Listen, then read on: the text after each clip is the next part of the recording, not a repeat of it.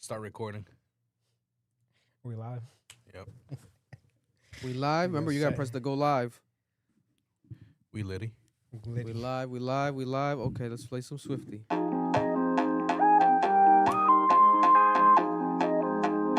my god, is that Swift God?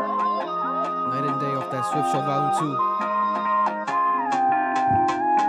I love touching your body. Yeah, I love how you ride me. She like bacon inside me. Like, babe, where'd you find me? Like, babe, you been hiding. Like, babe, come remind me. Man, you can't drive me. I hold that pussy, but he don't drive me. She tryna bring that doggy up out me. Once a nigga start, you can't stop me. Beat that pussy up like I'm boxing. I croak my heart like I'm Tank. I put that cream on my tank. Baby, I'm tryna feel what you think. I'm tryna see your eyes water, baby, I don't want you to blink. And she tryna have a quickie, so I bend it over. Need somebody who be drooling. Pussy special, that pussy was oozing. Are you here for me, or you choosing? Cause I need that, babe, night and day. Yeah, you know you're my bitch, and I promise these niggas ain't notice. Yeah, my bitch, she be stuck to my head like I keep me a host.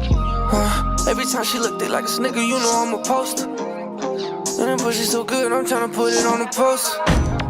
Cause it's wanted, and it's needed. Tryna kill it, baby, tryna breed it. And you know that I'm greedy, I eat it. And I got your old nigga heated.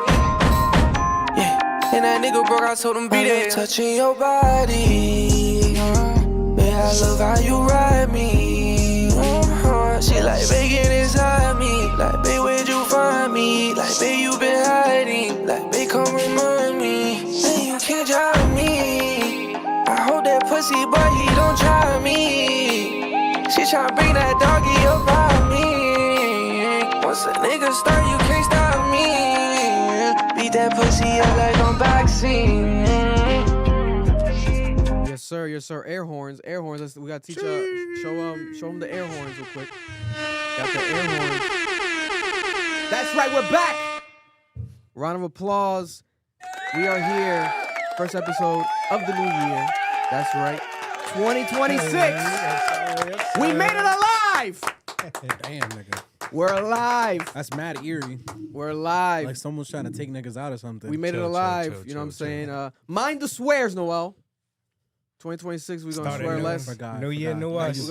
New year, new us? New year, new us. New year, new us? You know what I'm saying? I'll New speak for phone, who myself. this? That feels a little anti-black. Not being able to use the N-word, that feels a little anti-black. Listen, you got a little time. 30 minutes or 30, 15 minutes. I hear it, but whoever's regulating that, that's a little anti-black. You know what I'm saying?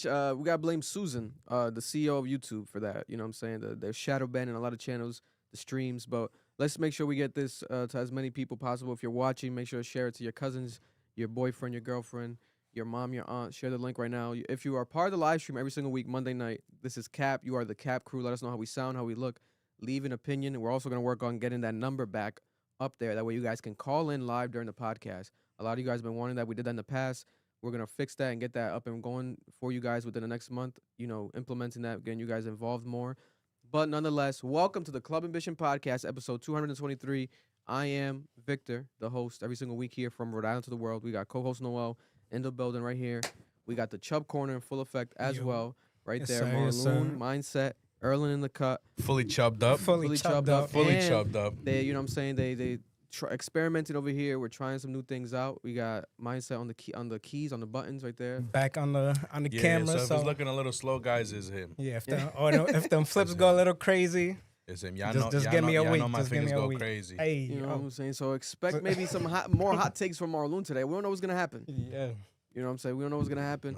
But let's shout out top of the podcast without further ado. Also, remember, this episode is brought to you by and powered by our sponsors. That's right, Mother Earth Wellness. Shout out to Mother Earth Wellness. Shout out to Jalen. She's going to be stopping by, I believe, the bottom of this month again and next month as well. Jalen, Mother Earth Wellness. Make sure to stop on by them. They announced it already previously on here, but they have that new pack ready to go. Was it Arctic? How do you pronounce it? Somewhere. It's somewhere on there. I think something. Erlen might have smoked it all. I think he even Maybe. smoked the cardboard box. Damn. God damn. He But took it as decoration for the crib. but they got the new January ready packages for you guys to try out some new strands and new flavors and vote on some things going on over there at Mother Earth Wellness. Remember to use our promo code Ambition10 for 10% off your entire purchase at discount. Mother Earth Wellness, in Pawtucket, Rhode Island, hard to miss. The best dispensary. Make sure to check them out here in the smallest state of America, Mother Earth Wellness. A lot of you guys go there all the time. Use our promo code Ambition10. That's right. Reminder to use that promo code. If you have any issues with that, hit us up. It's working, though. We double-checked it recently. Also, this episode is brought to you by the damn, why am I drawing blank? Dave's Hot Chicken. Obviously, yes. I was going to do a new one, but let's do Dave's Hot Chicken. Obviously, shout out to Adin, Dave's Hot Chicken. Speaking of Dave's Hot Chicken, let me announce the winners. We have 5 winners for Dave's Hot Chicken. That's right, 5 winners of the actual gift cards. We're giving away $100 gift cards of 5 winners, $500 worth of free food, Dave's Hot Chicken. Y'all lucky I couldn't answer that. Man, we have winner number 1 is S Duke 03. Round of applause for him, Sean Duke. My boy Sean. Winner number My 1. boy Sean about to eat good. You know what I'm saying? Shout out to the Duke brothers. Get us like tickets to some games. Winner number 2, we got Cooney Dream, KHUNIDREEM. That's right, Beto. I don't know who you are, but congrats. Beto. You got 3 more to go. Right here we have It's Sound Media, formerly known as 401 Sound. Is that you, Nigga, is bro? that you? Yeah, what No, the it's hell? not me. It's not me. It's not me. But I know him. With the burner account. Yeah, bro, what? You I nah, didn't give it to sign myself. up in the raffles is crazy, I bro. didn't give it to myself. We already get chicken for life. Shout out to him. He's the third winner. We got 2 more to go. That shit gonna be on eBay in a week, bro. Yeah, imagine. Let's see. We have also C_Queen 401. That's another winner right there. Round of applause for her. Okay. Shout out to the queen. Queen. And let's see right here, the last one. We have Witch's Smoke. Witch's Smoke is the last one. I believe this was one of the card readers that we contacted to have one time during the haunted hotel that she couldn't make it. I believe that's who she is. So She there we called have on the 5 winners. spirits for that. Yeah, here we have the 5 winners. Shout out to Dave's Hot Chicken, Adin. Dave's Hot Chicken located in Middletown, Rhode Island. That's right. Check out Dave's Hot Chicken. They have new locations coming to Rhode Island very soon with a lot of new products, and they're very much excited, anticipated, to keep working with us. So shout out to over there to Adin, Middletown, Rhode Island, Dave's Hot Chicken. $500 worth of free food. We're doing a lot of giveaways, a lot of people. We might do one soon with Big Tony's. Shout out to Romeo. So pay attention to the podcast because we give a lot of stuff away. We're giving away free food. Might give away a TV. Might give away, why not? Because we want to give out to the people. We love y'all. We appreciate y'all. So might as well incorporate certain things to give you guys, more excitement as you're watching. It's not just informative and entertaining, but, also giving back to you guys. So shout out to Dave's Hot Chicken right there. $500 worth of food here. And you have to pick up the gift card in person. I'm pretty sure everyone I selected it seems like a 401 Rhode Island account. So thankfully, I think they're all here. If not, you're going to have to fly out. I don't know how that's going to work, but maybe Adin can just email it or mail it out to you guys as well, the gift card.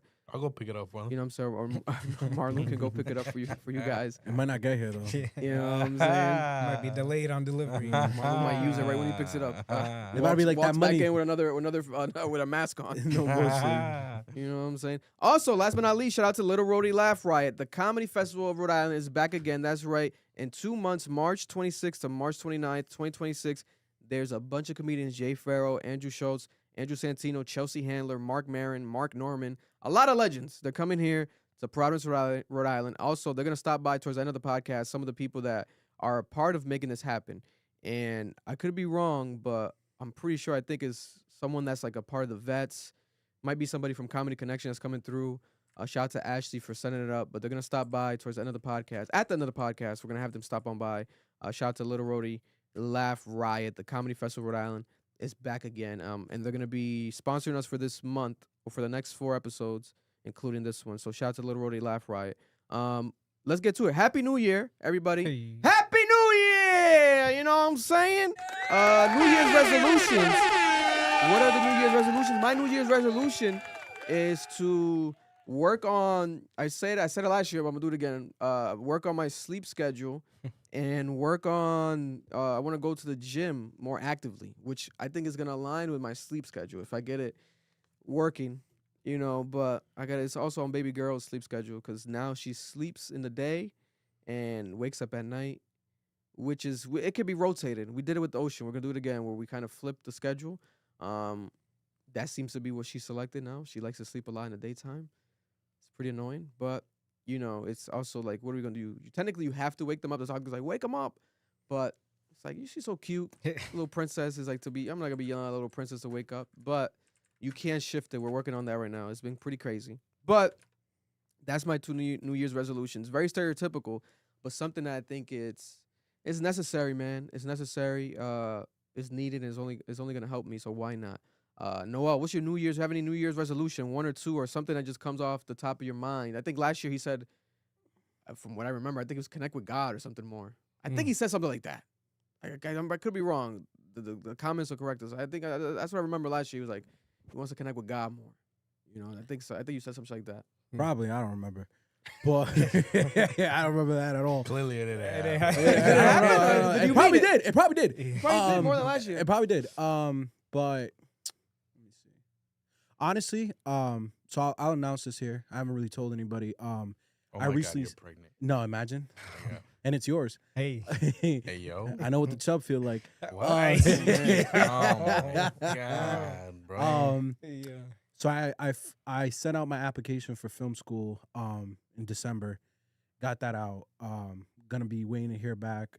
I have a whole plan like set in place. I want to take my writing, my producing more seriously. You know, we did the show, and that was a really big thing for me when I was doing it because it made me realize, like, you know, because I was trying to do like the stand-up thing, and I realized what I really just like is writing. Like, it's just writing stories, getting stories out. Shonda Rhimes, I remember watching her masterclass, and that's what really motivated me to do this. Was she was like, if you like writing, you want to write screenplays, you got to read pilots. You have to read your favorite pilot to the death. Her favorite pilot was West Wing, and like she read that every day, watched it over every day because she loved the show. And when I did that, I was like, okay, I understand the way stories are structured. I understand, like, right now I could tell you exactly the structure of Breaking Bad, how it worked, how it flowed, how it led to the season finale, like how Gillis set that up through the structure of that pilot. And Gilligan, sorry. I'm so bad with names, you're good, though. but I know I know all their structures. It's so sad. Like, even the writers of The Sopranos, I read The Soprano pilot like a million times last year, and I cannot tell you the writer's first name, but I understand the structure. I understand the characters. I understand how everything works. I understand the whole the parallel of like the Ducks and Tony Soprano and the whole thing of therapy and like the dynamics he creates early on. Like, it's so beautifully written, and that's honestly what I'm gonna be focusing on. So if film school doesn't work out and I don't get in, I'm planning to do OnlyFans. No, Fuck it. he's so funny. I'm actually gonna do short film. I'm finishing up a script right now. I'm gonna see if I can find funding. I figured out how to find someone that's willing to do the direction side, find actors. I actually went to a film, New York Short Films.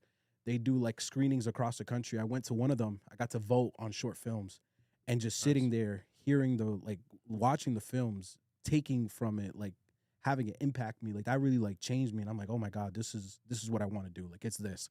So that's what I'm gonna be focusing on more, putting more into that. I've been watching so many shows. I know I don't talk about it here, but it's because I'm not criticizing someone's writing life. Hell no, you're crazy. Bro, I get offended when niggas criticize me. I would hate to see another nigga criticize me. So I try to hold back my opinion on a lot of people's writing, a lot of people's production.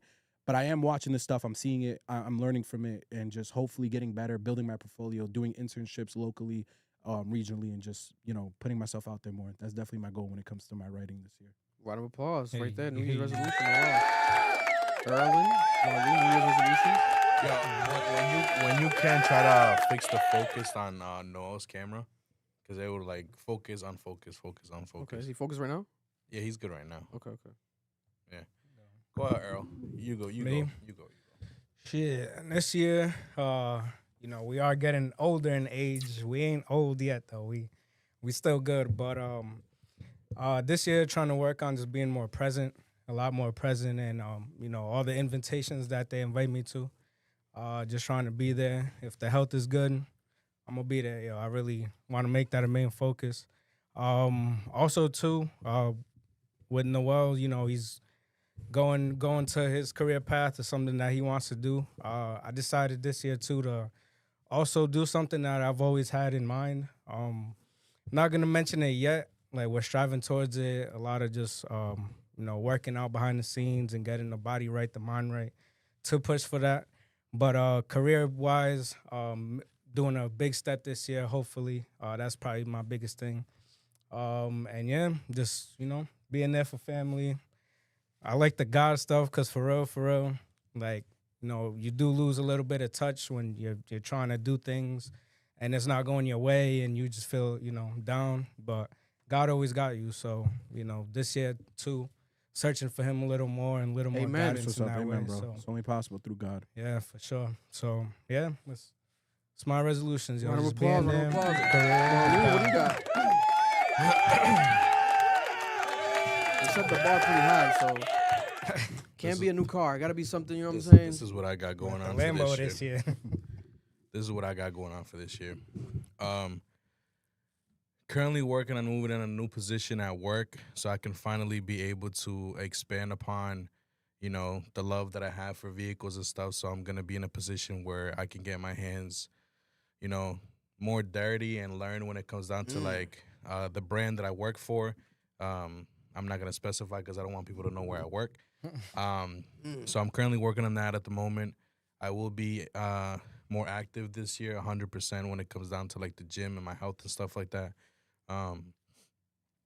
That's a fact. That's a given. I am striving to hopefully go hard and try to stay consistent when it comes down to like the car content and stuff like that. So I would appreciate the support over on my channel. It's Driven Ambition on YouTube. So I would definitely appreciate the support on TikTok as well. And when it comes down to the more intimate stuff with me, I am probably going to be cutting off a lot of people this year. Nothing, you know, Damn. nothing personal or anything like that. But Refresh. honestly, you ain't really adding too much to my life. Well, not you. Some aren't adding too much to my life. I'm tired of putting a lot of the energy and not being reciprocated. This nigga Edwin somewhere panicking. It's nah. Because I know Edwin would be like, what the fuck, nigga? Nah. Did Marlon take a shot at me in the beginning of the podcast? Nah. Is Edwin? Is he trying to tell me something? Nah, a lot of people are getting cut off though, 100%. A lot of the times I'm putting in the energy and it's not being reciprocated. It's one of those things where you only feel the type of energy whenever it's in person, but whenever motherfuckers ain't in the vicinity, it's just you don't even hear from them and shit. So I don't need that type of energy. You're getting dropped 100%. And hopefully, God willing, I'm able to travel more this year. Those are the plans. And yeah, I don't know. I need to live life more. I need to live life more. If y'all know my past and stuff like that, I worked way too hard, way too much from a young ass age. And I'm at the point where I need to start living for myself and, you know, try to focus on just trying to change my life. So that's what I'm going to try to do this year. God bless. God Yes, bless. sir. Round of applause. I got you. You know what I'm saying? And rest in peace to the relationship that he's cutting off. That's a Relationships. That's Relationships. the message to all those, you know, Rhode Island baddies that be in his DMs. Dang. Done. You know what I'm done. saying? Y'all done. are done. Y'all most likely muted on my Instagram. You know what I'm saying? Y'all want to take him on a date. He don't want to date none of y'all. He don't want to go. You know what I'm saying? To I'm Twin over Oaks. He's had enough Twin steak. Yeah. He's good, bro. Yeah. Leave him alone. But let's get to it, man. Happy New Year. Appreciate you all. Thank you all for listening and watching us every single week. You know what I'm saying? A couple thousand people tune in every single week, so it's very much appreciated. Millions of views across socials every month. We're never taking you guys for granted. It's very much appreciated. But let's get to it. Looking back at 2025, what is everyone's song of the year? Do you guys have that one song of the year? For me, I think song of the year is Kalani Folded. Come take off your clothes, I'll have it folded. Meet me at the door. I'll let your body decide if this is good enough for you. It's a good song.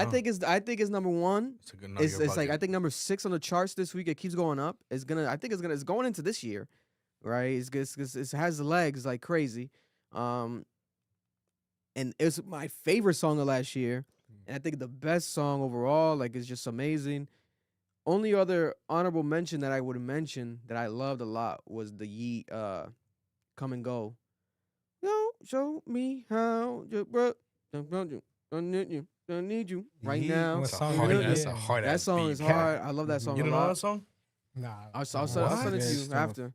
That song is amazing. That's my honorable mention. But I got Kalani Folded, Song of the Year last year. And I'm talking about Song of the Year across all genres, right? I do want to honorable mention also Bad Bunny, Debí Tirar Más Fotos, which is the song title off the album title, Debí Tirar Más Fotos, as well. Those are like my 3 like ones from last year. But Folded is like, oof, too much for me. Do you have a Song of the Year, Noel, by any chance? It's between Bad Bunny, that song, and Burning Blue. I did not stop hearing that song. Burning blue. Did you Then go see her? The Gunna song too. No, I didn't see her. Which one? The The sex one. We Getting Fucked Tonight? Yeah, that's just everywhere, Dang. bro. Yo, that joint is getting everywhere. fucked tonight. Everywhere, bro. It's everywhere, Yeah, bro. of course, of Everywhere, Getting bro. fucked tonight. You know what I'm saying? That girl on TikTok talking about guys get so horny in the club. You about to put your dick out when that song comes on. Looking at everyone. We getting fucked tonight. Yeah, bro. That song got legs out of nowhere, bro. It was crazy. Erlen, Song of the Year. Song of the Year. You know, it hasn't been too hot for the boy, but I feel like He's him a and No Don Q, Erlen. Oh, I forgot you were a dog. shout Q out my fan. boy Don Queasy, yo. No, we don't do Don Q. Yo, he's the That's only one keeping him crazy. alive. Yeah, bro. I crazy. swear, You're yo. feeding that They guy. Don hate Q, him, bro. written in the Yo, Brooklyn yo, Stone, yo, part 2. You a low key legend, bro. Nah. Yo, Don Q's paychecks from his residuals say Erlin's name on it. That's so for region, yo, says 401, What, yo. bro? Wow. Just Erlin, bro. Nah, but the boy Drake, yo. Okay, Drake, which one? Drake and Party. I feel like that Somebody Loves Me. Oh, that's not a bad yeah, one. song, that song this That's up year, there, bro. too. He was going through it. He was Every going through time, it. yeah, no bullshit, low key. But Someone love me. Cuddled every up with time the that chub shit- out. Yeah, That's a banger. There's a lot of Crying. there's a lot of chub corner this year, yo. Marlon, you got That's a one? banger. Yo. You got one? Looking at me like that. Yeah, Somebody my will favorite, bro. love My favorite. This one right here. There's a couple. Oh, okay, Bad Bunny, some Bad Bunny. Bad Bunny. Okay, Bro, Bad Bunny. Baile Inolvidable. Yeah, Baile Oh Inolvidable. my God, bro. Yeah. That's my shit. Yeah. That's There's a my couple song. songs on that It was album, the man. bro. It was my song yeah. since the album dropped. That's a good one. It's still my song. It's been keeping me warm this winter. Yeah. Yeah, this is my song. Honorable mention, 100% Come and Go.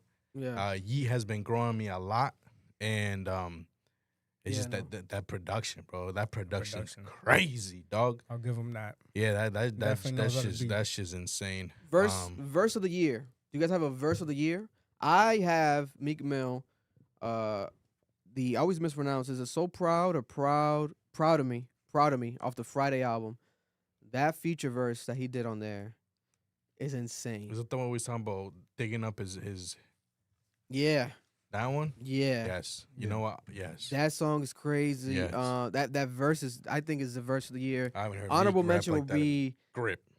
honorable mention. Any Malice verse off the Clips album was an honorable mention. He had like crazy verses, but off the top of my head, I think that Meek Mill deserves that nod from me. And do you guys have any verses of the year ideas? I mean, also shout out to Ensalada, Freddie Gibbs off the Freddie Gibbs album. That he had the second Ensalada verse was crazy. It was crazy. It's a tie for me. Meek Mills and then that And then verse. you getting fucked tonight verse. No. And Just the chorus, yeah. I saved that for the sheets. Yeah. Verse of the year in the sheets. Let me think. Nah, it's definitely a tie. It's Meek Mill and Malice's verse on Community on the JID album. Yeah, that's a good one. Yeah. That's a good He verse. went hard. Any verses of the years, fellas? Erlen and Marlon. No, I can't lie. I didn't go too in depth this year. Just a lot of jamming. For me.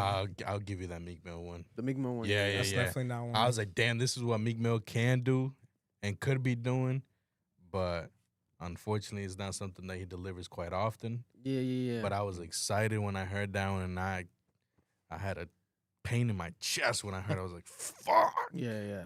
That That's was crazy. great. That was great. That was great. Rap song of the year. I have the "So Be It" clips. So be it. So be it. The rap song of the year. I think it's a perfect song. That production, that sound. When I first heard that, I'm like, God, I still get goosebumps listening to that record. And then to lead it to the album, which was just insane. But I got "So Be It" as the rap song of the year last year. I'll give it to the clip "So Be It." Do you guys have a rap song of the year last year, where it doesn't have to be obviously any other genre, but just hip hop rap? Let's say hip hop rap song of the year. Do you have one? I mean, with the same album for me, like Let God and Sort 'Em Out. I fucked with that shit heavy. Okay, That was a very well put together thing. the title track of the album. Yeah, fucked with that. Yeah, Clips came in hard, bro. I don't know. Pause. That shit. no, they went crazy. But yeah, I mean that whole album, you could really choose a couple of them tracks to be like crazy They got a verses or couple. rap songs of the year. But I know a lot of people put Chains and Whips as their. I saw people pick Chains and Whips as the rap song of the year too, because that Kendrick verse. Do you have a rap song of the year? No. No, Omar Loon, no. Ask Marlon first. I don't think so. I don't think so. I do like those the Pusha T and Malice songs.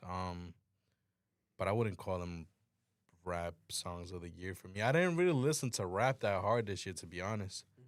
I'm telling you, I was on the Bad Bunny that we did on my photo album Yeah. religiously. And then the Raul Alejandro album. Other than that, I just listen to a lot of Spanish music lately. Rap has been dog booty for me lately, to be honest. I don't have one. No. This is gonna be a little controversial. EBITDA off the album, Pusha T and Malice. I really love that beat. I really, really love that beat. And the way they both flowed on it, I was like, okay. What does that stand for again? I forgot. Like I forgot. it's not Mike Tyson blow. No, it's not that's Fico. not that one. Not Mike. It's a Mike No, Tyson no, blow oh, to no, the face. no, it's not that Is it one. Mike Tyson blow to the face? No. That one comes before. It's this one. Okay. Yeah. Okay. Like that loop is so insane to me. Oh my God. I literally listen to that song all the time. Also, some quick also one-offs before we get to the list. Streamer of the year. Streamer of the year.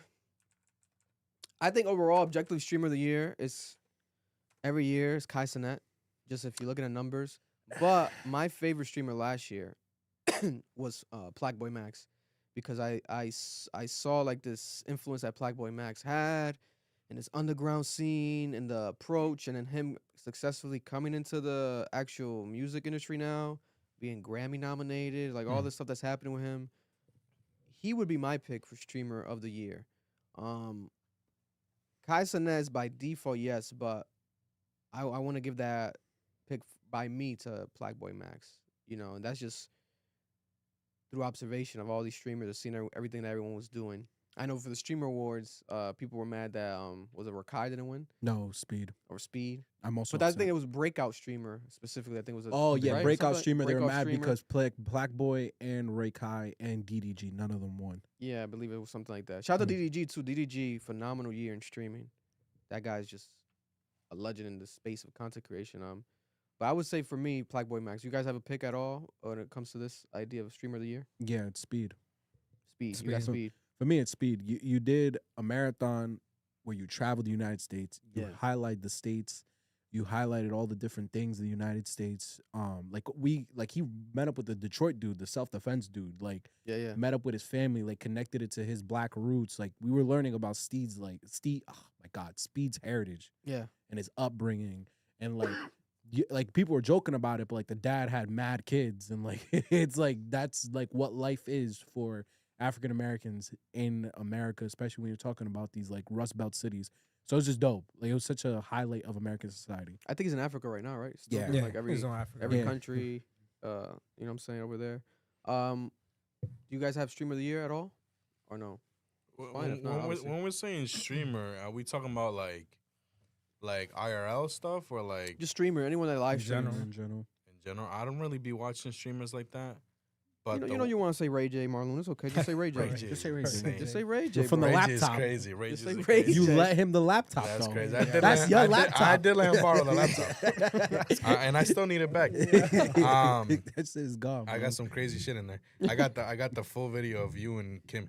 Oh, He had yo. 6 Hey. TVs in Yo, the background. listen, Just listen. get one big one, bro. God bless Ray J. Yo, but honestly, lately for like the past month, I'll probably give it to this streamer that kind of like blew up, and you know people were pissed off that he blew up, but he's hella funny. He's so funny, and there's no way that none of y'all has seen a clip at least. But this streamer, he's called the Burnt Peanut. Oh yeah, that's what I was gonna say. Oh too. my god, bro, that guy's so fucking funny. He got nominated too. I think he lost. but- No, he won. He Oh, was. he won? He was a VTuber of the year. Yeah, that's what Yeah. he won. Yep. Yeah, and people were pissed off. Nah, he's hilarious. He is so Yeah, fucking Marlon funny. sent me his bro. clips. Yeah, He shout out to is him. so funny, dog. I'll give it to him. Do you have one? Oh no, Yeah, no, I agree with Marlon for real. Like, peanut guy. of course, Kai Cenat, bro, the things he's done, he's always gonna be at the top right now. Blackboy Max was fire too. Speed going crazy, but nah, I can't lie. Yeah, that Burnt Peanut dude, Especially his that's Arc just- Raider videos. Yeah, That's so that shit's funny. so funny, funny, bro. Bro, I've been watching them since you And showed it's me. nonstop. Mhm. It's nonstop. Just off the rip, bro. It's crazy. It's crazy. all his phrases, everybody's saying it. Bro. Yeah. Like Yeah. you can't get away from people just saying the shit. Yeah. So. It's Just funny. Funniest. What do you guys think is the funniest moment of 2025? I have it crosses checks off the box in a lot of categories, but Diddy to me was the funniest moment because it's also the craziest moment, saddest moment, most upsetting, disappointed moment, but funny in a sense where like we got so much things from it. His son rapping about snitching on himself like an idiot. We got 50 Cent, all the 50 Cent posts prior to the documentary, hilarious. All the memes, the random AI videos of Diddy in jail. That was the funniest thing to me. The baby oil news breaking and everyone's like instant reaction to that news before we even knew why there was, baby oil, if it was true or not, like what the heck is going on. That to me was crazy. Everyone just saying no Diddy, Yeah. kids in school, like that becoming, at this point, they're probably going to add it to the Webster Dictionary eventually. That to me was like the funniest moment of the year. Do you guys have one like funniest moment that Be- comes to mind? Before we say super chat, Yeah, I was gonna read him after this. Arilana No, read it. Niven 333 with the $2. Thank you again. I appreciate you, bro. Sean C. I don't. There's one before that as well. Also, Oriana Ivan with the 5. I was gonna try to read it once we moved into this topic, but again, I don't want it to get buried into everything. Maduro with Diddy right now getting massaged. Fact. Oh yeah. They're talking about the location that they're in. And like Thanks. 6ix9ine saying he's gonna get locked up there too. Crazy. We'll see what happens. We'll talk about that when we get to Maduro though. Please Yes. stay. We're gonna talk about it. Don't worry. Funniest moment. No lie. If Maduro had happened last year, I would have said that because Twitter has been hilarious. Yeah. But this is kind of eerie. And I say this with all due respect. After Charlie Kirk had died, that was the funniest shit I've ever seen. Yeah. Like the reaction itself. Obviously not him dying. That was a tragedy. It should have never happened. But his wife doing the WWE entrance at Turning Point USA, the memes that came out of that and her doing that, and just like the Republican reaction to him, there's so many great memes that came out of that. Like dudes were on the street crying next to the American flag. It was crazy. Yo, it was insane. Like it was 2020, like not Mike Brown. What's the guy that died? George Floyd? Yeah, George Floyd type of content. Because in 2020, like dudes was like taking the knee in public, like denouncing their whiteness. Like that shit was so crazy. it was so funny, bro. crazy. It was so dystopian. And like when this dude died, like that 2 week of Twitter was so insane. Oh my god, top content, top tier, so many jokes. Earl and Marlon, you guys have funniest moment of the year last year? Funniest. I mean, no, that Diddy shit definitely was probably the top of the thing. But I don't know, keeping it in the law in the courtroom with Cardi B and all the lawsuits that she was getting, Oh yeah. and she didn't give a fuck, bro. Like when they was talking to her on the stands and shit. She's like, I didn't disrespect her. I just called her a fat bitch. Like, look at her. That's Am I wrong? crazy. It's just like saying like how people don't give a fuck in this world, bro. Like that shit just That funny shit was as crazy. shit, bro. But that gotta be Cardi B's funny as fuck. I don't think I have one, to be honest. Yeah. I don't think. Yeah, because the Drake and Kendrick shit, that was 2024, right? I said Yeah. Yeah. throwback. So I don't count. Yeah. Because that was very funny for me. Now let's get into some of the lists right here. We have top 10 albums across all genres. This is my list right here for top 10 albums across all genres. I'll start from 10. I have Dave, formerly known as Santan Dave, right? The boy who played the hero. Crazy album. Beautiful album. Him talking about his fame and God and connecting with God and calling out the hypocrisy within just himself in the rap game. It was pretty deep and beautiful. I didn't expect him to get that deep with it. Love that album. JID, right? That JID album.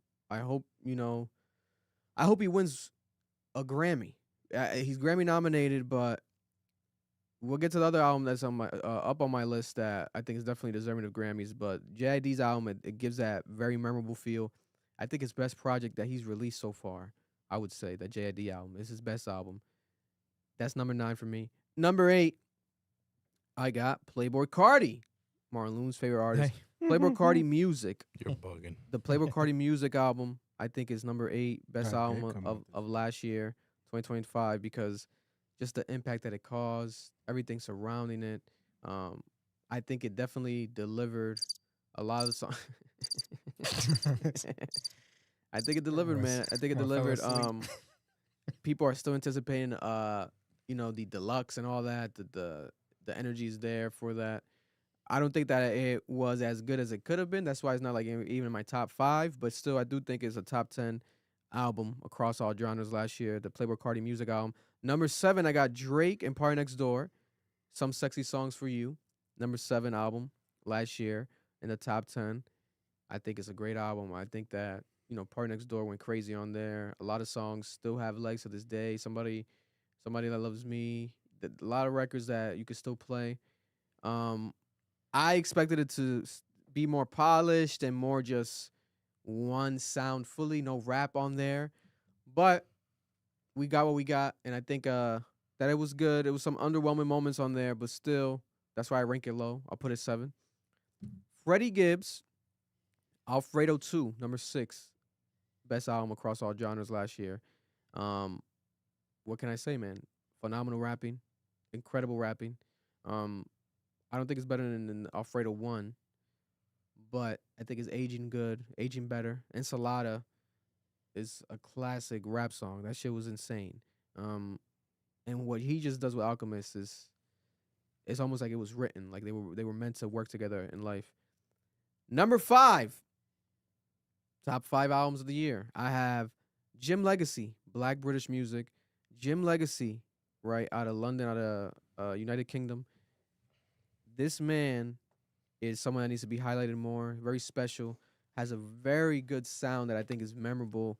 And it's rap, but at the same time, he has this melody that he uses and his music videos and just the packaging of that album. Very, very special. And his peers out there acknowledged it a lot. All the UK icons and rappers praised it, rightfully so. Shout out to Jim Legacy. Number 4, Am I the Drama? Cardi B. I got Cardi B, Am I the Drama? That album, no skips for me on that album. Exceeded my expectations. I thought that Cardi B was going to deliver some bullshit. I thought it was going to be like a sophomore slump. I don't think it's better than the first album. And it's not as successful, obviously, as the first album. It's going to be impossible to do. But I think that album, she shut a lot of people up with that album. She delivered.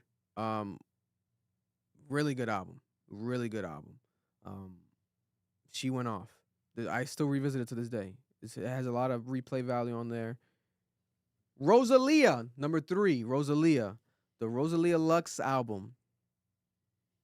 Very, very high quality album. The production, the sound, everything that was coming from that album was just insane. She tapped into different languages. She spoke in different languages. It took her, she took her time with this album. The interviews about it great interviews, how she breaks down the creation of this album and the attention that she gave to the details and the visuals. I think she's definitely gonna get a Grammy for this album. It's just insane. This album is beautiful, beautiful music.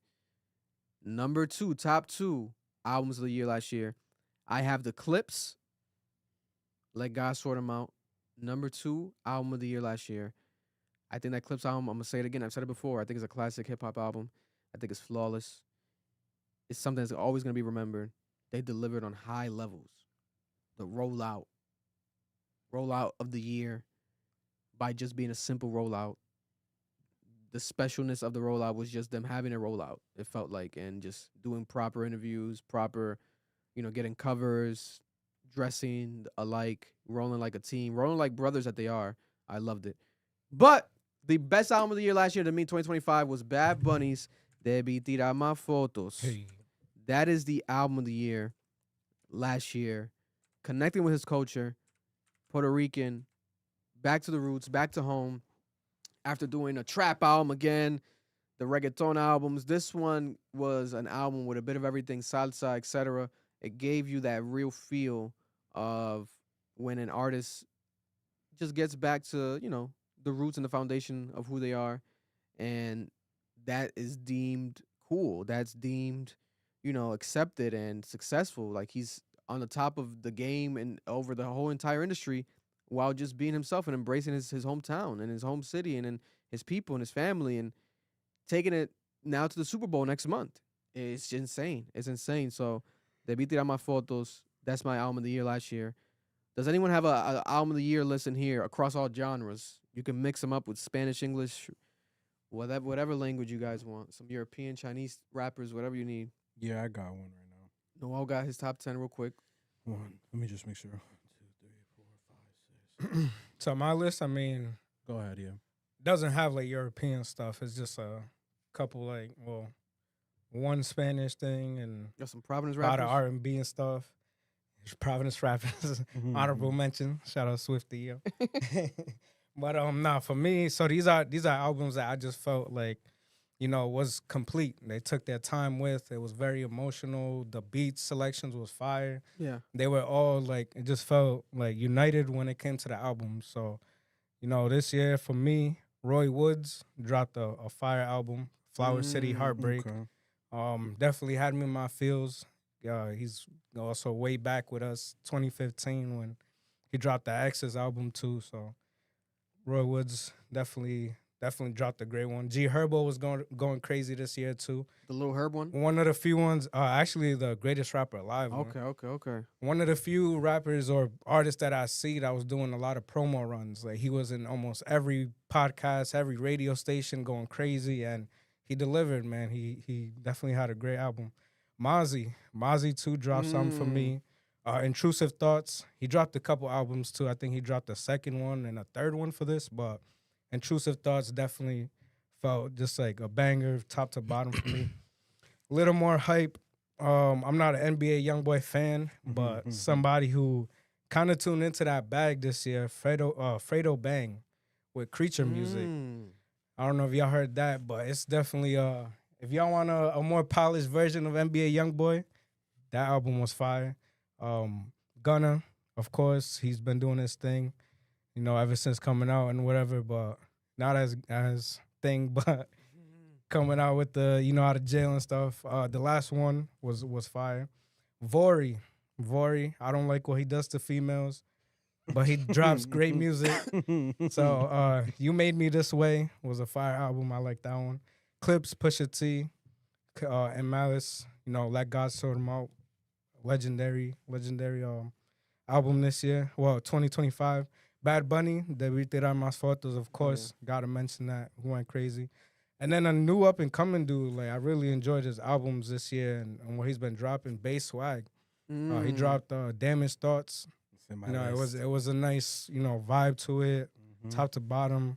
He's doing his thing. So that was my list here. That was what I was bumping a lot this year. Felt like they were nice, complete albums. So I like that. that. No Don Q finally. Let's go. And he dropped. Well, I'm gonna give it. I'm not Honorable gonna put mention? it.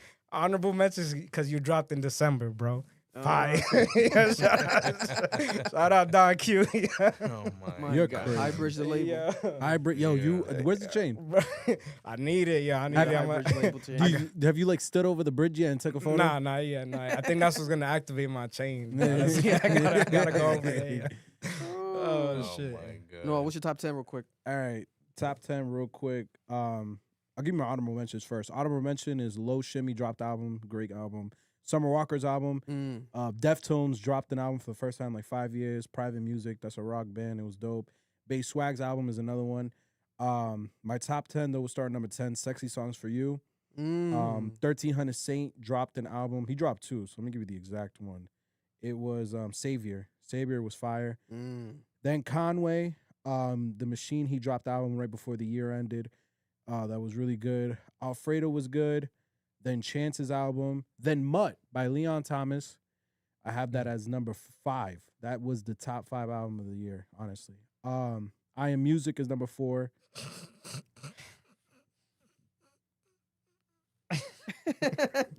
Keep going. It was actually number 5, so I counted it wrong. But yeah, I Am Music is number 5. Okay, yeah. okay. JID is number 4. Clips is number. Why am I counting wrong? Okay, I'm sorry. Well, Because whatever. you listen to Playboy Cardi. Because yeah, That's what that's top happens. 5. Yeah.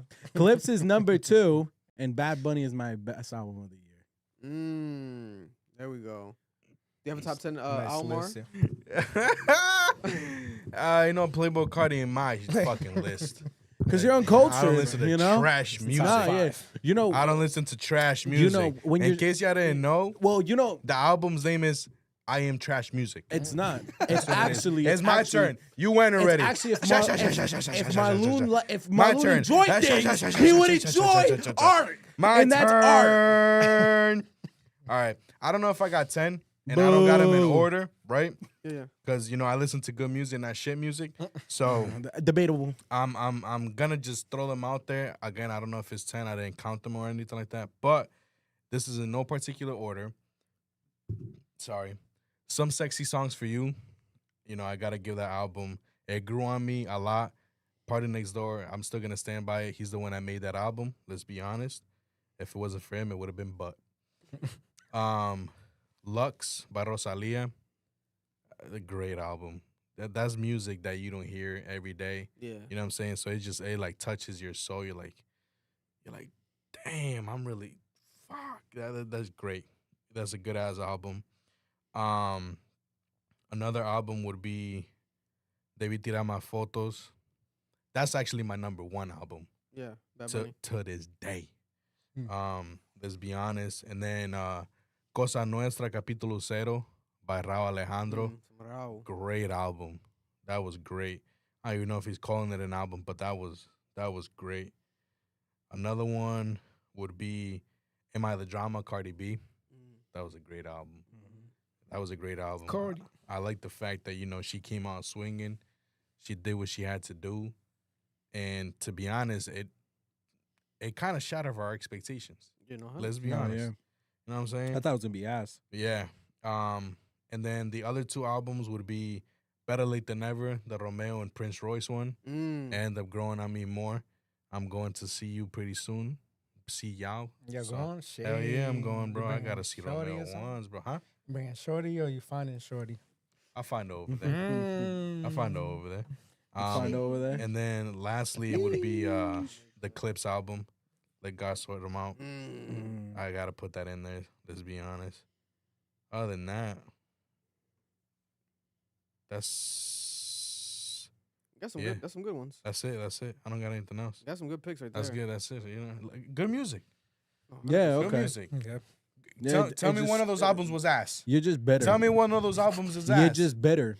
Tell me one of those albums was Yo, ass. you know them old dudes that Tell be on the me porch that one of complaining? those albums was bad. I know your back hurts. Tell me. screaming. I know your back Tell hurting. me. Your back's And gonna, your throat You're hurts. gonna throw your And back your out. throat hurts. And you're gonna throw And your your back throat out. hurts. Because you're nothing And your more throat than a and hating your ass hurts. old man. Your throat and Yo, your ass your hurts knees hurt. because he stays your hips fucking hurt. you. Your You know back what I'm hurts saying? because you're washed Did like I a laundromat. say a You're bad old. album? You're old. Did I? You're used. Did I? Answer the question. You're worse than a Answer used the tire. question. You're old. old. Answer the question. You got no. I'm muting this. Yo, motherfucker. exactly. Answer the question. He's mad. Yeah. Ah, damn, I forgot to do that. We got power over Nah, here. we got I forgot the button right there.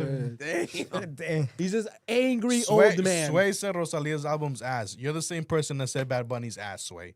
So Damn. you're. I'm sorry, but Sway, your what do they opinion listen is to in not Chicago, valid. brother? You be listening to Your what's going opinion is on? not valid. I'm sorry, listen to Sway. out there, I Sway? fuck with you, but Damn. you say that Bad Bunny's bad.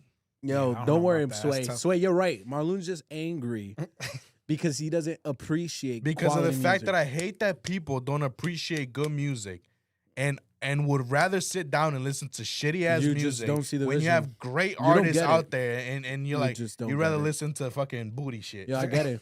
Let's be honest. This is what they said Let's be about. honest. This is what they said about Let's the be greats. honest. Go ahead. Before Continue, they Vic. dropped Continue, fire. Vic. This is what they said about Continue, Kanye's Vic. 808s. This is what they Continue, said Vic. about Take Care. Continue, Vic. They didn't see the Continue, vision. Vic. The vision. They didn't Continue, Vic. see the vision. Continue, You know Vic. what was the most sold rap Continue, album Vic. this year? Continue, Vic. What was the most sold rap album this year? Kanye shit, Continue, right? Vic. I Am Music. Oh, for real? I Am Music. It was Wow. 400,000 first week.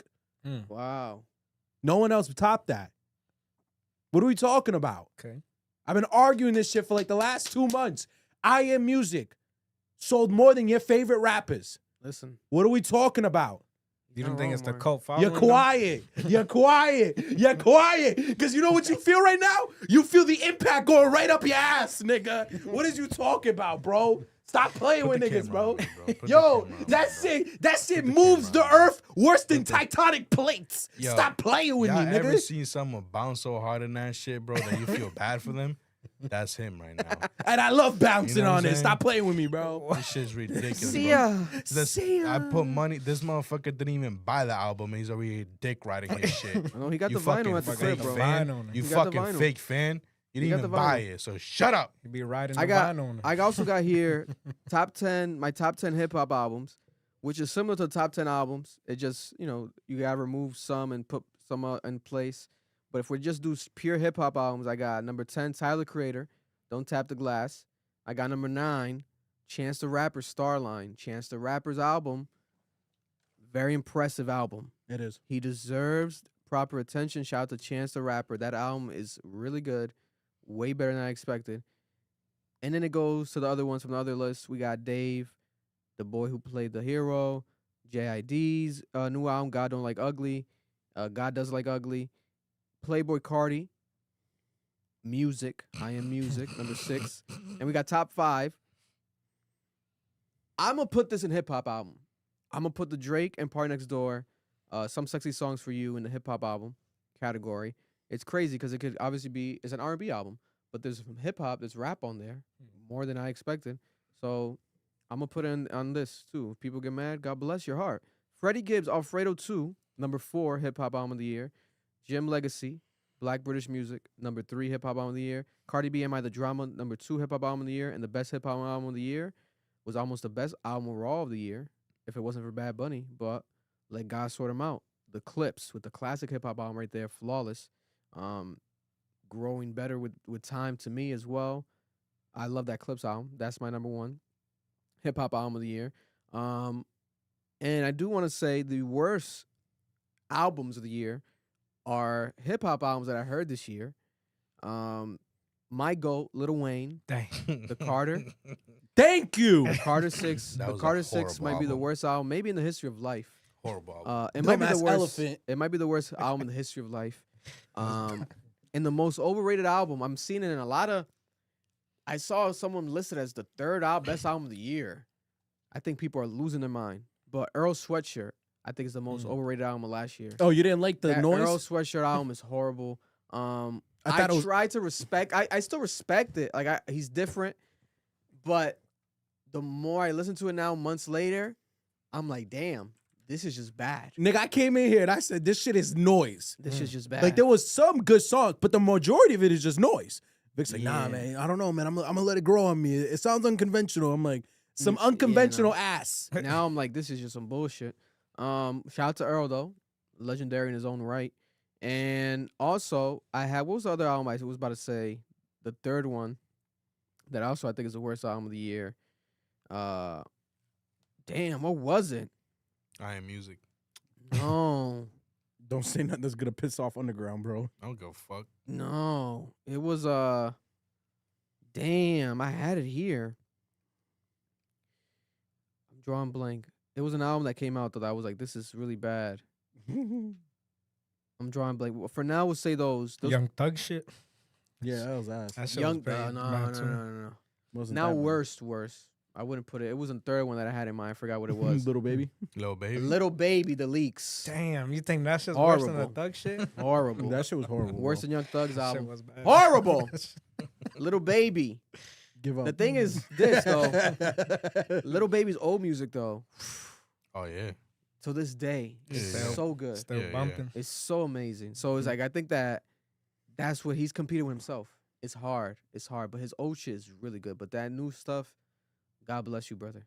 I press skip on both Little Baby. I think we got 2 Little Baby albums this year. Skip both. Yeah, we did get two. Skip both. I didn't listen to it. Do you have a separate album or a list, or is it just same list for you? It's the same list. It's just if I remove Mutt from my list, that's basically my hip hop album. Yeah, and the same for you guys too, basically, no? Yeah, pretty much. I'll say who really surprised me, Gucci Mane, with his episodes. I don't know if y'all heard the album, but no bullshit. He did his thing, yo. Like Honorable mention he's for on Gucci? fire, yeah, Gucci. Fucking who was it? Freddie Gibbs, of course, wasn't on my list, but he definitely could be in there. And yeah, I mean, yeah, that only got too much. A lot of legends did drop this year, though. You know, a lot of legendary people, but God not bless. to make the Shit, I list. don't even think I got a top 3 when it comes down to Hip-hop. Just rap rap and You're only. just not tapped in, bro. hip hop music. You're Nobody's just not- talking to you, bro. Wait your turn. No one's tapped. No, Wait your turn. It's not tapped in. Yeah, a lot of that hip hop was kind of dead this year, to be honest. Like your taste in music. Shut the fuck up. It's not your turn, bro. Yeah, because Mark Um, mentioned a couple, I think three or four Spanish I, only, albums. yeah, I 'cause you put mentioned a Raul, lot. so A you lot put of it was in 4. Spanish. Yeah, I don't. Probably what was it? I mean, if you count in the Drake and Party Next Door, that would be 1. The Clips album, that's 2. Shit, that's it, bro. I don't Yeah, God remember. I bless. don't remember another hip hop album. Comment down below. What's your guys' list? What you guys think is the best hip hop albums of the year? The worst hip hop albums of the year? I didn't do last year. I did R&B, but this year I just didn't listen to as much R&B as last year. But if I gotta give it to someone, I always give it to Leon Thomas. Summer Walker's album, I didn't finish it properly yet, so I don't. It would be dishonest for me to give a review of it. It was all right. But I did see a lot of people replaying it, posting it. I heard good things about Mariah the Scientist's album, you know, and a lot of up and coming new R&B acts getting spotlighted. When I looked up lists, a lot of these magazines are spotlighting the younger, new ones. Yeah, I didn't know Genius dropped like List. the list of like major albums that dropped throughout the year, like from month and date. Oh wow, that's good. So it's like I was looking through it today just to like refresh a couple albums. I'm like, yo, this is like the perfect thing to see the major releases, you know, for Shout out the to for the Genius, year. then. Yeah, Yeah, Central yeah. C So came out this year. Central so, C, yeah. Can't Rush honorable Greatness. mention. Central C, Can't Rush Greatness. Yeah, Yeah, they I'll mentioned put it. that Great and I- album. and I can't remember Good it album. Yeah, Great no, album. I It was a reacted to good that one. I album. like that album a lot. Yeah, I Shout out to liked it. Central C. because I like Central C, but I can't remember it. Also, in the terrible album list, yo, Max, give it up. Max B. Throw that shit away, bro. Oh yeah, that was that last year. that yeah. shit was some ass. End of the year ass. Max B. That shit was the hottest garbage. Yeah, I don't care, bro. Like Max, yeah, legend, great discography in the past. Figure it out or give it up, bro. That's it. He should have keep it taken a real. year in the studio. Shoulda- Yo, yeah, better rollout. Nigga gave me 24 songs of mediocrity. yeah. I mean, the thing is this, right? If Max B got back in the studio after like 18 years in jail, and it was the same like magic right away, Be crazy. he would have been basically supernatural. Hmm. You know what I'm saying? It would have Bro, been but it would was have been crazy to do that. But you gonna tell me he wasn't cooking up in there, bro? We thought he was. I guess he It was. doesn't wasn't. seem like It it. seemed like he No, wasn't. No, Doesn't bro. seem like No, it. bro. I do No. like the idea where he's trying to like remix things, but then we can't even enjoy it because those songs are getting taken down. I think the Kalani song got taken down by Yeah. streaming. He also remixed the SZA song, which I think might have got Snooze. taken down from streaming. Oh, that snooze shit was Bro, horrible. It's this illegal. this nigga's Oh no my longer the God. Silver Surfer. That nigga's on a boogie board, bro. That nigga. God Yeah, damn. It's bad, Someone in bro. super chat mentioned a good one. What? Omar Santana with the 5. I don't know if you guys discussed this, but do y'all have a top 5 Club Ambition moment of 2025, like on a podcast or any events that you guys went to? Man. The Chief interview was a top 5. Oh, the chief of police. Yeah. The chief of police. We interviewed the chief of police, Oscar Perez. That was a big moment last year. The concert events I did, the talent show highlighting the local talents. The SZA and Kendrick, when we went there, we were. When we doing went to the live. SZA and Kendrick concert was- a lot, and we live streamed from there, and we were there That was definitely a big. Yeah, that was an enjoyable. God damn, running into Shit. fans. that was an enjoyable moment. Shout out to my guy Ali. We met there. I'm gonna Yeah. get into that later on though. But rest Yes. in peace to him. Met him there. Off the top of my head, that's that. You know what I'm saying? I think being able to do like the podcast and some of the sponsorships too, Mother Earth, that Yeah. show's Oh, fire. yeah, we did Doing it was it last year, right? downtown, We did it. live. We did Mother start that last year, yeah. Kennedy Plaza too. Oh, Kennedy Yeah. Plaza too, yeah. Yeah, That was Kennedy dope. Plaza, The yeah. KP with a shout to Gonza for that. Mm-hmm. We were able to make that happen. That was fire. I think that was our first live podcast. No, our first live podcast was at Mother Earth. Mother Earth Wellness. Yeah. Yep, our that was last year. location. Yep. Yeah, And then the Kennedy Plaza one. You know, his camera keeps on focusing. me having my daughter. Yeah, that was Perfect. a That's huge peak moment. right there. Yeah. Legendary. Yeah, But we were blessed to have a lot of moments, man. A lot of random moments last year. It's hard to put them in order. Obviously, I put number one my daughter, if we want 100%. to count that as one. But the chief of police interview was pretty cool because people locally still to this day could come up to me going crazy. Oh my God, you guys did that. That's crazy. Blah, blah. You know, we got quoted in a couple articles about it. Finally getting the proper recognition with that type of stuff, you know, which you think we would have been gotten, but they try to ignore us. These local other media outlets, our peers. Even David Morales, the person who's running for mayor, they quoted us on WPRI after we did that. Yeah. Him announcing that he's running for mayor on our platform. So a lot of moments, man. We had a lot of moments. yeah. They mentioned the El Alfa moment with Edwin and stuff like that. Oh yeah, They interviewing mentioned- interviewing an Alpha. Yeah. Interviewing the Alpha was dope. That went viral. People loved it. They And mentioned that having one Edwin episode. get the art piece. That episode with Eric stopping by. They love Eric, so Yeah. Eric Yeah. stopped by. I feel like he did at least 2 last year. yeah. But he was on camera a lot. One of them. Yeah, one of them we Yeah. clipped him and everything. But Oh yeah. we That have, was before Cardi B dropped her album when he went off on Yeah. Cardi B. yeah. Yeah, and have- then we also talked about Love Island with him. We showed him the girl. Oh, yeah. yeah. We have another super chat though. Shout out to the super chats. Yeah, NFR out of context with $100. Appreciate Oh, you very man, much. round of applause for them. Because you be blessing, bro. I appreciate you, man. You're going crazy. We have a lot of rich fans. So God bless. it says, was good Cap family. Here is my top 10 albums. Number 1 is Sincerely Caliucci's. Number 2 is I saw that in a lot of people's R&B list, that Caliucci album. Yeah, that Tropico Queta, Carol G. okay. Oh, Number hell no. Number 3 is Hurry Up Tomorrow, The Weekend. You gave us $100. I'll agree with whatever you say. Number 4, Let God Sort 'Em Out Clips. Number 5 is Lux by Rosalia. 6 is Alfredo to Freddie Gibbs. Damn, I forgot about the 7 Weeknd album. is Oh yeah. Dinastia Peso Pluma. Number 8 is God Don't Like Ugly, Jid, or God Does. What is it? God Does I Like think it's Ugly? God Does Like Ugly. Number 9 is Debí Tirar Más Fotos by Bad Bunny. And number 10 is I Love My Computer. Which one's that one? Who's that? But I appreciate you. Shout out to Appreciate brother. you. I like a lot of the things that they have in there. Is that the Peso Pluma? Is that the new album? Yeah, that's a new one. I reacted Yeah. last week. I'm with not my gonna dad. lie to you, bro. I I like listened that to the album. first track, No, you gotta get and that guy that he has on the album, that guy's voice is cousin. annoying as his fuck. cousin. Nah, you fuck with it. If you listen to the lyrics, It is so annoying, bro. bro, they did. I want want to listen to the album. I still need to listen to it fully, but I couldn't get through that first track because you said his cousin. It's his cousin. His It's a guy that voice- writes all his hits. His for him. voice is annoying, bro. I Yeah. couldn't do it. Number 10 is it's Nina Geraci. It's dance Geraci. music. It's a DJ. Okay, Oh, shout out to them. Okay. Yeah. I respect Listen, that. I do want to give an honorable mention to The Weeknd. If we're talking about across all genres, I'll give The Weeknd 11. If I'm doing positions for top 10 albums, I'll give him the 11 out of my top top 10. I'll give him that 11 position. It's a really good album. I I'll love give it. Bryson Tiller album honorable mention. Hell no. It wasn't crazy, but it Bryson wasn't bad. Tiller, that double pack. I'm cool. There's some good heaters in there. I'm be nice about that. There's some good heaters in there. Now I have, this is fun for me. I have a top 10 TV shows. I watch TV shows like a maniac. I have my top 10 TV shows of 2025 in order. If you guys haven't checked none of these out, I recommend everybody to go check them all out. I'll do top 10. I'll do 10.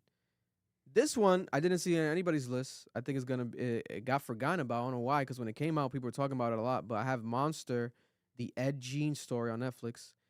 This is the Monster series that Netflix does where it's like a biopic of the famous serial killers. The Ed Gein story, that main actor playing Ed Gein, he played it so well that I got like goosebumps and I had to literally stop the episode and go back to it because it got creeped out. Like it was like, I felt disgusted, but it was because it was so good and felt so real that I had to stop and go back to it. But that acting was phenomenal. I'll give number 9 to Severance's last season, the latest season on Apple. I think I gave Severance number 1 last year, the year prior. But then 2025, I'll have it number 9. I didn't love this season like I loved the prior ones, but it was a good season. But shout out to Severance. Number 8, All Her Fault on Peacock. All Her Fault. Great show, great writing on Peacock. Recommend you check it out. Number 7, I got The White Lotus season 3, the latest season of White Lotus on HBO. Another one I didn't see on a lot of people's list, maybe because it's dropped top of the year, but the White Lotus, man, to me is really good. I like the acting a lot. It's pretty crazy. I spoke about it on here, and people were going crazy when I spoke about it because it was the show where the brother sucked the other brother's dick, allegedly. But number 6 show, I got it. Welcome to Derry, HBO. That show, great show. One of the best new shows to come out because they're gonna continue. It's not a limited series. It's gonna keep growing and keep going. That show, phenomenal writing, great. It was beautiful. I love that show. Now my top 5 shows of the year 2025. I got Pluribus, number 5. The new show by Vince Gilligan. I like the show a lot. I don't have it as number 1, how people are praising it. It's sometimes I feel like there's like an overrated feeling with that show. I do like it a lot, but I feel like the other shows I'm going to list are better. But shout out to Vince Gilligan. I think it's a phenomenal show, and I'm just more excited to see what's to come. It felt like a slow burn in the beginning, but for what we got in the finale, it made sense. Like this is literally feels like a chapter 1 of what's more to come. But I rather binge watch that show than wait every single week. I feel like it's a show that you should binge watch because when you watch it every single week, you kind of feel like an underwhelming feeling when you get to the next episode. It's like, oh, you expect something, and it's like, oh, there's no reveal yet. There's no, But great show. Number 4, I got Seth Rogen's The Studio on Apple. That show, phenomenal. The one-camera episode, one-shot episodes, and the behind the scenes of how they make TV shows and that concept. Phenomenal. But top 3, I'm going to give number 3 to Adolescence on Netflix. The show Adolescence on Netflix, where, again, one-shot camera episodes, the whole episode, one camera following, it's insane. The way that they shot that was incredible. Incredible. I love it. The acting was phenomenal. The main actor, I think he won a Critics' Choice Award last night. Phenomenal actor. It was just insane. It was really, really fucking good. Adolescence, best show on Netflix this year was Adolescence to me. And it's on Netflix, but it's top tier award. I think it's gonna win a lot of awards. I won a lot of awards top of the year with the Emmys, actually. So number 2, it was a tough pick between 1 and 2 because I loved both shows, but these were definitely my favorite shows last year. These top 2 ones. Number 2, I gotta give it to The Pit.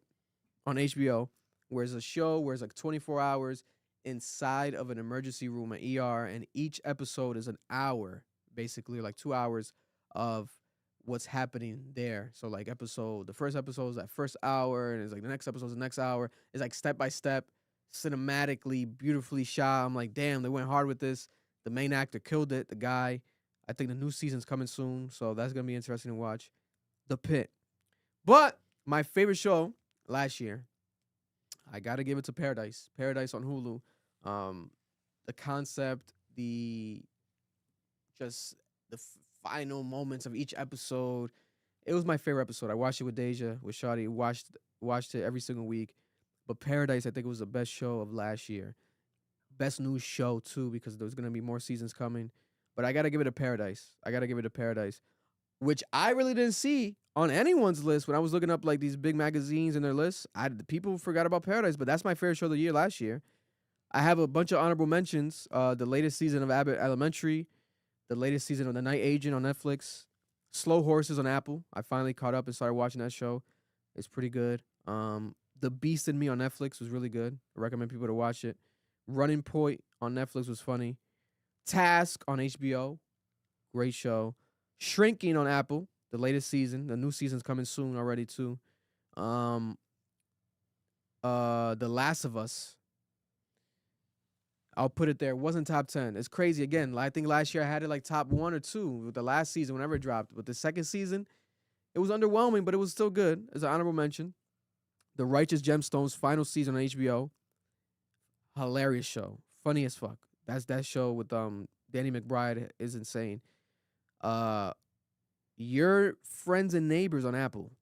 That's another honorable mention right there. New season coming soon as well. But the last honorable mention, I'll give it to Stranger Things, the final season of Stranger Things, because it is Stranger Things and it was an epic season. It's a really good show, but not in my top 10. Not in my top 10. I'm sorry, it didn't make the cut. And the worst show last year, I want to give it to The Paper. The Paper is the spinoff of The Office. It was awful. Awful. I think that they got to stop with that show. Supposedly, I think there's more seasons coming. They got to stop while they can. They stop. They tried to spin off The Office, and it's like you can't touch greatness. The Office was what it was. I don't leave it alone. It's my ringtone for a reason. That show is top tier, and this one is The Paper. And I appreciate the concept of journalists and newspapers, but it's like nah. This was a rough sitting watching it, to be honest. So I think that shit was the worst show last year. God bless it. But that's it for TV shows for me. There's a couple I still have to like finish and watch, like The Bear. I still haven't finished the season of The Bear. Andor. I still haven't finished that season of Andor. I still gotta watch that, go back to that. But that's my TV show list. Does anyone here have a TV show list at all for 2025? I'll say mine. Got a couple. We did agree on a few of them. Not really a top 10 though, just shows that I really enjoyed throughout the year. The Pit was fire. Probably the best hospital movie or doctor movie show. Doctor show out there, and I actually see a lot of doctors and stuff review it and say that's probably the most realistic one to see. 100%. So definitely crazy. Alice in Borderland, they dropped their last season or season 3. I still gotta watch that. Very fire. I love those shows. Also with Squid Games, they also dropped their season 3. Yeah. Wednesday was a fire one too. They dropped a new season. I don't know about that new season, Earl. Yeah, that shit had me tight. It was a little. The first couple episodes was kind of whacked. I can't lie, but then I don't know. But I still watch it. It's like I fuck with Wednesday, but that new season I was like, damn, what's this? Yeah, they kind of went a little bit left with the shits, yo. Yeah. But Welcome to Derry. I started watching now. I'm like 6 episodes in now. Fucking insane. And I don't have to finish it to have it in my top. That's definitely a crazy one. Abbott Elementary 2 was fire, very funny. Fallout season 2 dropped. Fallout has been pretty good. Is it good? I gotta start it. Yeah, it's not bad. I never watched it. It's yet. good. Yeah, I never played the game, so just seeing just how the show is. I never and stuff played the game either. Yeah, I never got into it. It got me. I might have to play. Yo, it's fire. The House of Dragon, the spinoff of Game of Thrones, the new season dropped. That was pretty good too. And then also Monster. I remember watching it with my cousin. Very eerie, crazy show. Shit was And crazy. that's They made the lamp out of skin. That was yeah, crazy. that shit's insane. So yeah, just some mentions of some of the ones I've seen this last Marlon year. Noel, TV shows. Bro, the only TV show I watched last year was Love Island. That's all I this need. guy. Yeah, that's the only TV show I watch. I don't guys, I don't pay for anything. So I don't have anything where I can watch TV shows, you know what I'm saying? And if y'all know me, if I'm not watching car content on YouTube, I'm most likely just watching anime. Mm. So, yeah. I can Noel, give you TV show anime list, shows. and then we'll do like an anime mentioned by Marlon. The most I'll give you is this. My favorite pilot was Pluribus. That first episode was the best episode of the year. Then my favorite show is Paradise. I'll give you that for the year. I gotta get into Paradise. Yeah, Paradise is some heat, I heard bro. some Yeah. crazy shit. Yeah. Paradise is some heat, bro. You gotta check that out, bro. And so in Marlon, anime. What is the best anime of 2025 in your opinion? the your fair best, one. The best anime of 2025. Are we talking about like the show, or could we consider movies as well? Combine them. F it. Combine them. Because if we're gonna combine movie and stuff like that, then Chainsaw Man movie, Reese's arc was phenomenal, was great. The Demon Slayer movie was good as well, but Chainsaw Man movie was better in my opinion. If you want to talk about animes, I can give you some. I haven't watched this one, and I really want to watch it, but this is yet to put y'all on because it got voted probably one of the best animes last year.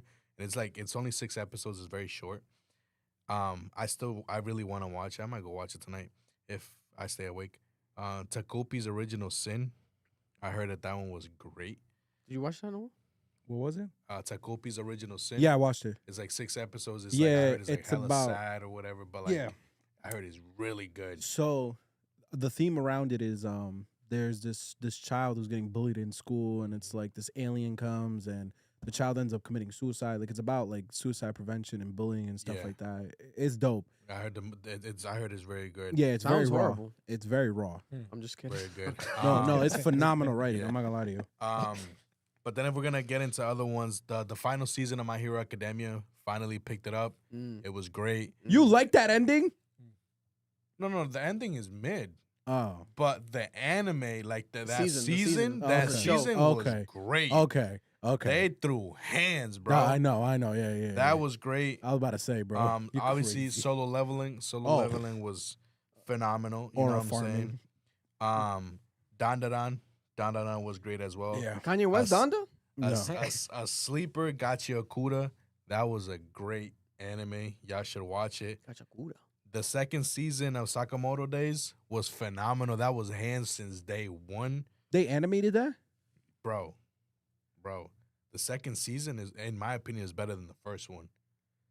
Bro, from episode 1, they're throwing hands left I didn't and know. right. I didn't know People they getting animated that. bodied, I bro. didn't know that. Oh wow.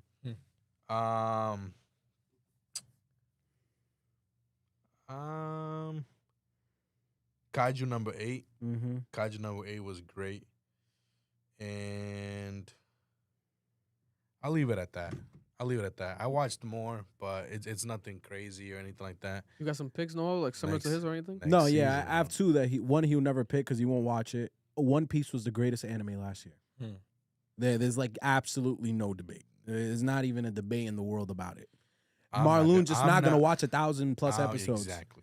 He's just not gonna do it. And that's only one season. It just, you know, the That's thing is, bro, fucking is the insane. pacing. The pacing is what Yeah. kills One They Piece. got like 3 episodes last year that had a 10 out of 10 rating. Wow. Mhm. And it's the only show that exists that has one season, like that stretch with that many like high viewed episodes. Like, it is considered the greatest show ever written, bro. You're losing your mind. I haven't said anything, bro. I know, but I'm saying you're not watching it. Like, how are you an anime fan? haven't You said can't be an anime fan. beef! No. Let's go! You can't be an anime fan and not watch One Piece. I put money that there's some animes that you haven't watched. Yeah, but what I'm saying is One Piece is like the pinnacle of anime It's writing. the anime Bible, Marlon. You got to Yeah. get to it. I need them to drop a season where they just cut out all the bullshit. Then I'll watch it. All right, whatever. So, I'm throwing One Piece in there and Fire Force. Oh yes, Fire Force. is it the Yes, soccer one? yes. No. No. No. That But was Blue Lock will Blue be Lock. coming right now for the World Cup. Stay tuned for that. That's gonna be fucking insane. Wow. Yes. Oh, Blue Lock's coming for the World Cup. It's gonna bro. It's gonna be airing during the World Cup, bro. Oh, It's gonna Just be like the fire. That's first genius season. for them. Just like the first season, bro. And that hype is gonna be crazy. It's gonna be crazy. We have a super chat that we could answer as well. You know what I'm saying? Trell 8083 with the 2. What albums are y'all anticipating for this year? We can get into that. You done with the anime list on your Yeah, anime picks? I'm straight. He picked the majority of mine. We're gonna do movies next week, guys, because I want to be fair. I still haven't watched The Rock's movie Smashing Machine, where he's like does a serious role. I want to watch that. People are saying The Secret Agent is like maybe movie of the year. So if they're saying that, I gotta watch it. Marty Supreme, I gotta get to that this week. No Other Choice is like a foreign film that everyone's talking about. Once I get those out the way, I think I could give a fair list. But my list is pretty shaping up. Next week's gonna be fun because I got my worst movie list already going. A lot of horrible shit came out last year, but it's crazy. I've been watching movies like crazy. So far, I got The One Battle After Another as my #1 movie of the year. That's the Leonardo DiCaprio movie with Someone Tiana just Taylor. mentioned that right now. Yeah. I watched. That was a great movie. And Yeah, I Sinners, watched I got Sinners #2, Michael B. Jordan. But that's pretty much it because everything else is like all over the place. But I'll give you guys an accurate movie list next week. List your favorite movie of the year. Maybe you guys can help me out if make sure I watch it. But let's not forget about some of these other like the Marvel movies, the fucking the dark one. I have it right here. Where is it at? Thunderbolts. That was a good movie. I think a lot of people are not mentioning it in the top 10 albums of the That was year. a I don't good know movie. why. I liked it. Shout out to Thunderbolts. You know, Fantastic Four, God bless it. I'm Booty. gonna leave it off my Booty, shit. booty, booty, booty, booty, booty, You know what I'm booty. saying? Superman, let's see if it makes the cut next week. Haven't watched So I it. gotta watch the other ones I mentioned. But yeah. Leave a comment below what's your favorite movie of the year last year. Continuing the list, we have I wanted to say that with the super chat I just mentioned. 2026 predictions. They're specifically talking about albums, correct? They said album, and then someone else mentioned something right now too. But this is show related. Okay, so we could do albums. So predictions for 2026 albums. Today, Bruno Mars just literally tweeted that his new album is done. Yeah. So Bruno Mars said that. For him to say that, I want to hear that. it's like I want to hear that Yeah. really bad. Yeah. Because every song that he dropped last year was a feature with like I think a female artist, I think on purpose. The Lady Gaga, the Apartment, the Korea K-pop, everything he was doing, it was just hit record, and it was like, wait a minute, is this what he's gonna do for his solo album? Is it separate? I'm just interested. I'm intrigued. That guy does not miss. He's like a Martian, right? It's something crazy. Is he gonna diss Travis McCoy back on there? You know what I'm saying? He's gonna be like, shut up, bitch. Like in a hit record. You know what I'm saying? Is he gonna remix that song? You know what I'm saying? Like their collaboration, is he gonna remix it? What's gonna happen? That would be foul. You know what I'm saying? Gonna get a Travis McCoy response by Bruno Mars. I think we're gonna get.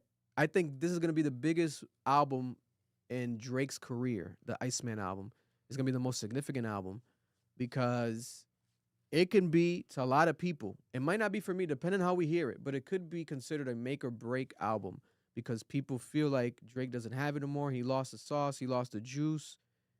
He showed glimpses of still having it, I think, on the Party Next Door album because there's some hit records on there. He did drop Nokia, which is a solo song, a solo hit record. The Party Next Door collaborations on there, a lot of them shits are going crazy. But we want a solo hip-hop, a rap album by Drake. Iceman. I'm excited to hear that, anticipating that. Kanye West announces, and again, the Bully album. I really don't care. He's still Kanye West to me. He did what he did in the past. But I'm not really excited for new Kanye West music, if I'm being Mike honest. Dean's the executive producer. Yeah, Mike Dean's back working with him. I don't know. If it's fire, you're listening to it, Vic. No, I'm going to listen to it, but I'm not excited for like, oh, yeah, I can't wait for a Like, new Kanye West album. He gave me what I anticipating. wanted. He did the best music ever already. Like, it's okay. He can retire. God bless. Pusha T and Malice, are they going to come back right away? I think we could get another Clips album right away if they wanted to. That would be great. Facts. Kendrick Lamar, I think we need some new Kendrick Lamar music soon. this year, I think at least a single or Nice. something that leads to something. Not getting none of that. But are we gonna get a full album this year? I'm not sure I don't think so. because we have the Grammys coming. He's gonna win Grammys again, right? He could still roll out the old album technically, but it could be a perfect time to drop the SZA and Kendrick album this year. We could get that collaboration album between them. Or maybe we do This because you year. said supposedly someone leaked a song, right? Yeah, yeah, So we're gonna get to that soon. we're gonna But get into that. that's pretty much it off the top of my head. Predictions that I know, that I'm excited for. Travis Scott's probably dropping a new album this year. Am I excited for it? Not You necessarily. can keep that. Don Toliver, I'm excited for the next Don Toliver album I'm excited for it. because The the snippet's been singles- fire. The singles he's been dropping and the snippets. Fire. Been fire. Tyler the Creator always has something up his sleeve, so whatever he does, I'm pretty sure it's gonna be, groundbreaking Could keep that again. Maybe Facts, God facts, bless y'all. Facts. But- facts. The Weeknd. I think The Weeknd, are we going to get Able? Are we going to really get the retirement of The Weeknd this year? And we're going to get Able music at all? I don't know. Is he going to go deeper into movies and shows? The movie was a flop. The show was a flop. I haven't watched either yet. I want to. The fact that I haven't watched them is a bad sign because I'm not excited to, right? Because everyone talks about it badly. His acting, they talk about it badly. But that's what he wants to do, it seems like. I don't know what the hell's happening with The Weeknd. El fin de semana, I love you, my brother. What else? Who am I forgetting, guys? Let's start. Uzi. Little Uzi Vert. His singles have been good. His singles have been Singles good. been I crazy. guess I can say I'm excited for the new Little Uzi Vert I album. need that. Singles have been Because it's going to good. be solo album, too. It's going to be independent. It's going to be Yeah. independent, so... Need that. Fact. Yeah. Taylor Swift, the fucking, what I'm saying, the real Michael Jackson. The marriage Keep album. it. After Keep marriage, keep The it marriage there. album. Don't ever Marriage bring album. it back out. Marriage album The might be marriage crack. album might Might be be crazy, crack, bro. Throw bro. that shit away. Her You throat about might to be play that sore shit right at your now. wedding, bro. Yo. Be honest. Yo, you know what she can do with that? She can grab Telling you, that and man. throw it away. The Nicki Minaj MAGA album. Nicki my Minaj God. MAGA album coming soon. The studio needs to delete the files. Feature, I don't know The about producer needs to send it away. What Kendrick said, featuring Trump. burn that hard drive. Yeah, bro. that Destroy hard that hard drive. drive. that. You know what I'm saying? I'm telling you this. Hopefully, right? Who? Bad Bunny does something with since he's doing something. Doing the he's Super He'll doing probably the do Super greatest Bowl. hits, Mar, probably. You know what I'm saying? But Greatest album. hopefully we get a little something after that. I He'll need. probably do a greatest hits, like how The Weeknd did greatest hits. 'Cause I don't think he needs a new one. I don't know because Yeah, he's just bro. coming off that tour and stuff Yeah. and everything. Like, yo, he y'all gotta can- let your greats be great. Marlon's too greedy. Yeah, you're greedy too. You want Tyler the Creator? Nigga just gave you 2 albums in 2 years. That is true. He's addicted. I know he wants to drop No. some more. No, Give me more. I Yeah. don't We want gotta- more. I'm not a belief in this oversaturation I culture. want some singles, man. Give me some. Y'all gotta singles. take breaks. I hope Kendrick takes a break. I hope a few of these people take breaks. I'm not expecting any Kendrick music this year Me neither, and I hope not. at all. Give him some time. Damn. I'm used to that 4 or 5 fucking year break, bro. I really am. Bro, I was the biggest like person that said that Drake should slow down and take time. I do not believe in dropping music every year. I think that is Obviously, ridiculous. we would love to hear J. Cole this year, but probably yeah, not gonna he's happen. the only either. person I'm probably Mhm. like You know what I'm saying? excited for It's besides probably not gonna Uzi. happen. Speaking of new music, right? Leave a comment below. What do you guys have for predictions for 2026? But it's new music. We have a brand new ASAP Rocky song that just dropped, a music video. We're gonna react to it right now. This is off the Don't Be Dumb album that's coming next week, not this Friday, but the Friday after, supposedly. The cover art is fire. It's Tim Burton. I like the cover art. I like him working with Tim Burton. Supposedly, Winona Ryder is in this music video. That is the woman from Beetlejuice. She's also from Stranger Things. Like, she's Joyce in Stranger Things. So there's a lot of things. Who's that? Is that a Edwin. Edwin? Okay, because they're supposed to be coming later, like at 10. You heard But your I think comment. Edwin's just dropping up a piece. You But heard my comment. but Joyce from Stranger Things, I heard she's in this music video. So let's react to it right now because it just dropped. Let's play it right now. Let me connect it. And look at Before you do that, as you're doing that, Oriana Ivan with $2, which was good as well. He's oh shit, he did it 3 times. Hold up. This was not music related, but it was like show related. Said that he can't wait for Euphoria and on April and The Boys. the boys. Euphoria is dropping this year. I thought Yeah, it it's was. gonna be gas. Shit, I can't wait, bro. It's I gonna be heard. I gas. heard. I heard Zendaya's going hard this year. I heard she got mad roles this year. Like a lot of shit's dropping this year. Probably. When she was in it. Shout out to the boys and Gen V. Honorable mentions as well for the new seasons that came out recently. Not the best seasons, but still, I do want to honorable mention them. Didn't Peacemaker have something? this year Peacemaker too? had a new season. Shout out to Peacemaker, the John Cena show, HBO. Actually, really good too. Not like a unforgettable season, but still, it was all right season. I think the worst season so far, but it still was good. 2 more super chats. Another one from Oriana Ivan with the 2 ASAP Rocky album in 10 more days. Let's see how that's gonna be. I definitely want to react to that, see what's up. And another 2, he said the Maduro album's coming soon. Oh man, So You got Diddy in there. He's you in a know, cl- I'll tell you Oh, this, bro. shit. What's the ASAP Rocky song that I ended up sending you? I think Was it a leak or Oh, it something? was like a snippet that you played. Oh no, it was the one with Don Toliver that just came out recently. No. The one that was fucking ass. Oh, that's the snippet I think. Or something. Okay. It's not this one, It right? might be this one. We'll check it out right Oh now. Put the camera on the Main camera. main cam. Let's see. Mark, Make sure people can Can see you it. fix the camera before we Yours? start? On the Yeah, walls? Okay. Before I can, because it can't. Oh my god, my eyes. Sure, it wasn't the ASAP Ferg album. Oh yeah, I forgot that came out. That shit was so bad. that shit One of the was worst bad. albums last year too. ASAP. That Ferg. actually had to That be was- mentioned for one of the My worst. God, He ASAP needs- Ferg. He needs to go get that ASAP name back, That bro. shit was ASAP. bad, yeah. Yeah, ASAP Ferg gotta stop. Give up. Yeah, I don't know what's They, going on. they stopped doing Yen Day, right? ASAP Yen Day? Or ASAP? Nah, I think they do ASAP it. Day? I think they do it. I think they do it. I think they do it. Hmm. What's going on? It smells. It could be the. It's the. If it smells too bad, because we're gonna have some guests. Spray something. Someone killed somebody next door. Spray something. No, that spray something. Somebody killed Because es la somebody next tubería que tiene problema. But we're back here. ASAP Rocky. This is called Punk door. Somebody died Rocky. next door, bro. Punk Rocky. Shut the fuck up! Okay. That's Winona Ryder right there. I got solutions, Bob. I got solutions. This is most of them are illegal. The music video's gonna be fire, because all his videos are fire. Hey, look, lots of sun. It's them again. It was like in a neighborhood. Oh, his neighbors are calling the cops on him. What is going on?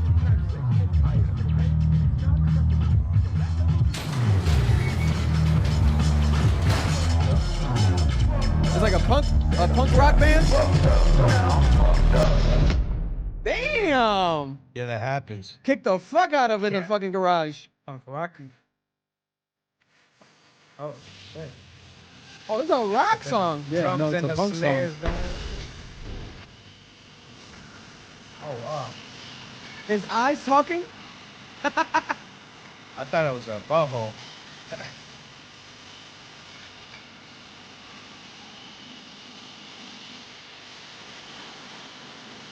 Okay. That's a beat song, I can't lie.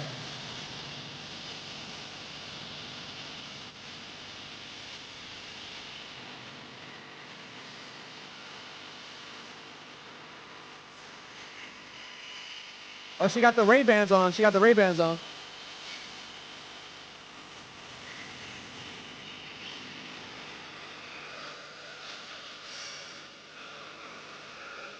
What the fuck is that? Who the fuck is that ugly motherfucker right there? That's a cancer patient. Oh my no, that's an alien, bro.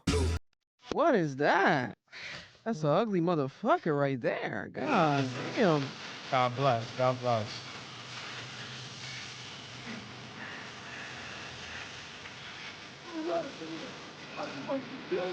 Oh, they jumped the neighbor. Damn. Nigga off the steroids. They got them steroids. Fuck.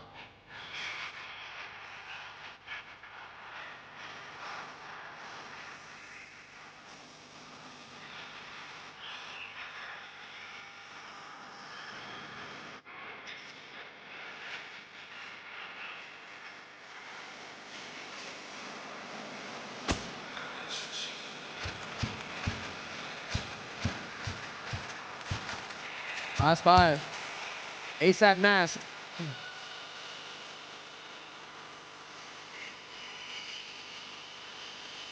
I did not expect the sound. Hell no. Did not expect the sound. He's trying something different. Because rap wasn't working. Dang. I can see this in a movie too. Yeah, hell yeah. A lot of movies. Vibe.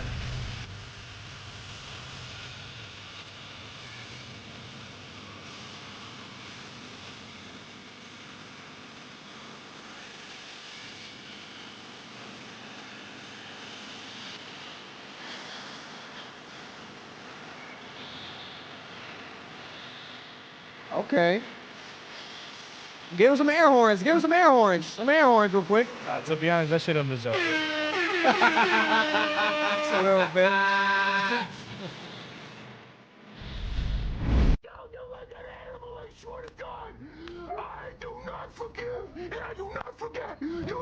Oh my god. Bugging out. Oh shit.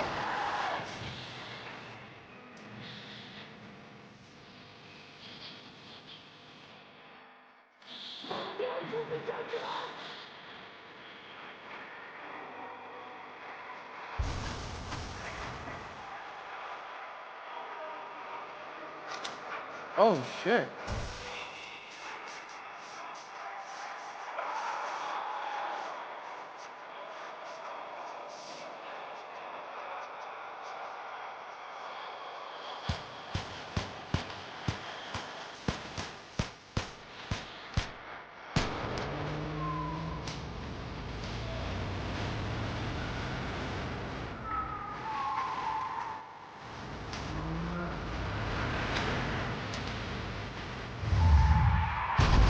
Oh shit, is that a grenade?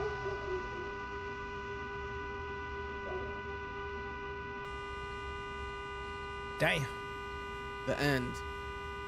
Rocky with So here we have ASAP alternative Rocky, vibe. alternative rap vibe. Not even rap, obviously. This is like alternative rock, punk rock, but it's not even as like they're going hard in the video, but it's not the sound is not even like that hard. Like as if it was like you would thought it was like metallic rap when you look at the video. The way that they're going hard, you thought it was like screaming. It's really like soft. It reminds me of like the beginning of LSD from like his older album. I forgot what album that was that, but he has done things that sound similar to this in the past, and that's the vibe I'm getting. I appreciate this more than what I've heard from the rap snippets. Like I didn't like that Don Toliver song that came out recently with him. This though, I dig this. I see what's going on here. If this the album's gonna be like this fully, that's interesting. That's interesting. Like, is it gonna be a full punk rock or punk alternative album? Music video, always eye catching, eye appealing. Doesn't really go with the song, unless I guess I don't know. To me, it doesn't really go with the song. He has like the Tizo touchdown / Drake certified lover boy hair cornrow thing going on, or like the what do you call that? Like doobie. Dominicans call it doobies, but like the hair rolls in his hair. That different vibe right there. Like I think that might be his aesthetic now for this new album. Or he's subbing Drake. Subbing Drake. I don't know. Maybe he had this shit planned for a while because the album's been coming out for a while. Maybe he had this whole look and everything planned for years, and now he's just doing it now. Who knows? Lord knows how old this song is. He's working with Tim Burton, which is very exciting to me. He got big actors. He got Winona Ryder on here, right? And the video kind of gave me that vibe, a Beetlejuice vibe. And when you watch Beetlejuice, almost like that old school, like simple cinematic, but like framing of the camera, beautifully shot. He had a dope ass video last year. The Taylor Swift song video was fire, way better than the song. The video was crazy. I'm excited now more than I was before. Because to be honest, I wasn't that excited. It's like, oh yes, ASAP Rocky. But last thing we got was Testing. Testing was the last album, no? Mm-hmm. I'm good off that. Like I think it was bad. I didn't like Testing. To this day, I saw a viral tweet the other day. People were like, oh, it's actually aging good. I'm like, no, you guys are just idiots. But God bless you though. But I'm good off that album. I feel him. It was too much testing. Damn, testing was 8 years ago too. It's almost 10 years since we got ASAP Rocky album. He's on some Rihanna shit. He kept using the testing puppet, whatever, in that video. Yeah, I saw it on here, and I seen it on the cover art some of the drawings. But Tim Burton drew the cover art. I think multiple cover arts now. He has like an alternative one, which I like. Yeah, So Oriana with the 2 says it's gonna be hip hop, punk, some jazz, and other. Okay. Shout out to you. I Appreciate love you. that, yo. Like, it's artists being artists. Like, yeah, you have a sound that you go to, but why not try other things too? See what hits. You know, if you can get in that bag. I see this in movies. I see this in at the mall. You know, shopping and stuff. Maybe even some games. So it's like, you know, I don't know if we're gonna Background bump shit. it, but yeah, bro. Like, to know that That's ASAP Rocky true. made something that like that doesn't sound that bad, bro. I didn't know we got a check from ASAP Rocky. No. It's Keep not that it's not shit. that bad. Keep that hot piece of shit, Now bro. when we go to the beach, That I'm bumping shit that shit, was bro. Windows down. bomb. I'm gonna be real with Bro. you. I actually listen to punk rock. I listen to alternative music. Yeah. I listen to some of it rock. too. I would never listen to this. Hell no. I would not. I would not listen to Hell this. no. I think Damn. that like me as a fan, like bro, like I told you, one of my top, shit's my audible ass, mention bro. for album of the year was the Deftone album. Like I actually do listen to rock music. I'm just telling you straight up. Like if I ever listen to this type of song, I turn it off. No, It just doesn't. It doesn't appeal to me. It sounds like a cheap attempt at alternative music, alternative punk, and Damn. And I'm gonna be real. I think he's doing this because hip hop is dying. Hmm. Like as a genre in the mainstream, it's not as relevant. It's not as prevalent. It doesn't sell you stuff. He's trying to get to another group. This ain't how you do it.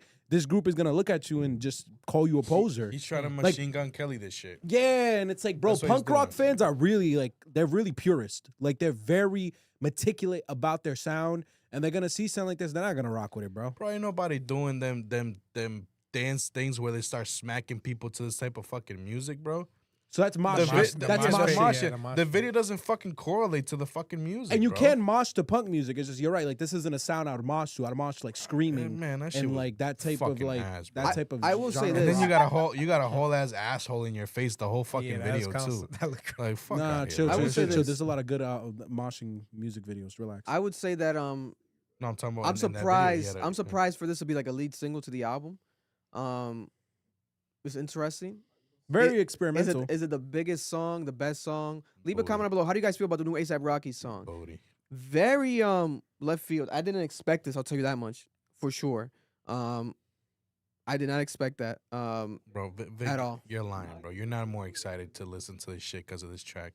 I Stop am lying. because I'm not Stop like, lying. oh, okay, now it's gonna be different. I thought it was gonna be like a rap Mm. song that he dropped, and it's like, I'm shit good was off because bad. I haven't liked the rap songs he's been dropping and shit. Yeah. I Yeah, did like the his J. rap been Cole ass. one. The J. Cole one was fire. Because J. Cole kind of carried it too, though. But J. Yeah. Cole rapped his ass off, but then they Yeah. didn't push it. Like it was like, why not push that? Why not make that the something? But it's like fly here today, gone tomorrow. And the Taylor Swift song is like, I'm like, I don't like that. I like the video's fire, but I don't know. He said that this is a video of the year. I think it's a really good video. I don't think it's amongst his best though. Nigga, go to the Hell mic. no. Pray for the gang. Pray for the Pray for the gang. gang. Pray Go for to the gang. Go to the mic, nigga. Go to the mic, nigga. We have Go thousands sit of people over there. watching. Yes. Edwin, come on. That shit was buns, bro. No, but I'm yeah. just scared that this shit like Pray this. for the gang was good. I'm Oh, they're here? just Some people- I'm just scared It that might be the that- guest we got. I'm just scared that this bootiness is gonna rub off in Rihanna. You know what I'm saying? Like Rihanna, like we've been waiting for you, baby girl, for so fucking long. Please don't give us no dog shit like this. Please, please. I don't know. please. That last Rihanna song she dropped was pretty mid. Mm. We don't talk Smurfs? about it. What song? It was like some Yeah, the dance Smurf one, movie. too. Yeah, it was not good, bro. But leave a comment below. How do you guys feel about that? We're gonna get into that. Briefly, we're gonna do a quick intermission. We have sponsors stopping by representing the Lil Rhody Laugh Riot. We're gonna walk him in momentarily. Let's do this. Can you please help me out? Help me set this up, guys. Let's have that mic, Marlon mic, set it up over here on the couch next to Noel. And then once that's set up right there, we'll walk them in real quick. It's a big comedy festival happening. You guys have heard us speak about it before. We have some guests in the studio right now to briefly speak about it, and we're going to continue on. After that, we'll get into the Drake RICO right after that, because that's a big story. We're going to get into the Drake RICO, the Maduro, crazy situation, Adin Ross versus the West Coast, the Stranger Things, and some unseen Kendrick Lamar GNX footage and music. We're going to show it all here for you guys and give our take on what's going on with that. But yeah, stay tuned real quick. Got the intermission. Oh yeah, do that real quick, Erlen. Please wind that camera. Give us 10 seconds real quick. Yo, Panda. live. Panda, I'm telling you right now, Panda, private music was fire, bro. My favorite song is My Mind is a Mountain. Let's have him sit there. it out. Stand Alright. up. No. Have him sit there. Zoom it out and then move it to the left. Oh my god.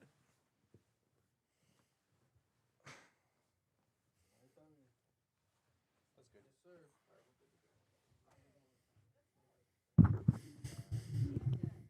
I guess we're gonna try to focus just on the individual cameras. I can kind of get this one. There we go. Guys, come on. That shit was ass.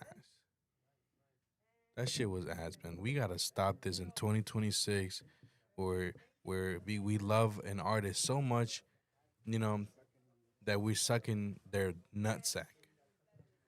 Guys, if you love the artist, you care about them, you gonna tell them straight up, be like, bro, that shit's not good. Don't put that out.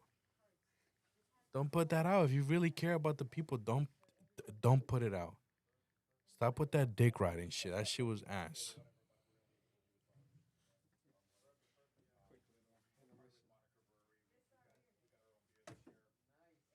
Sway, your commentary when it comes to music is not validated, bro. I'm sorry. You lost all validation a while ago.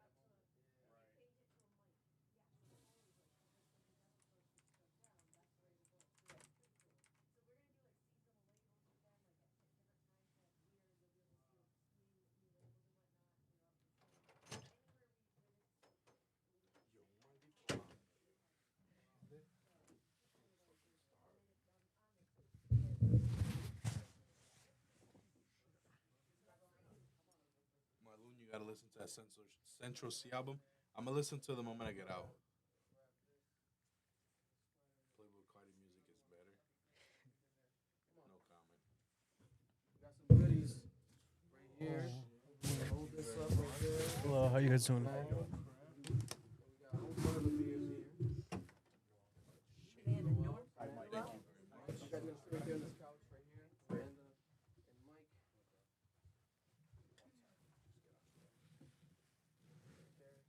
Either or works.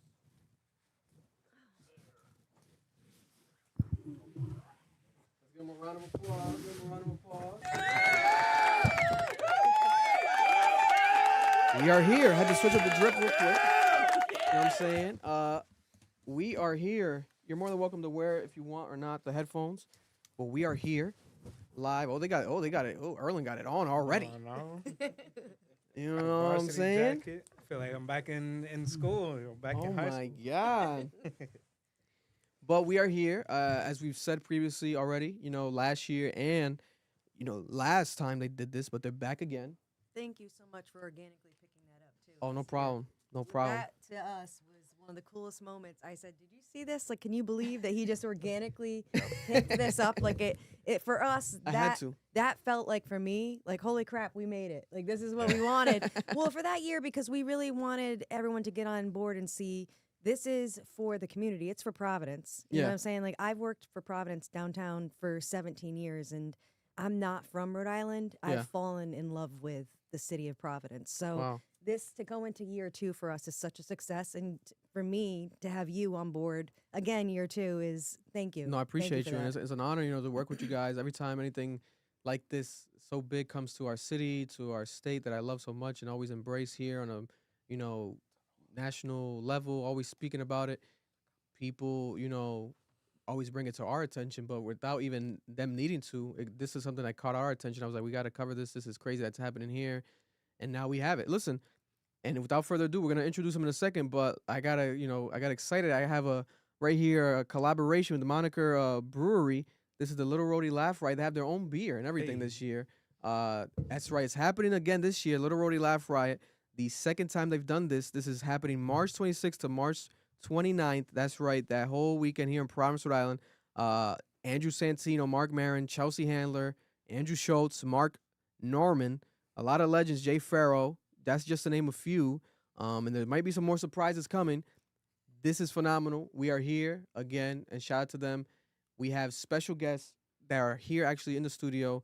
Give them a round of applause again. And introduce yourselves and let the people know who you are and what you do.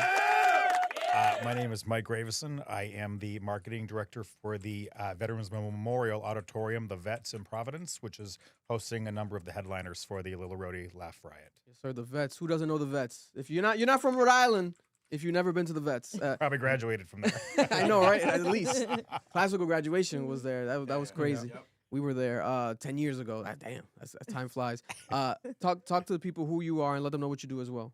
Amanda Bonifine, and I'm the director of concerts and comedy over at PPAC, and over at the Vets as well. So I do the talent buying, all of the programming for the festival. So all of the comics came through my desk, essentially, to come through. And this year we're wicked excited because we rolled out the new submissions program. So all of the shows that are taking place at the Hyde Underground, which last year were programmed independently, this year are all coming through submissions. Wow. And we had over 350 people come in this year, which was really, really cool for our first year. Awesome. Yeah, so we're really excited about that. That's going to be something that's new. And we're also lobbying through that process to be able to give some of those comic shots on the main stages as well for some of those bigger comics. So it's a really big opportunity. No, very, very excited. Listen, guys, when it comes to the comedy scene, when it comes to entertainment and just things happening event-wise in this city, Providence, Rhode Island, these are some of the most important people right here that we have stopping on by to highlight and announce again the Lil Rhody Laugh Riot that's happening.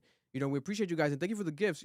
You guys, listen, I have it on my back, but this is custom, guys. Look at this. Look at this. Does the camera see this? Can the camera? I think they can see it. There it is. And not because you're number two. You're not number two to us, baby. Number two is only because it's year two. That's why. Okay. That's the number two. But it's real.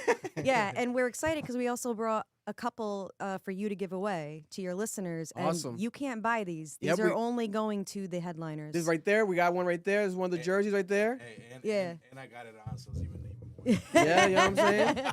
Yeah, they say "Go Full Riot" on the back, which is actually a nod to the festival pass that we're doing this year, which is brand new.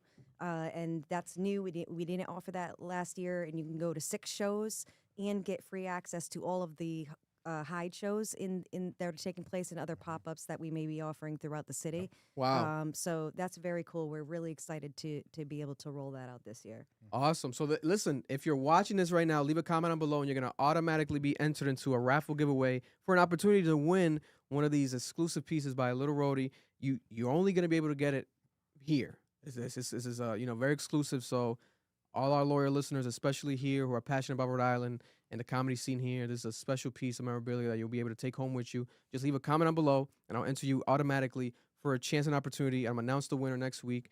But talk to the people, right? Why these venue selections, right? We have the Vets, the Providence, the PPAC. What's the significance of them for those who don't know out there and are watching? What's the significance of these venues in your opinions? For me, when we talked about it, the footprint for us always had to be Providence. People think about Rhode Island and they think about a shore state. They immediately think about Newport and they want to gravitate towards our shores. And that's wonderful. Because we have the Newport Please Jazz come. Festival. There's a lot of things happen there. Music Festival, the Folk Fest, and all that stuff that happens out there already. But often overlooked is the incredible downtown scene of Providence. Yeah. Not just, from the shows, and we're very thankful for that, but it's an incredible food scene. I live in Connecticut, a short 45 minutes outside of Providence, and literally I just heard someone saying, like, a table away, 2 tables away, talking about how someone they know in Providence and works there, and she's like, oh, is it safe to go down in that city? that's still the reputation, which is incredible to me Yeah. because working downtown in almost 18 years, I truly have never felt that way. Yeah. I'm so proud of just the revitalization that not just we have done for our buildings, but just the city in general. 100%. And and people have seen that through PVD Fest. It's not obviously not just things that we ourselves are putting on. 100%. But for us, the important thing for the buildings that we selected was to showcase, the historic theaters that we have. Obviously, Comedy Connection being a footprint in the market that has paved the way for a lot of these comics of why we're able to do what we do. Oh yeah. They also are now the new owners and operators of Uptown Theater. The Uptown Theater, which they just did a very large renovation. So that space is beautiful, brand new, recently reopened, and it's a great gem on the West Side that now has kind of been revitalized as well. Nice. The other thing that's really interesting about Providence in general is, and this could maybe have to do with the fact that it is kind of a smaller city, but everybody works really well together.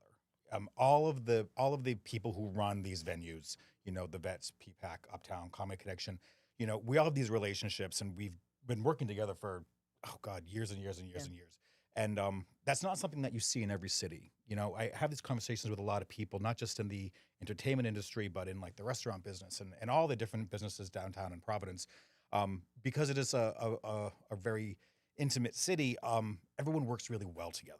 So to have a festival like this come in and be able to take advantage of all these spaces and have all these partners work together the way it does is very unique. It's not something you see in every city around the country, and that's very unique to Providence, and we're really excited to be a part of that and to bring that to the community. And the last unique thing to say on the buildings as well is for the smaller side, at the Hyde, the reason why those shows came to be is Doug Key, the guy who runs them and programs them, is also the guy who runs Rogue Island Festival down in South County. And he's been doing those shows successfully for the last decade and also presenting them in downtown Providence. It was really important to us not just to be the venues that come out and just do the big heavy hitting shows, which we could do. Yeah. To me, it's really about building that community. As a person who loves to go to shows, I love to go to the smaller venues. I think that intimacy is what we're all craving, even on the artist side. And so it's interesting to see that the trajectory of an artist, they want to play the largest size venues. But as a fan, we want to see them in the smaller size venues. And so I think if you come out, you'll really see that community that we're trying to build and, kind of grow these comics from these smaller stages up to the larger stages. And so if you become that day one fan, as you'll see even from the progression of year 1 to year 2, I think you're going to be, you'll see that. You'll see that growth, even from the Rogue Fest, if you go from Doug's stuff. So we're really proud to be able to work with those other organizations and those other comics who have a really huge part of this festival. 100%. So it's not just, Lil Rhody Laugh Riot coming out. It really is a collaboration between a lot of these local comics in the area. And other venues as well. It's not just, the main theaters with the main headliners. We're looking at a lot of other spaces. We have some pop-ups happening. We have a lot of partners. In addition, for example, we partner at Track 15. We have the Aloft Hotel, which is our hotel partner. If you want like a discounted room for the weekend, you can go there. But we're going to be hosting some, different events at these spaces as well. So it isn't just about putting on these great shows. It's about bringing comedy as a genre to downtown Providence and to utilizing everything the city has to offer. Yeah. So we have these other spaces as well, which that we're going to be utilizing in addition to the large venues and the theaters and stuff like that to really make, a whole weekend and really showcase the city, because that's what it's about. Events for everybody, very family friendly. Track 15, 100%. for example, where we're going to be having events, has an incredible food hall, which is also very new. I know you went down there and you saw it. 100%. For someone who frequents it, I get the best chicken parm sandwich in the city for less than $15. I mean, that's incredible to me. Yeah. We have that at our fingertips, and it's really great to be able to have families come down and see that too. And we're going to be hosting events, family-friendly events at those places throughout the festival, throughout the weekend. Wow. So things that we did last year as well, the food truck event, that will be taking place again this year. So we'll be highlighting some of that stuff coming down the pike so pay attention to our feeds for sure. No, listen, and I like especially this lineup. Last lineup was amazing, but this lineup especially, I feel like it's special because It has some comedians that have like cult-like followings, right? Whether it's Andrew Santino, Andrew Schultz, Mark Norman. These are people who have like a very like cult-like following. Like everything that they do, their fans go crazy with. I saw Andrew Schultz. I think I said it to the guys where he was talking about Lil Rhody Laugh Riot on his podcast with Charlamagne the God, the Brilliant Idiots last week. So it shows like they're excited for it too. You know, they're not looking at it as just like a check. It's like, oh, they're appreciating the moment, actually, you know, highlighting the comedy scene that is, you know, growing here more than ever before. So I love that you guys even selected them this year. Are there any special new things that you can say here that people don't know yet? Maybe, like maybe some last minute additions maybe coming. I know everyone was wondering. Matt Rife was there last year. Matt Rife's like a local resident now at this point, obviously. Basically, right? Is he gonna be there again this year? No. Well, not at this point. Listen, we just never we say just never, but I we mean- just had Matt for the Toy Rife. Yeah. For the toy drive, drive, at, right, at with- the might as Vets. well be the right, Yeah. Toy Rife. At the Vets, and he's fantastic. And as you say, he's a local, so they'd never say that he won't pop up. We don't want to say that, but we are looking at some other big names and considering them for some pop-ups, and for sure there could be some more exciting things to be announced. Yes. No, this is very, very, very exciting. And where can people go to the best way to purchase if they want to purchase a ticket to go to one of these shows? So the easiest way would be to go to the festival website, which is lilrhodylaughriot.com. That's kind of a centralized website where you get all the events, not just the ticketed events, but also the community events, stuff like that. It's kind of the centralized website.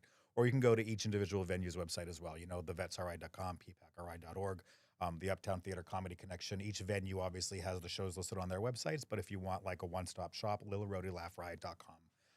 Or following the Lil Rhody socials as well. And The best way it's to go. important for him that he said that too, just to really hit on that. Do not buy from StubHub or anywhere else. Please go to either lilrhodylaughriot.com Directly, yeah. or Yeah. directly to the individual websites. There are still tickets available. Some are running very tight, but I promise you do not need to go to StubHub. Please go to our websites, and it will direct you right to where you have to buy the tickets. Yes. Awesome. Listen, this is something that I think it also brings a lot of people. I remember when we teamed up last year, I was doing walking around doing some giveaway of tickets, and there was some people that I ran into that were from out of state, right? And they're like, "Oh, it's like our first time in Rhode Island." I'm like, "Oh, wow!" So it shows you the tourism that this brings and gravitates to this small state, and it's something that we need here. You know, we need here because it's already happening, but now we have it where it's genre-based. People who want to appreciate comedy, now they can come here. They have a reason to come here. And I remember speaking to Ashley last year. I'm like, I hope you guys do it annually.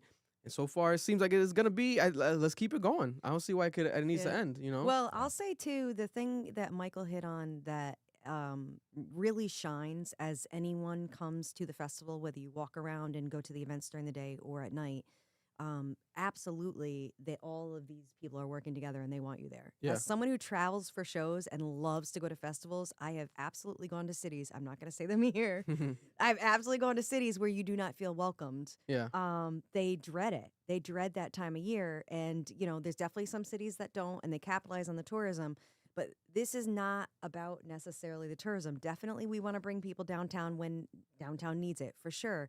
But this really is about come downtown and you're going to fall in love with the city, and you're going to see that these people, all of these businesses that you go into, want you there and are excited to have you there. And it's a safe and beautiful, clean city. And I am someone that firmly believes if you build it, they will come. Yeah. And we have a year or two, and we're already planning on year after 3, year. yeah. And the time is always going to be scheduled for that end time frame of March. So unless it comes around Easter, it will always be that time frame. You know, the idea being that this is a festival that we want people to fall in love with and plan for every year. Yeah. It's strategically planned around a time that it's not too expensive to travel. It's an easy city to get to. We're coming out of the slump of the holidays, so hopefully people have the money. It's getting warm enough, you know, as we saw last year. So we're trying to do everything we can to set it up for success. Now we just need people to buy tickets and show that they want to come out, and that there's a market to be there. And Amanda hit it. I mean, it's obviously about the comedy. It's about the comedy. It's about the talent. It's about having a good time. I mean, that's what comedy is. It's about having a good time, right? That's what it's about. But I mean, really what we want to do is we really want to showcase Providence, Rhode Island. Providence, Rhode Island is a fantastic city when it comes to things to do, easy to get around, easy to get to. The food scene, I mean, it's incredible. So we really want to kind of plan things over a 4-day, long weekend where you can come to Providence and just experience everything is there. And while you're at it, have a really good laugh. Come for the city, stay for the punchline. Oh, I like that. That's what we say. I like that. I like that, man. Listen, and it makes those actual comedians who might have never performed here, want to come back again, be a part of here again, and because they have an audience here. Like all these comedians, from what I know, we speak about them on here on the podcast all the time. We watch their content all the time. I know that they might have even been here in the past. If not, they definitely at least have heard of at minimum the comedy connection and the stories that have happened there historically in the comedy scene throughout all these years and decades of impact. So it's very exciting to see this, and we're very grateful to be a part of it here on the Club Mission Podcast. That's right, another year of the Lil Rhody Laugh Riot. Make sure to check it out from March 26th to March 29th. Promise Rhode Island. Any last words? Also, shout out to Mother Earth, because the Mother Earth, one of our sponsors, is one of their sponsors. So round of applause to Mother Earth Wellness as well. Yes. I was speaking to Jalen this morning. She was like, hey, working with Lil Rhody. I'm like, hey, they're stopping by tonight on the podcast. They're so fantastic. What a coincidence. They're going to be like concierge to the artists, and they have a wonderful concierge system and drive-through system for anyone that and I can say, as someone who, likes consumer. to be, they do have one of the better prices, better prices and products in the market. They have a for fantastic. sure. They have a I fantastic can for product. sure say They have that. a wonderful facility. We got to tour it. Oh, yeah. I was we blown did like away. the 3-hour tour. Blown Oh, you of guys the put the facility. boots on and the whole jacket thing. Oh yeah, the boots, the hat. I mean, it was like going into crazy, it was like going into the ER. It was like crazy. No, it's crazy. But it's just they're wonderful partners, and we are so thrilled to be working with them as well. No, shout out to Jalen, man. Shout out to everybody over there. Any last words for the people out there watching? Honestly, I mean, come out and take it, whether it's you've been to our venues or you haven't been to our venues or not. Come for the city and stay for the punchline. I think really is exactly like Michael said. We're selling fun. I think one of the things that I'm most proud of is that I get to be a part of something that people get to leave their problems at the door for, if nothing more, for an hour and a half, and just be fully immersed in the present moment. And you forget about everything else when you are surrounded by, and it is a community. And that's what we're building, and we're so proud of that. 100%. I would say go to the website and just see what's going on that weekend, because there is probably something for everyone. There really is. You can come see a show. We have the comedy buses. We have some food events. We have some trivia events. I mean, if you just go to the website and check it out, you'll see there's a type of comedy something for everybody. going on all 100%. weekend long, and Literally. I guarantee you will find something that you will enjoy. Oh no, and the range is impeccable, from Chelsea Handler, Jay Farrell to Andrew Schwartz, Mark Norman. We're talking about all ages, all demographics, and obviously the local scene doing their thing. There's a lot of great local comedians. I'll say I've been chasing Shoals for the market for probably a decade. Wow. And so to see him go on his podcast and And talk literally about it, that was say dope, that yeah. he came out of, he's like, listen, I'm not out there touring, but he literally told his agent, I'm going to come out of not doing tour, doing anything right now, because this is that cool and I want to do it. So that for us for a year or two, just to be able to say That's that. fire. Yeah, absolutely. And so definitely get tickets while you can, because they're selling very well, and we want to see you. We want to see people. We want to see your 100%. faces. We want to have you there. And thank you for being a supporter of us. Oh, no problem at all. No problem at all. It was great. It was great working with you guys. And also, I'm gonna reach out to a bunch of these comedians, trying to have some of them on while they're visiting. It would be fire to have on, especially because a lot of them are podcasters, fellow podcasters. You know what I'm saying? And if you guys need a podcast studio, anyone on the lineup, you're more than welcome to use it, free of charge. You know what I'm saying? As long as you give us an interview or something. You know what I'm saying? I'll give you a quick free exchange real quick. But check it out, LilRhodyLaughRiot.com. Round of applause. Appreciate you both for coming through today. Thank you. They came bearing gifts. You know what I'm saying? We got some exclusive stuff. Earlier looking kind of cozy. What the hell's going on? I'm ready to fall asleep, man.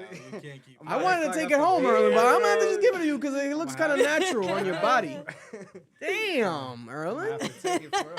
I was hoping nobody said anything. I was gonna leave out with it. Walk out with it. Good ass colorways though, right? Right? It looks like a team, like a real deal team.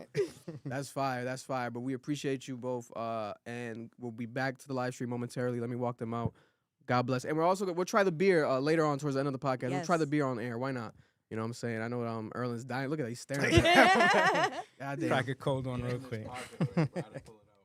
Yeah, please let us know. though too, because had I known, I would have brought more. Oh, Like listen. if we'd known how many people would be in studio. Don't worry, don't worry. We'll pour it out like shots. We'll share it today. Yes, Thank you. guys. Yeah, thank you. Very nice. Nice to meet you all. Thank you. Please come down too. We're gonna be doing. No, but definitely probably the funnest. we're gonna be I'll doing say some, that. yes, definitely. We're gonna be doing like some happy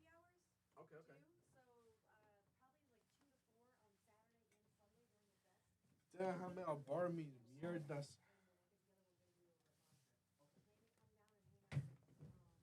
Guys. Yeah, guys. You already know how this goes, right? You know how this goes. So, Vic is going to yap it up over there, right? Probably be gone for like the next 10, 15 minutes. You know what I'm saying? So, let's talk our shit. Let's talk our shit. What's good with y'all? What's good with y'all? How was y'all day today? How's the new year treating you so far? Are you guys holding up your resolutions? What's good? What's going on? Talk to me. Talk to me. Shit, the conversation's ending over there. Oh, shit. Talk to me, though. Spit some bars? Nah, bro. I left that behind, bro. I know, bro. 300. Dang. Right now. Got another custom sweater. Noel showing the custom sweater real quick. Got some goodies in this bag right here. Listen, man. Here we have it. Can't lie, them jerseys are tough. Jerseys are tough, bro. Show the sweater real quick. Noel. Bow. All right, let's fix the camera. Right there. Nah. No, Edwin got intimidated and left. He did the Irish goodbye, per usual. Typical Edwin. The Irish goodbye, got nervous and headed out. I think it looks good on over here. Does Noel look good now, the solo cam? Right there? Yeah, it looks cool. All right. Let's try the beer, Erlen. Let's try the beer. I'm going to take a little sip.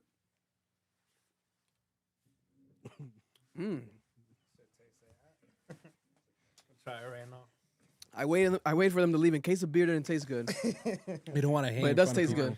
It's like light. Didn't want to give him the face. It's kind of dangerous. It's kind of dangerous. It's too light, bro. Try that. God.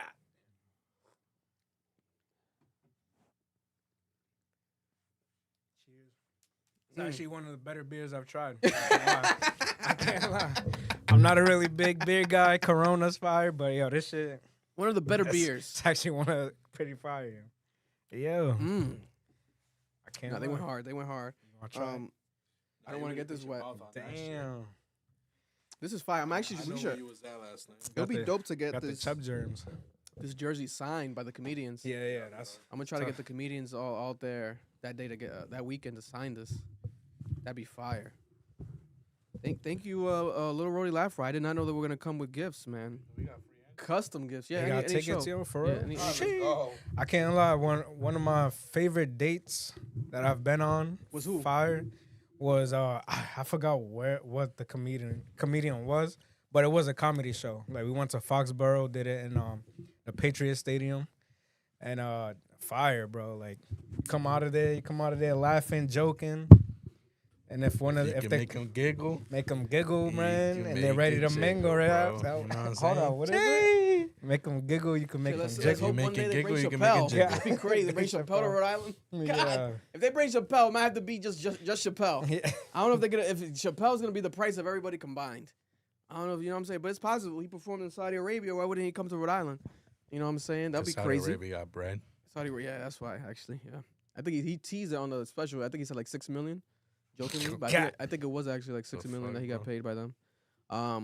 But yeah, shout out to Lil Rhody Laugh Riot. We're gonna be talking about them more as time goes. But let's get into it, man. We have the Drake RICO. Right when you get hit with the RICO. Brand new Drake RICO. I'm not talking about the Meek Mill and Drake song. No, not that RICO. But Drake RICO. There's a new Drake RICO. Drake and Adin Ross and the company that they work with, Stake, who also owns Kick, but Stake, Drake, and Adin Ross amongst the people that got hit with a civil RICO class action lawsuit. That's right, it's a class action lawsuit. This is the third lawsuit against Drake, Stake, and Adin Ross, and alleges that they used tips to artificially boost Drake's music. According to shout out to Lauren LaRosa, she tweeted. She says that the lawsuit alleges that the co-defendants, along with George Eugene, have been using Stake's tipping feature to give each other money. The civil lawsuit accuses them of using, excuse me, God, that beer's hidden, of using that money to artificially boost Drizzy's music streams across major distribution platforms and digital streaming services. In addition, through Stake's tipping function, defendants have financed their combined artificial streaming, botting, to create fraudulent streams of Drake's music, fabricate popularity, disparage competitors and music label executives, distort recommendation algorithms, and distribute financing for all the foregoing while concealing the flow of funds, two plaintiffs reportedly alleged in the filing. Furthermore, the lawsuit claims that Drake knowingly and willingly allowed for his alleged conspirators to mask encrypted transfers as giveaways, widely unavailable to the public. In addition, it alleges $100,000 tip transfer between Adin Ross and Drake in 2023. It also brought up Drake's 2024 Drizmas giveaway stream with Adin Ross as an example of co-defendants allegedly cycling through tips amongst themselves to fueling, botting, and paid engagement tactics. Right? But the lawsuit reportedly mentioned a $220,000 car that Stake allegedly gifted Adin Ross days before the New Year's Eve filing. Wow. The lawsuit appeared in the United States District Court for Eastern District of Virginia, according to Casino Beats. It accuses the co-defendants of promoting an illegal gambling operation and seeks $5 million in damages. The report also identifies the plaintiffs as allegedly being LaShawna Riley and Tiffany Hines, or Stake.us users within the United States in the filing. Drake has received similar lawsuits last year. We reported them in New Mexico and also in Missouri. He did a stream giveaway, part of his Stake earnings, a couple days ago, actually, where he teased Iceman again. Now, a civil RICO lawsuit. People are calling this also frivolous. They're saying that it's people who just lost money and they're mad at them. And obviously Drake, Adin Ross, they're the biggest names, so they highlight them to make it more of a story. And there's also people saying that, no, this is something that Drake actually did, like purposely, knowingly, to get his streams up, etc. I feel like when I read everything, it feels like it's something that it really should really fall on Stake. But we discussed this in the past, right? Where it's like, did they speak with Stake? Like, hey, let's do a giveaway, etc. Do they speak with Stake? Like, the style of giveaway that we're doing, is it legal? Aside from that, right, they make it clear. If you're a watcher of the streams and everything, especially I've seen Drake do it where he says, let's call up Eddie to send some cash, blah, blah, blah. Like, they say, like, when they're using Stake money, I've seen them say it. I've seen Adin Ross, like, they'll say it, or, like, they call up Stake to, like, get some Stake money, right? Or Drake will be like, oh, Stake gave us $1 million. Like, they gamble, and the ones that they show in the ads and stuff, it'd be with not their money. It's not their money. It's with Stake's money, etc. So they're not really taking the risk. Yeah. You know, the own company's taking the risk. Yeah. But in that is where it's not necessarily a genuine promotion, because it's not the risk. You're not taking that real deal risk because Well, it's fraud. Yeah. That's the argument. But I mean, But is it legal to do it though? No, that's why I just said it's fraud. So I read it in the Guardian did an article about it, and basically the argument is that Stake, first off, you can't gamble on Stake. Like, you can't use your own money. What you do is you gamble through tokens, and those tokens are actually given to people who are on Stake. A lot of people that are speaking on this, I don't think they've ever been on Stake. What people use, how Stake makes their money is people buy tokens from the site to gamble the tokens, but you're never actually gambling real money. And when you can cash out your tokens for cryptocurrency, which is where they're loopholing the system, because if they were actually gambling real money on Stake, that would be against the law from what I understood from the Guardian article that I read. When it comes, yeah. So Stake that's the US, loophole. yeah, Stake US. You can't like I literally read it said you cannot gamble with actual money. You're gambling with the tokens Stake gives you, and you can buy those tokens and cash them out as cryptocurrency. Where Drake comes in, and I think this is where the argument is, and what the argument of the people who made the lawsuits is. First off, you're promoting illegal gambling. That's their first argument. Their second one is you're promoting illegal gambling, and you're being facetious about it. So if you actually look at Drake's post, he doesn't clarify if that's his money or not. On the flyer? Yeah. So when he posted stuff on IG, like him playing Stake, him losing the money, there's no real clarification. And there have been like, since Stake's deal with Drake, if you actually pay attention, the nigga kept winning. Like there was a period of time where he's winning. So what that makes people who are watching this perceive is, oh, I also can make this large amount of money because Drake is making it. They have no idea that there is an agreement in play between Stake and Drake, because Drake isn't explicitly saying that. They think it's his money. He's actually playing with house money that they've agreed upon. So what the suits are claiming, and that's why it's civil. None of it's criminal. None of it's going federal. No, it's not federal. No. So it's a civil suit. It would be a criminal case if there were criminal charges. So with a civil suit, it is a disgruntled person who believes that they have a civil case, like they've been wronged by this individual, this company. Their argument with Drake is more around his promotion of Stake.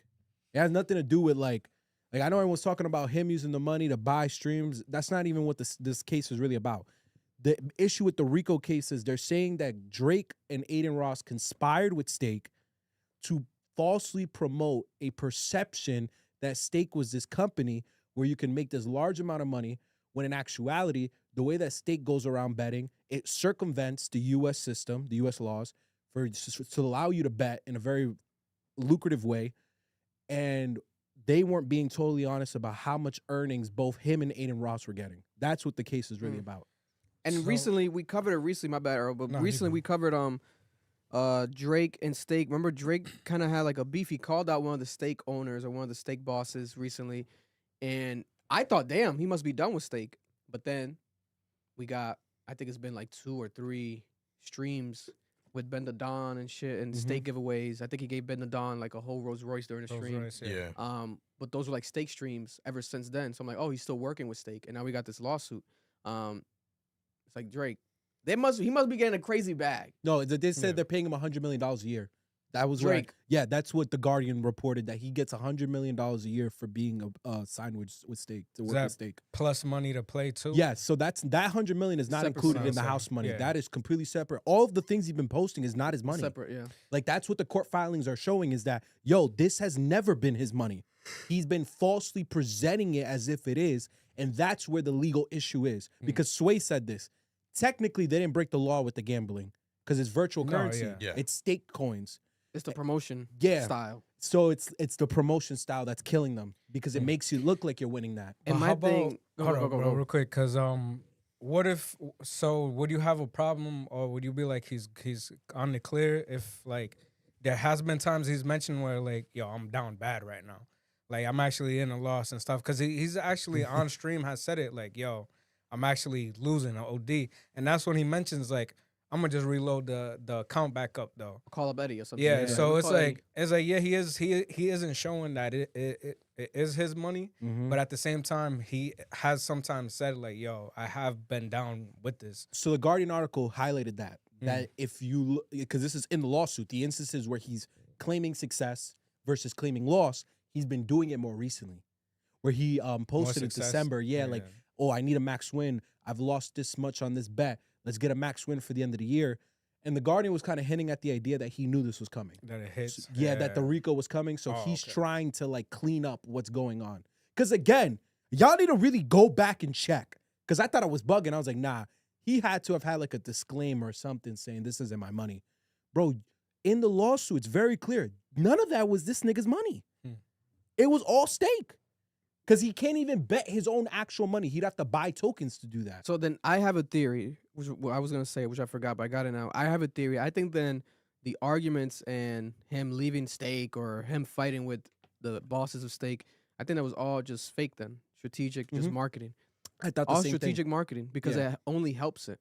It keeps the name in the headlines, the articles, because he's still working with them. And on top of that, if he did know it was coming, bro, I could see a world where you could just settle these out of court, and like he's still winning. If he is getting $100 million, he could pay each. I think it's been 3 so far. He could pay them each $500,000, and they'll probably take it. I'll take that $500,000. Thank you, because they probably only maybe lost what, 1,000 to 10,000. You know, but then the question is there a loophole? Shit, can we sue? Yeah, how many people? You know what I'm saying? Should we play stake right I've tonight? seen Should we the download ads. stake and then Shit, I like, already use the played. suit? I already played. I'm down 50,000. So Drake. Oh my God, I'm Erlen. sorry. No, I'm just saying. So yeah, and I do want to say this. I want to make sure so we never get checked. According to the Guardian, in Stake's American arm does not allow users to gamble directly with real money. Wagers play with e-tokens. Tokens. Some are provided for free, while others can be purchased and withdrawn as cryptocurrency. I also want to make sure we get the part. So yeah, they're claiming the whole thing of like he was doing it through tips with the owner of Stake. That was the other issue. That was the owner, the Ross guy. The Ross guy was the one moving the donations to help pay for the streams. And there was something here. Yeah, so like they're saying, bro, this nigga's been showing wins forever, bro. Like that's what I'm saying. Can we get involved in this? Can we sue? The thing is, like, his wins are like, I want $500,000. bro, it's like 500,000. He's playing $1 million. He's playing. So of course, when he wins, it's gonna be crazy, bro. you know. What's the exchange? What's the exchange currency? Is it 1-to-1? I have no idea. I didn't check that. I think they use what, Bitcoin? You said. Yeah, so you cash out in Bitcoin. So whatever No, Bitcoin yeah, that's what I'm is. saying. Like for Yeah. example, like is the tokens 1-to-1 though? How much is a Nah, token? so example, not saying the site I use, but I gotta put Bitcoin in. So I put $50 in, and it ends up being like $45 inside the Yeah, place. and they're only So it seeking does 5 million. by Bitcoin. The Stake co-founder, his name is Bajan Taharani, one of the Stake co-founders. DDG tweeted Stake, Adin, and Drake in 5. 100 emoji. Basically, like he has them in 5. Like they're gonna beat this. They're gonna go over this. And then the guy responded, the co-founder. He said, "We'll do it in 4." Yeah, So the co-founder seems pretty confident that they're gonna resolve this issue. they only asked for 5 mil, which means I don't think they have a strong case. That's light, bro. And here's the other point. The lawsuit alleges Stake has paid Drake $100 million a year and provided free gambling credit to the rapper and Adin Ross. So we got the number. That's a lot of money. 100 mil is crazy, and I believe it. Yeah. I believe he was getting paid that much. I really think the fact that they only did like a 5 mil. Someone said this in the chat. Nigga, this might be UMG. Yeah, I was gonna read that. Jeremy This might Cole be with the UMG. 2. They said this dev UMG coming for revenge. More suits coming. Looking for revenge. All summer 2026. 2026. Because it's 10 more years about, later. bro, because it's more about perception when you think about it. Everyone's saying, oh, Drake bought streams with gambling money. And it's like, that's not actually what happened here. That to me didn't even make sense in the beginning right away. I'm like, okay, like what is good? Well, why would that be the case? Like, I don't know. Like, because then it's like that happens at the end of the year when he is the #1 streamed artist. So now is it all fake? The stream is because of Stake? That wouldn't make sense to me. I think it's just because it's Drake, his back catalog.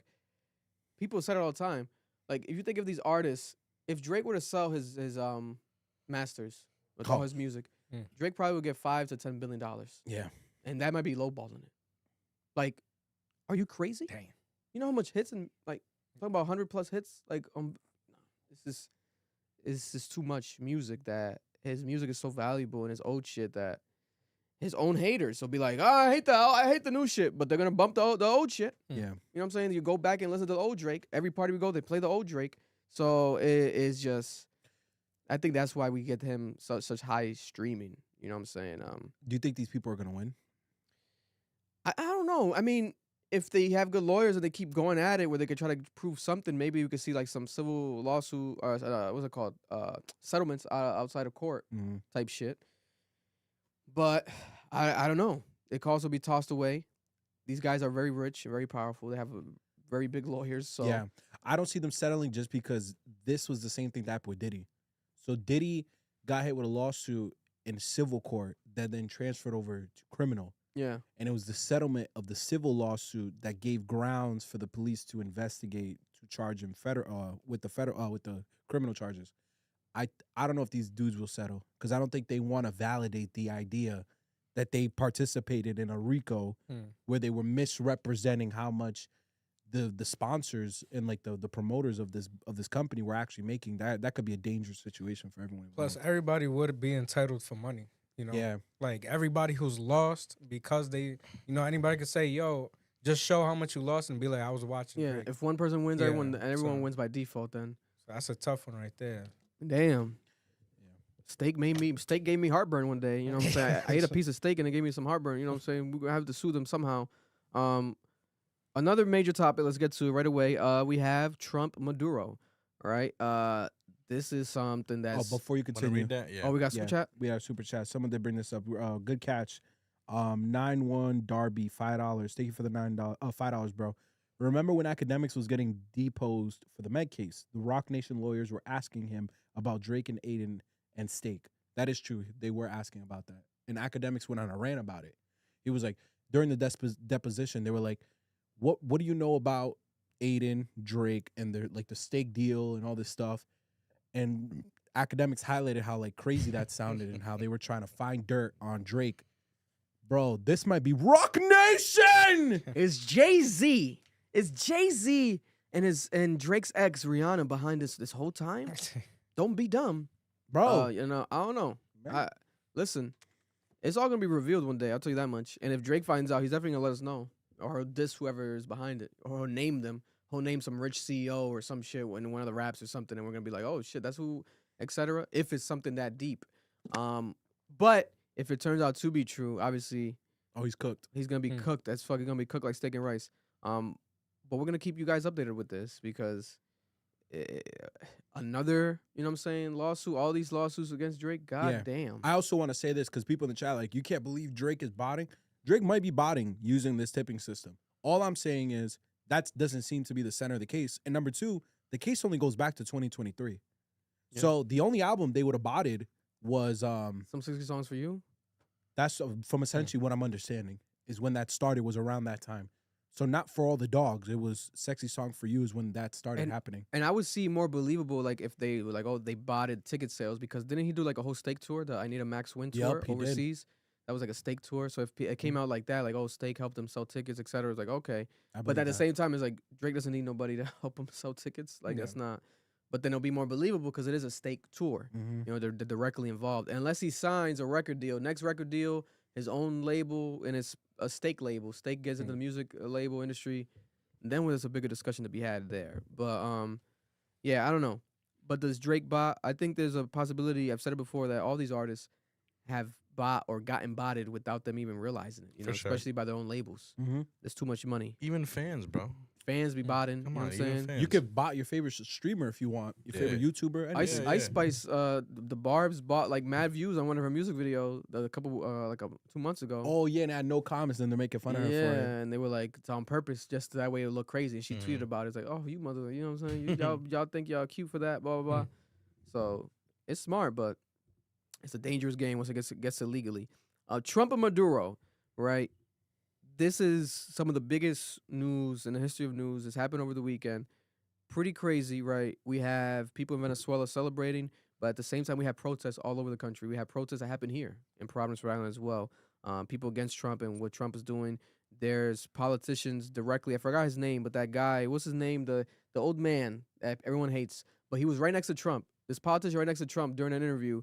Marco Basically Rubio? foreshadowing, not Marco Rubio, who's the older guy, Schumer, I forgot his name. Oh, Chuck Schumer. It might have been Chuck Schumer, but basically foreshadowing Cuba, like next, as if like, Oh no. and no, Cuba, no. you better watch out. And I'm like, what is going on? And Trump's like this in the background, like It definitely wasn't Chuck Schumer. like going like this. I'm like, what the fuck is happening, right?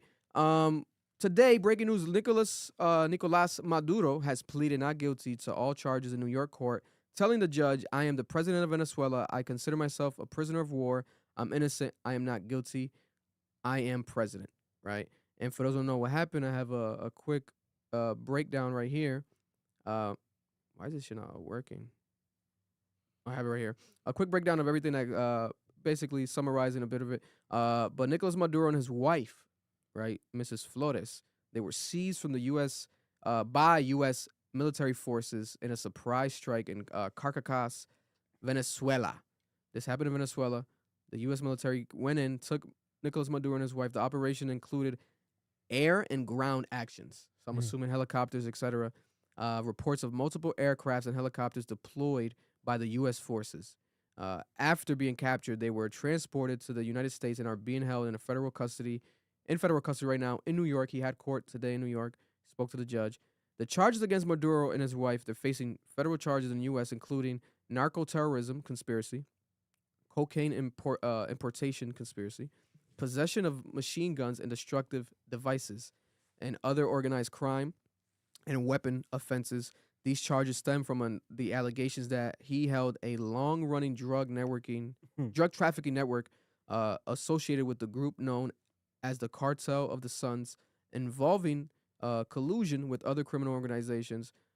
Maduro and Flores today pleaded not guilty in federal court. Maduro has condemned his arrest as illegal, he calling himself a kidnapped president and a prisoner of war.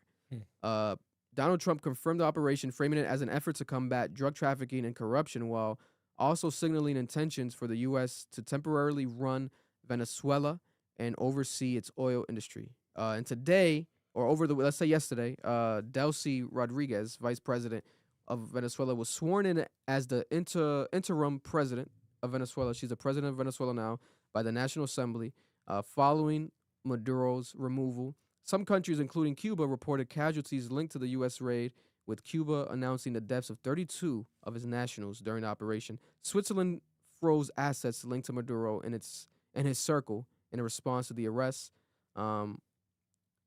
This is something that everyone's been talking about it on all types of level. Me personally, I've been just fascinated watching it. The fact that it happened, looking at Maduro, some of those photos of him just smiling and happy. He has in the past gone viral for saying literally, "Come get me," or like, come here, right? And the fact that they did it, and his energy is just so nonchalant, as if he knew it was happening, and just happy. And then the Nike Tech clothes, and then we have him with like a do-rag, and then these sandals, which people are saying that it might have been the military themselves putting clothes on him. Not a Nike Tech, no, but not the that Nike comfy. Tech, you know what I'm saying? The Nike Tech was not that comfy. Yeah, that came out of someone's locker. Nike Tech sold out for like a day on a bunch of websites. I think they're back up now. I was gonna buy one, but it wasn't gonna be here on time to wear it. I was like, man, we are literally living in history, and it's pretty scary. Yes, he's a piece of shit. I hate the guy, right? Dictator. And there's a lot of people obviously in Venezuela celebrating the idea of him just being gone, right? That's all they wanted. But people are like, wait a minute, this does not mean that Trump cares about Latinos and the Latino community, and he's trying to liberate the Latinos, and there's underlying intentions here, right? We previously predicted this. Me and Noel were talking about it on here. We were like, yo, this guy's, he could do this to just get it and to be applauded for doing it. Because that same guy that said, hey, Cuba's next, etc., he looked at Trump and he's like, there's so much changes happening now because of this, and it's because of what you did. And Trump's like smiling, like he's so happy that he did this, right? And it makes people like, hey, this is now one big moment that he has that draws attention away from the Epstein list, all the other bullshit, the ICE, everything that's been going on, right? Because people are like, hey, oh my God, he did something good. But there's always a underlying thing with this, and I don't know what I was gonna get into it too. But people kept sending me in my DMs like, which I completely forgot. I'm pretty sure no one was mentioning it on here, but the fact that Venezuela has like the most oil out of everyone in the world. Yeah. Wow. What the fuck? I didn't know. It was that by that too. much. No, they're number one in the world. God damn. Yeah. You know what I'm saying? But what's been your take on everything that's been unfolding, Noel? So I'll just give a small summary of like the Venezuelan conflict, because a lot of people, what I've seen on the internet is a lot of misinformation. There's a lot of people pushing narratives from both sides. So I'll begin with this. Yes, Venezuela has the highest reserves of oil in the world. They also have some of the highest reserves of gold. The issue is that Venezuela, for a long time, was actually an ally of the U.S. That allyship fell apart because what was happening was the elites of the country was extracting oil and giving it to the U.S., and it was only benefiting those at the top. So you get Hugo Chavez. Hugo Chavez is considered like this socialist god who revolutionized the country. He took full control of all of the oil companies, and he nationalized them. So what that means is the national government is now pulling the oil out of the ground versus the corporations that existed before. So Hugo Chavez then uses that money to build a bunch of social programs, the doc I sent you guys talks about how like like poverty went from like 70% in Venezuela to 7% Damn. under Hugo Chavez. But I do want to emphasize that ended up falling apart. Yeah. And it was for a bunch of things. U.S. was employing sanctions because they didn't want Hugo Chavez's socialism to succeed. But also, that is not a good strategy to develop an economy. I went to school for economic development. You don't just, like a lot of people on the internet are saying, oh, Venezuela would be the richest country of the world if you just let them sell their oil. No, they wouldn't. There is economic theory that has been proven time after time again when it comes to economic development, that if you're just exporting natural resources like bananas, oil, gold, lumber, these things do not guarantee economic growth. You need an entire economy. You need to build an entire infrastructure. You need agriculture. You need tech jobs. You need a bunch of other stuff. Like, it can't just be oil. And we've seen that in all these countries, like throughout the years. It doesn't work. Mm-hmm. At some point, the buck stops. And what you actually end up seeing happen is money stays at the top while there's this extreme poverty taking place. So Hugo Chavez's government starts to kind of wean off. His economy starts to fail a little bit, especially in around the 2010s, because oil prices started to plummet. Like, people didn't need oil that much during that period of time. Mm-hmm. Perfect. Hugo Chavez gets sick. He gets cancer. He's on his deathbed. His right-hand man is Nicolas Maduro. Nicolas Maduro, they call him Chavez's errand boy. And no one ever thought that Nicolas Maduro was ever going to be the president of Venezuela. I don't know what happened in the inner circle. I didn't research enough about it. But ultimately, on his deathbed, when he's about to leave to Cuba to have his last days, Hugo Chavez says, I know I'm like this beloved president. I love Venezuela. As your leaving president, vote for Nicolas Maduro. We need Nicolas Maduro in power. Perfect. So Nicolas Maduro wins the election, becomes president. Nicolas Maduro's a dictator. Like, this guy turns insane. He creates a secret police. The secret police is worse than ICE. He uses it to arrest people who are a threat, that he deems a threat to the country. He uses it to attack political operatives that he believes are trying to challenge him in the government. This guy is like killing protesters. I believe at one point he had killed like 9,000 civilians. Like, the police had killed 9,000 civilians in Venezuela. One of the people that was a part of his inner circle, she called out the fact that a police officer ran his truck into protesters, and she wanted him arrested. And the police respond back and said, the driver of the truck, it was a part of his human right to run these people over. And because she tried to have that police officer arrested for running over protesters, they tried to have her like assassinated. So she had to flee from the country. This one individual that was in his party, that was a part of his like inner circle, she ends up going to the International Court of the UN and presents a giant case with massive proof that Nicolas Maduro is committing atrocities against Venezuela. That was one of the first cases brought against him in international court. There is now like dozens of cases that people are brought against Nicolas Maduro because people keep fleeing because he doesn't allow the opposition party to get any type of legitimate control. And if they become too big of a problem, he arrests their family. He tortures people who are against him. Because you need to understand, Nicolas Maduro grew up technically in Cuba. Like, a lot of his understanding of politics was through Cuban politics and Cuban understanding. And this is how Cuba operated for a lot of years, was arresting, torturing protesters and people who are like against the existing government. So Nicolas Maduro turns into a sociopath. They're trying to get him out of here. This is where the U.S. comes in. The U.S. didn't do it for fun. Like, they didn't do it because they cared about Venezuela. They don't give a damn about Venezuela. Never did. They came along because Nicolas Maduro started to try to play around with oil. So the agreements that he's basically like denying the U.S. access to the oil, and that's messing up with the U.S. So the U.S. is getting pissed. So they try to do different ways to get this guy out of here. The first one was they put a bounty on his head, $15 million. And that kept going up. I think it got up to 25. Their hope was that people in the country would rise up and kill this dude. Then, fast forward, they start to support basically like a coup, like through covert means. They're supporting people in the government that are trying to topple him. There was this one gentleman, I forgot his name. He was the head of basically their Congress. They call it Parliament over there. This guy tried to stage a coup by getting help from the head of the secret police in Venezuela and other military leaders. And they had this showdown where he telling the military, hey, come out and stand by me so we can finally take down Nicolas Maduro. And barely anyone showed up. Damn. So the guy had to flee. He now lives in Florida. And so did the head of the secret police. He fled too because he's like, yo, they screwed us. And he was a part of Nicolas Maduro's inner circle. There are also people who were a part of Hugo Chavez's inner circle that got pushed out. Maduro put all his little cronies in these positions, and he started to persecute and try to arrest the people from Hugo Chavez's administration. This guy was just a full-blown dictator. So when that strategy failed, they couldn't coup him. Donald Trump played a big role in that. John Bolton, the head of national security, played a big role in that. When that shit all failed, this is the irony of it. Vladimir Putin met with Trump like a month later. And he meets with him and he's like, you really messed up there, huh? You really didn't get him, did you? All you did was solidify his position. And Trump was quiet during the meeting because he knew he fucked up. The opposition leader got chased out of the country. They thought they were going to coup them with the military. This is where it gets crazy. What you're describing, him dancing on TV, dancing on Donald Trump, that happened. It took a period of time to get there. After he got away with the coup, you know what they started calling him? Indestructible. However you say that in Spanish. Bro, all over Venezuela.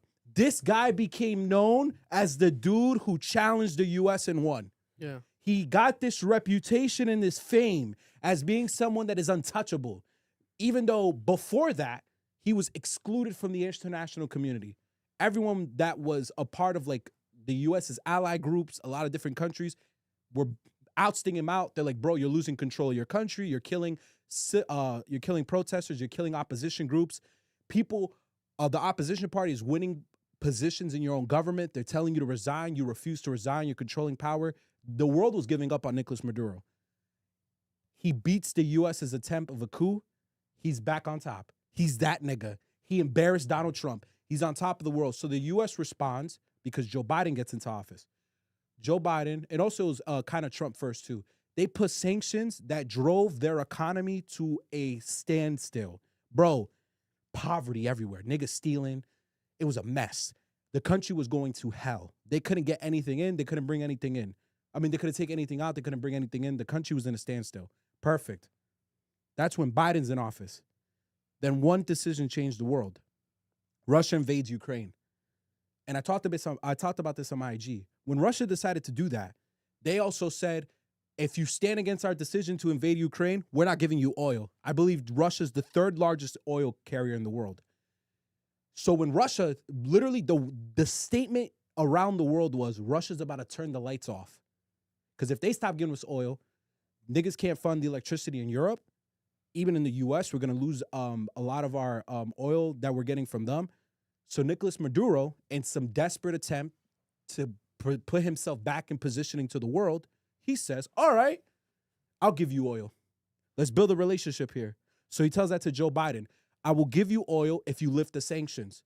So Joe Biden makes a deal with him. I will allow you to have less sanctions and sell us oil if you allow a legitimate election to happen in 2024. They make the deal. Nicolas Maduro's sanctions get lifted. The economy gets better. Oil starts getting sold. This is the problem. Nicolas Maduro doesn't hold up his side of the deal. He is still persecuting the people in Venezuela, the opposition group, arresting their family members. The day of the election in 2024, members of the opposition party aren't allowed on the ballot. Their family members are getting arrested on the street. There is still an agreement in Venezuela right now by a lot of people that the opposition leader actually won and Maduro lost, but they rigged the election. That's why no one was recognizing the election. And they still do to this day. The people are like, they don't want him to be called president because he's not a president. He's like a fake president. Yeah. But he's president, but not the one that people voted, not a proper way, not a professional way. A dictator, force myself, I run shit way, however I want, crybaby way. So people are like noting that, like, hey, by the way, if you call him president, he's not president, but he's president, but not really for that reason. Yeah. And like there are a lot of people in Venezuela that don't like Maduro. I will say this, Maduro's hilarious. He is a full-blown dictator to the core. Like I sent it to the chat. He literally has like this propaganda like cartoon called what is it called? I sent it. Mustache Man. It looks like some shit from it looks like something from like the Invincible. Yeah. Like the Invincible cartoon. Super Mustache. Super Mustache. That's his name in English. Super Mustache. And Super Mustache in the videos, yo, in the documentary I'm watching, there's little kids watching the cartoon. They have the toys, and the whole premise of it is the U.S. is evil. The U.S. is trying to take down Venezuelan government. They're trying to take down, they're trying to control Venezuela. And it's a bunch of like anti-American propaganda. But who saves the day is Super Mustache. And Crazy. Super Mustache is Nicolas Maduro. And bro, it's like he even like inflated Super Mustache and had like a whole parade with it. And the whole idea is to villainize the US and prop himself up. So how we got here, this is very interesting. This wasn't supposed to happen. Trump and Maduro were in conversations to bring back their oil agreement and allow them to trade oil again. The reason why it didn't happen is because Secretary of State Marco Rubio convinced Trump, this is what the reports are saying, to not continue to build an agreement or a relationship with Nicolas Maduro. Because when John Bolton was the head of national security, John Bolton wanted Maduro out of there. He wanted Trump to just kill him. And Trump fired him for that. Trump said, you are too crazy. You want war. I don't want to do anything with you. Fast forward now. We're doing it now. Like, I mean, he's alive, but still. So it was because of Marco Rubio. Marco Rubio's in his ear like, yeah. We need to get rid of Maduro. We need to get rid of the president of Cuba. That's why they said that. We need to get rid of the head of Colombia, because Marco Rubio has an agenda that he has been saying since 2016 when he ran for president the first time, that is geared towards toppling these leaders, because there's another thing going on, and it's Russia. Russia and China have been supporting these leaders in the background, has been giving them intelligence, money. They've been trading oil with them. Now, you're going to see in the news a lot of people defend Russia and be like, Russia wants a relationship with Venezuela. So does China. No! Stop propping these two countries up. They are the same brand of evil that the U.S. is. Because the U.S. is evil. What they did was illegal. Yeah. What they did was unconstitutional. Because they went into another country, they bombed it, and they captured, they took a political prisoner that was the president of that country without congressional approval. That's all against the law. Why the wife, too? To embarrass him? Just for the embarrassment sake? I think it was the embarrassment. Because, like, the wife, and did people die? Did innocent people die at all there? Did they? I don't know. You know what I'm saying? Like, was it an operation where, like, you go into the house and you shoot the security guards? You know what I'm saying? Like, Well, So the way they planned it was the bombings happened to distract from the helicopters that are coming in to get him. They tracked down what location he would be at that day. They're bombing specific locations to distract the public. God. And then they went and grabbed him. My thing is this. All that is illegal. However, Trump is not the first to do something like this. Yeah. Let's be very clear. President Obama did the same thing in Libya with Gaddafi. He drone strike the hell out of it with no congressional approval. He armed the rebels in Libya. The rebels grabbed Gaddafi, dragged him through the streets, and like sodomized him. Like, it was a whole thing. There's a whole video on it if you want to look it up on Google if you're so desperate to see it. Yeah, that video was crazy. Insane. And it happened when we were younger, so a lot of people don't remember. This is consistent with U.S. foreign policy. That doesn't mean it's okay, but it's nothing new. So this like doomsday scenario everyone is selling is not true. The problem is this. The reason why Russia and China are doing what they're doing is because they're trying to fuel the flame. China wants to be number one. So the way they be number one is by throwing the U.S. in more wars. Because if we spend more time in war, we spend more money in war, we spend more money, we start losing our positioning in the world. On the other end of that, Russia has a much more devious plan. Russia wants spheres of influence. They want to control different regions. That's why Russia invaded Ukraine, because they want control of Eastern Europe. They want China to control Asia. They want the U.S. to handle the Americas. So they want to undermine the current world order. And the current world order is you can't just invade a country. That doesn't logically make sense. Like, you have to go through the process. Because if I just invade Venezuela, what's stopping Vladimir Putin from taking the rest of Ukraine? What's stopping China from invading Taiwan that they have mad beef with? What stops India? The hypocrisy is like you can see like Putin then just kidnap Zelensky, just take him in the middle of the night. But that's what Putin wants. He Yeah. wants to delegitimize the way the world currently works. Oh my God. Because the way the world currently works benefits solely the US and Western Europe. So if he can delegitimize it, then what happens is there's a new world order that has to come about. Because right now how it works is the US and the dollar is the center of the world. We trade with the dollar. The dollar is the strongest currency on the planet. Our diplomacy is done through the United Nations. That was built by the US. The US has more power and influence in the UN than anyone else. And then the strongest military on the planet is NATO. NATO was specifically designed to go against Russia. That is the world order as it is right now. And then you have the IMF, World Trade Organization, but that's more complicated stuff. Putin's goal, if I can show to the world that this system is shit, that it doesn't work, that it's all like fake, it'll crumble. The world order will crumble. So what's left is what I want to make, where we just control our areas of the world. It's genius. If you have power, you could just take it. Like Exactly. It's just why. And why you're never go going to through it? challenge the other big country That's because crazy. that's their area. That's their power. Shit. No, this shit felt like That's scary. like a movie in real life, like being played out, and everything after has made it feel even more like that. Just the images and everything after, it's so fucking crazy. And my thing is like he's alive though, right? Because that had to be a decision, because it could have been a dead or alive. You know, shoot him, Yeah. take him out, right? Specifically, alive. What's the future now here? Is it just pure prosecution? Is it more negotiation? Right? Is that a negotiation tactic, keeping him alive? What benefit do they have with that? Elections. Elections. Yeah, we're voting for Congress this year. This is going to be a dog and pony show. Oh my God. So he can win the House and the Senate, and he can show to the world, look what I've done. Vote Republican. Republicans are strong on this situation. I think they did this with no plan, though, because the problem is this. Maduro's inner circle is like his sympathizers. The person who took over his like reign of control after he got kidnapped. The VP? The VP is a sympathizer of Maduro. She's brainwashed by his propaganda, and she supports him all the way. So she's not going to fold. So for Marco Rubio to push for this guy to be captured, it doesn't make sense. No one in foreign policy understands why they did this. Because if your goal wasn't to stay there and run the country, why would you? But your goal was to fix the democracy and get control of the oil. Why would you leave his inner circle? They're just going to take control and tell you to fuck off too. Yeah, because Trump initially, the report was like, he's like, we're basically running the country temporarily. But if they did, that was probably 2 days, because today they officially announced that this lady is the president. So did they ever even run the country at all, or do they have any control? They do. They do it through the military and the police. But the parliament has been against them for years because so many of the parliament members are part of the opposition party. Yeah.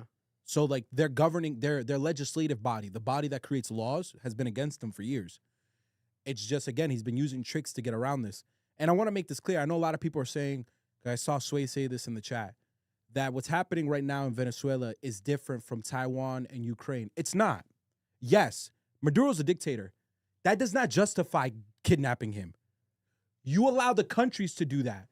You do not get the choice to choose what direction someone's democracy goes. If our democracy went to hell, that's like Russia pulling up and killing Trump.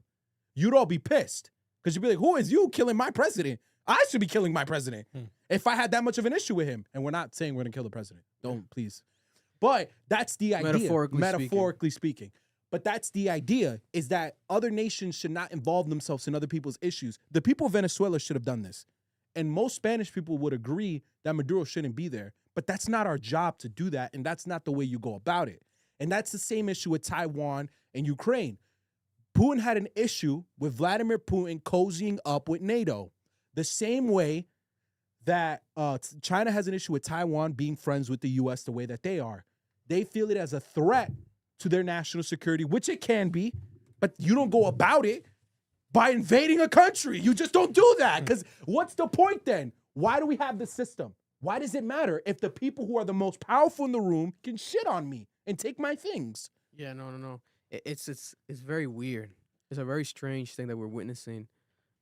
Especially for him to say the oil part. Like, what did y'all think about that when he said we're here for oil? That's it. When Trump said that, Here for oil. That's it. So pretty much like Fuck the confirming, humans. yeah, it's like, yo, we just took this guy, not because of you guys worrying about other stuff. It's like, yeah, it's just the oil we wanted. But it's also, and I feel like, especially keeping him alive, feels like to me like all a part of the Trump marketing tactic, right? Where it's like, it probably was his plan from the beginning to just keep him alive because he knows about all these photos. Yeah. It's like a trophy.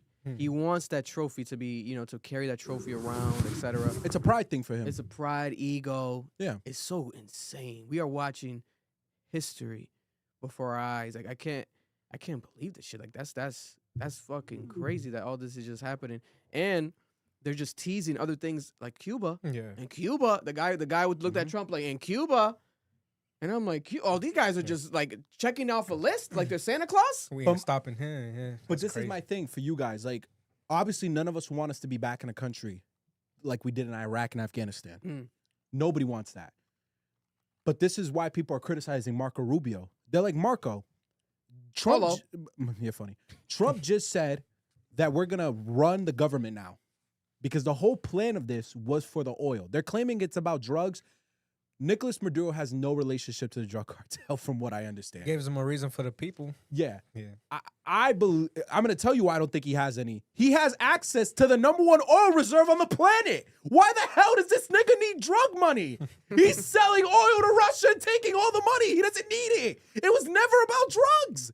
It was about the fact that he wasn't playing ball in this hemisphere. And the boats that we covered here that Trump was exploding, the drug boats was Venezuelan boats, right? That's what they're claiming. We still don't even know.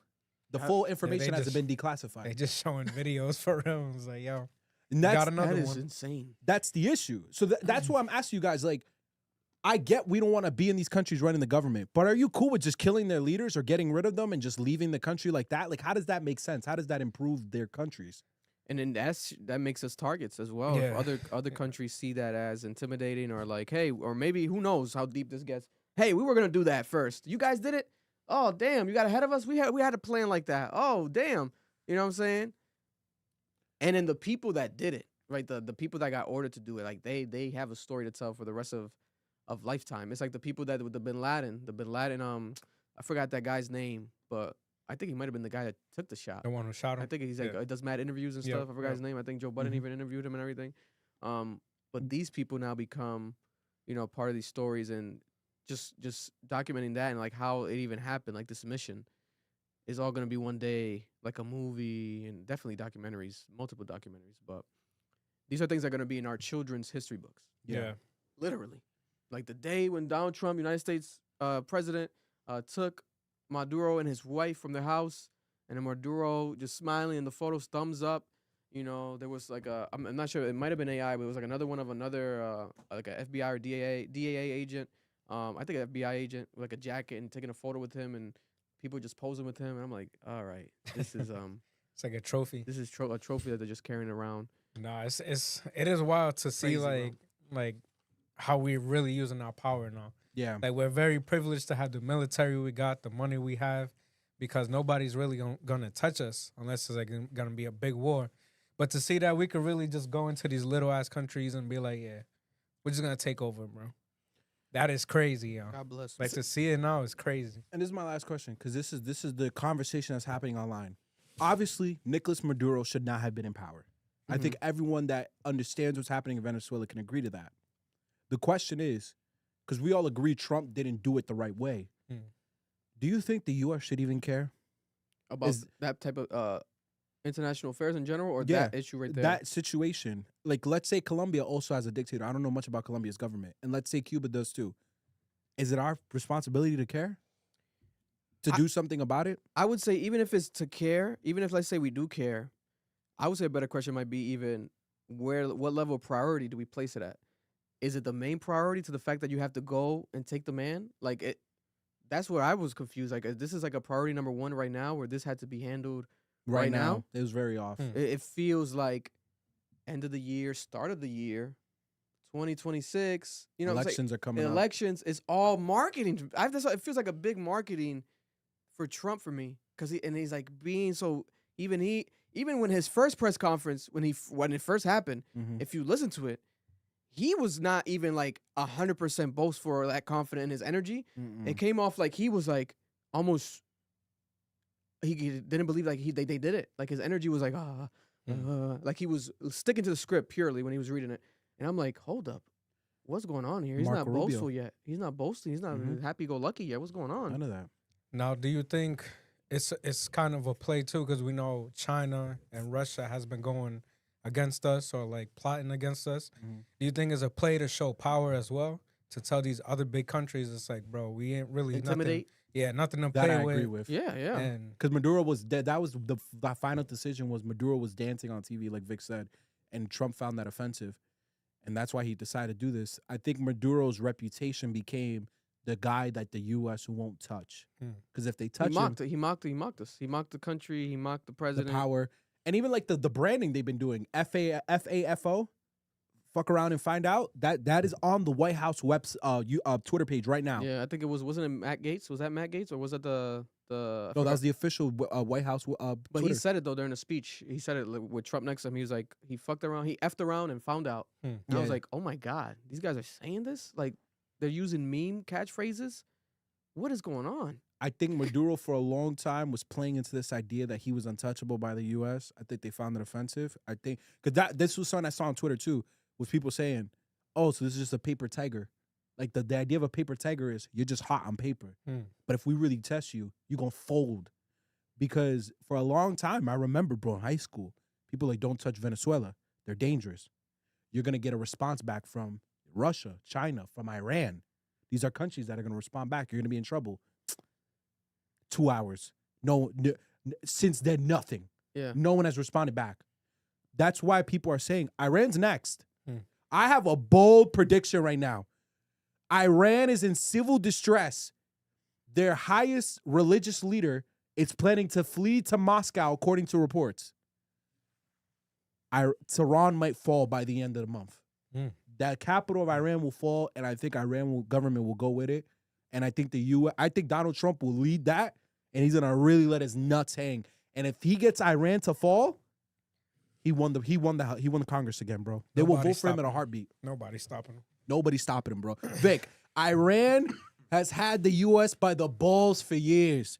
Since Carter allowed the hostages. Remember the movie Fargo? Was it Fargo? I forgot. I think it was Fargo. Yeah, the movie about the hostages. Since then, Iran has had us by the balls. Or Argo? I forgot. Argo. It might have been Argo. Yo, if Trump successfully topples Iran, bro, I don't think this nigga's ever gonna leave the presidency, bro. They will they'll make a statue for this nigga, bro. Might give him unlimited years. Unlimited Oh years, my bro. God. This guy is That's crazy. He took down Venezuela, one of the biggest issues. Surviving assassination attempts. Yeah. Right? Taking presidents and their wives from their homes in the middle of the night, putting them in Nike Tech fleeces. You can't make this shit up. With Dr. Disrespect glasses and headphones. This is incredible. This is incredible, man. This is a scary time. Scary time. Because we know what we know, but God forbid there's already threats to this country that haven't been obviously declared or announced publicly after this. That's what made me feel that way, especially when Trump initially, his energy was kind of off. I'm like, why is he not? He's saying these things, but he doesn't feel like he feels these things like usually he is in these speeches. It's like something maybe could be happening. Maybe he doesn't want to say it yet, but we'll see, man. That's why I think he got convinced by Marco Rubio. That's why I agree with what Sway is saying. The next one could be Colombia or Cuba because they've been talking spicy out of their neck. And I think Marco Rubio is in Trump's ear. Marco Rubio is Spanish, right? He is Colombian, I believe. Colombian. Yeah, he's either Colombian or Cuban. He's half. He's half and half. So is Ted Cruz. Ted Cruz is half Cuban. Ted Cruz. And Ted Cruz was another proponent of this during the 2016 election. He wanted Cuba's president gone. Colombia's president gone. They're also doing this for another reason. Florida. Yo, Florida is going to vote red come November. And they might vote red again when Trump leaves office. Bro, because Florida niggas, Venezuelan niggas in Florida, they hated this nigga because they were fleeing to Florida. A lot of the people who were coming from these countries were fleeing to Florida. They're fleeing to Texas. He's going to win a lot of these like possible swing states like Nevada and stuff. If they take down Cuba, nigga, They take down Colombia? Oh my God. Bro, this nigga will get votes everywhere. These people hate these people. Like, Vic, I'm trying to tell you, like, Colombians, Cubans, Venezuelan people from this country, they have a hate for those leaders. Listen, and then God forbid it happens vice versa over here by someone else. But who would be that country to his own buddy, Putin? No one would ever touch the U.S., Vic. Especially things like this happening. Oh, no. Vic, we have the strongest military in human history. We'll nuke someone off the map for the fun of it. Oh, no, that's guaranteed. They did it in Japan. That's what I always want people to remember. We did it in Japan. It's like a spoiler, but it's like the end of Pluribus when she ordered them to just have an atom bomb sent to her crib. And it's like, yeah, because she can get that. And I think it had like the U.S. thing on the box or some shit. I'm like, oh my God, she could just, the world is, we have these access to these type of weapons. Insane. It's nuts. Leave a comment below though. History happening before our eyes. The Trump and Maduro breakup is insane. That's insane. Speaking of beefs, though, we also have Adin Ross versus the West Coast. Adin Ross has come out and said a lot of nasty things about Doechii, going off on her. But this is also in response to her defending herself in a new record with SZA, and she was basically subbing Adin Ross. I feel like she was talking about Adin Ross and people who question her position in the game. And people have come out and again defended Doechii, and it's now feels like it's a West Coast versus Adin Ross, and people from the East Coast are backing, including Joe Budden on his podcast. He says that he's all for Glasses Malone, West Coast rapper, West Coast spokesperson, who's saying, hey, Joe Budden was like, if Glasses Malone, I'm all for him getting the Crips together to go jump and beat on Adin Ross, etc. Adin Ross came out and he's like, hey, Joe Budden, fuck you. I have cops on me. I'll get the cops involved, right? Academics is kind of in between this because he's like friends with Joe Budden and friends with Adin Ross. I feel like it's not going to escalate. I hope it doesn't, because it's like, what are they going to do? Are they going to kill this white streamer? Like, are they going to kill this guy for, like, he is going crazy and he is starting to offend and has this high horse ego when he addresses people. But in all actuality, man, like he has a lot of hypocrisy, because if Doechii doesn't matter, then they'll stop talking about Doechii, right?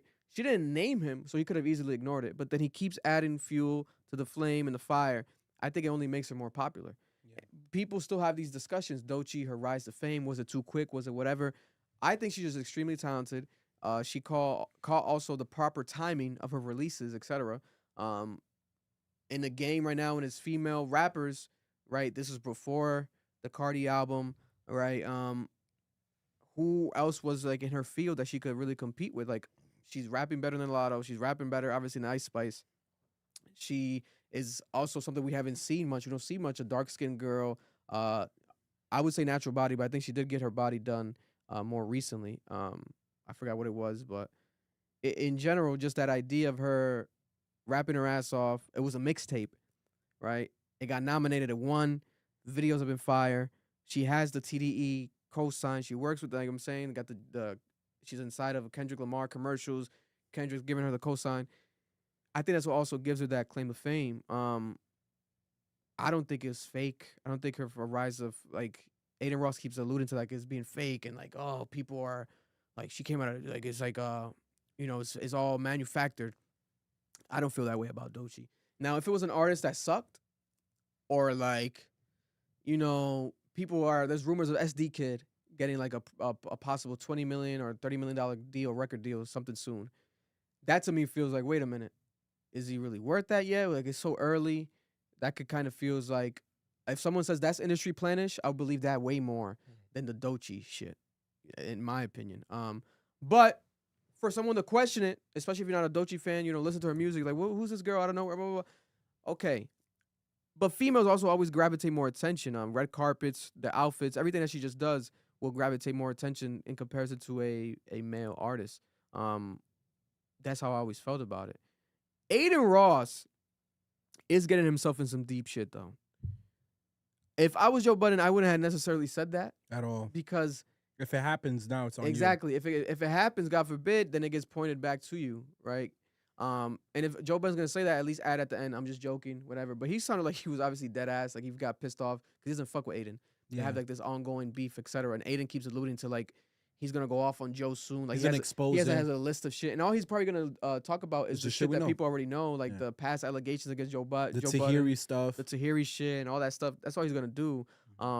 But it could be effective somewhat because Adin Ross's audience is younger than Joe Budden, so a lot of people who might not know that, they might be like, "What? Joe Budden did this? Why he masturbated in a strip club with baby oil and all this stuff? Like he hid in Tahiri's bed, the whole like Breakfast Club interview, allegedly, all this stuff. No, it wasn't allegedly. He said he did it. Yeah, but I forgot about that, so I'll just say allegedly on my end. You don't remember? I think it was under the bed. Yeah, it was under the bed. Under he the waited. bed. He waited for her to leave. He was under the bed. He was like on her computer and everything, looking through information. She found him under the bed. And obviously the sleepwalking thing with his dick out, and his neighbors, naked, his neighbors took him to court. Yeah, there's a lot of shit, obviously with Joe Budden. But I look at this also like just content. Like these guys know that they're creating the conversation. Like they're all winning with this, more attention, more clicks, more views, etc.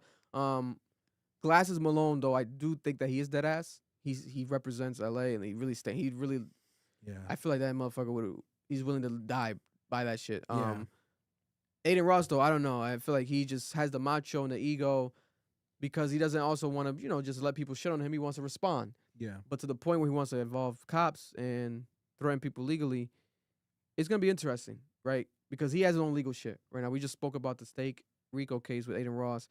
Do I see Adin Ross suing or going at Joe Budden, right, for threats against his life, etc.? I don't know, but it could happen because he has the fucking money to do it. You think that, okay, Drake got $100 million from Steak. Adin Ross might not got $100 million, but he got a lot of money. You know what I'm saying? I don't think he got more than Drake, obviously, or what Drake got. But he was there before Drake. He brought Drake there. He probably got a piece of the Drake money. Like they're like, hey, here's a finder's fee. Here's $10 million, aside from the $30 million we gave you this year, whatever the case may be. And that's aside from him on Kick making the money, because Kick already pays more than all the streamers. Yeah. So the percentage-wise, revenue-wise, it's crazy. It's crazy, but I'm interested to see how this just keeps escalating, but I really want it to de-escalate. I don't want this shit to keep getting crazy. I don't want nobody to get hurt because we're so far removed from the Drake and Kendrick beef that I feel like this is just remnants of that still. And we're now, especially now, 2026, let's stop that. Like but it's all ties. It starts from there. It all really starts from there. The Drake and Kendrick beef, because the Drake and Kendrick beef also riled a lot of the Drake fans online were going at Doechii, right? And then Adin Ross was defending it. Going at Doechii, defending the people that were going at Doechii, and then he was a part of the people that were going at Doechii. Now they go that because they coincide Doechii with Kendrick, etc. Even though she's not West Coast, she's from Florida, so she's not West Coast. Yeah, that was just so weird to me that the West Coast cares so much. Yeah, but I guess because they want to defend TDE, their own. I guess that's how they're looking at it. Because that's who she works with. Look at SZA. But those Florida dudes are bigger crash outs. Oh yeah, 100%. They don't care about nothing. Yeah, I do like her speaking her mind. Doechii never shuts the fuck up. Like she's not that type of person. She'll speak her mind when it's due. Whether it's a speech award announcement, whether it's a song. She did it here. She did it before. I think after she won the Grammy, she dropped a song. Now she does it here again. Hey, listen, it's all a part of it. But is it necessarily justified? I'm assuming this all is content creation on top of content creation. Let me ask you a hot take question. Is Adin trolling or is he actually racist? Well, I don't think he's racist. I don't think Adin Ross is racist. I think he's very ignorant, extremely ignorant. And I think that he is a victim of his own success. I've always said that he sucks at interviews and everything, but he's a pioneer in his field with what he did. Like, he's an icon in the streaming world and what he did on Twitch and actually having the biggest streams with all these artists coming on his platform and sharing the room with him. You know, he opened the doors for so many people. But when you would look at that content, immediately, when you have all these hip-hop artists, people are like, is he a hip-hop journalist? Is he a hip-hop content creator? Is this a hip-hop platform? All these hip-hop interviews. And he tends to have some of the most viral ones. The Playboy Cardi one's an example, right? Even though it was a mess, it still was like a hip-hop moment. So then they put him in that field. But in reality, the interviews sucked and the conversation sucked, right? But he probably could care less. He's like, I'm getting the views, I'm getting the money, Now that Blueface I'm that video was guy. hilarious. Let's keep running it up. Let's just keep doing it. Let's keep doing it, right? But then people perceive it as it can be perceived a lot of times. It's like, bro, you're not reading the room. You're saying these things. Recently, he told FaZe Banks like it's okay to say the N-word, or he was FaZe Banks' cousin.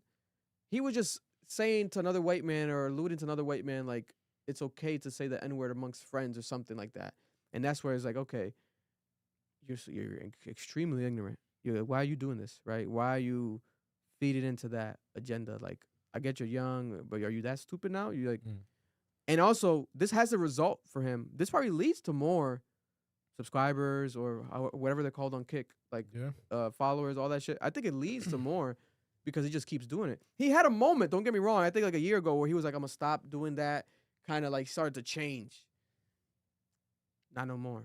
Now he's deep back in his just like fuck everyone and fuck everything bag and just going in. And I think it was after kind of after Trump won and stuff. Remember, he was like, I regret even platforming Trump, he said, some shit like that. And then he was like, I'm start changing my content. And that's when he started doing the boxing stuff and his brand and the brand risk and playing into that, but becoming more business minded. But now I think he's just diving back into the bullshit that he's digging a hole even deeper for himself. This is kind of where I get frustrated with him. You built your career off black culture. Because remember, he was a 2K player, a 2K content creator, and he used to play with Bronny James. Yeah, LeBron's son. That's true. And he like was involved in this whole thing, and then he started blowing up when he started doing the interviews. Like he had the iconic Blueface video in his room where Blueface like steals something and walks out like he bitches him. That's true. And it's like I've been watching this dude's ascension to 21 Savage one was crazy. Remember that one? Mm-hmm. That one was insane. There was also the famous one with Speed and Ash Cash, where Speed is like, "Who gonna stop me?" Like that was in an Adin Ross stream. So a lot of it has been on the back of black culture, and he just chooses these opportunities to shit on black people for no reason. So it makes you look at him type of way, and then him platforming Trump, and it's like, all right, so what are we doing here? What's your goal? Because you built your entire foundation on black and brown people in our culture. Your biggest moments is with black artists, black content creators. And then you just choose these really weird moments to just shit on someone like Doechii. Like, why even shit on Doechii? Doechii hasn't dropped music in like a year. Doechii's gone. It was just such a strange comment to make. And this is on like, you know, you coming off this whole thing of people calling you a white supremacist because you endorsed Trump. You would think he would pivot away from being confrontational with black creators. It's very strange to me. I don't know what his intentions are. I don't know what's guiding his train of thought. Like if it's just clicks or is there actually like a strategy here? I think it's marketing. Like it's working. He knows it's gonna get him bigger, more popular. You know what I'm saying? Like his boy Cuffham, another streamer, like when he went off on Doechii, Cuffham told him like, yo, kind of like chill on Doechii, but he just kept going. So there's probably people in his circle who try to like advise him a bit, but they just like, it's like this guy's like a bulldozer. Like he is Adin Ross. He's the main guy, so he's gonna do what he wants to do and say what he wants to do. But yeah, no, it's just getting interesting to me where it's like Joe Budden saying that. Like I didn't even hear the episode until before the clip. I saw the clip and I'm like, what? And I heard the episode today. I'm like, he really said that. I'm like, oh shit, he really said that just randomly. I'm like, damn, all right, you gotta be careful because this guy can work against you legally and can do some shit now. And now you become a part of the shitstorm, and you also just feed into it. You help out the Adin Ross promo. Another theory: Adin Ross and Joe Budden are working together. I think after his conversation with, was it Logan or Jake? Because I watched the interview too. Logan, what? Logan's the one with the Joe podcast, Budden? right? Yeah, Logan. Joe Budden so went on the Logan podcast. Yeah. And I watched it. They had chemistry, and they seemed cool. I can see a world where Joe Budden is talking to Adin Ross, and they're doing this to each other on purpose to boost up reviews. Because all Joe Budden's been talking about is, this is his big year, fourth quarter, all these announcements. I can see a world where Joe Budden is collaborating with Adin Ross in the background, and they're creating a villain like a villain storyline. Yeah, Like, yeah. It's like Joe Budden versus Adin Ross, because the way they're coming at each other is so random. Like what caused Adin to react to Joe was Joe commenting on Adin. It was so like random. When I watched the pod, I'm like, why are you even bringing this kid up? Now Aiden's going back, and now he's randomly saying, "Oh yeah, the Crips got to jump him." Like it feels too like clickbaitish. Like it feels like promo from both of them. Listen, it could be. We don't know what's happening behind the scenes. And also, Joe Budden doesn't really go. He can't go off on people for the stake stuff and all that stuff because he promotes gambling. He's with Prize Picks, so like there's like a conflict of interest. If you notice, like he can't really necessarily like just shit on them more realistically, et cetera, No, for yeah. that because he's Prize Picks guy. He's Also, Adin left stake, according to a lawsuit. oh really? Mm-hmm. Wow. That's what the lawsuit's alleging, that he left in 2025. He's probably still getting paid out something. Maybe like if there's money left, I feel like there might have been money left. You know what I'm saying? Because he did leave. I think he is still on Kick, but he's on Twitch now, right? Obviously, he came back to Twitch. We But- announced it on here. But he said he's staying, and the lawsuit says he agreed to stay with Kick, even with though their relationship, the owners, the owner of Kick, and- Eddie and shit. yeah, because he has a relationship with one of the founders of Kick, so he stayed on Kick officially because of that. God. Comment down below. What do you guys think? Do you guys think this is crap? Is this real? Who is justified in here? What is going on?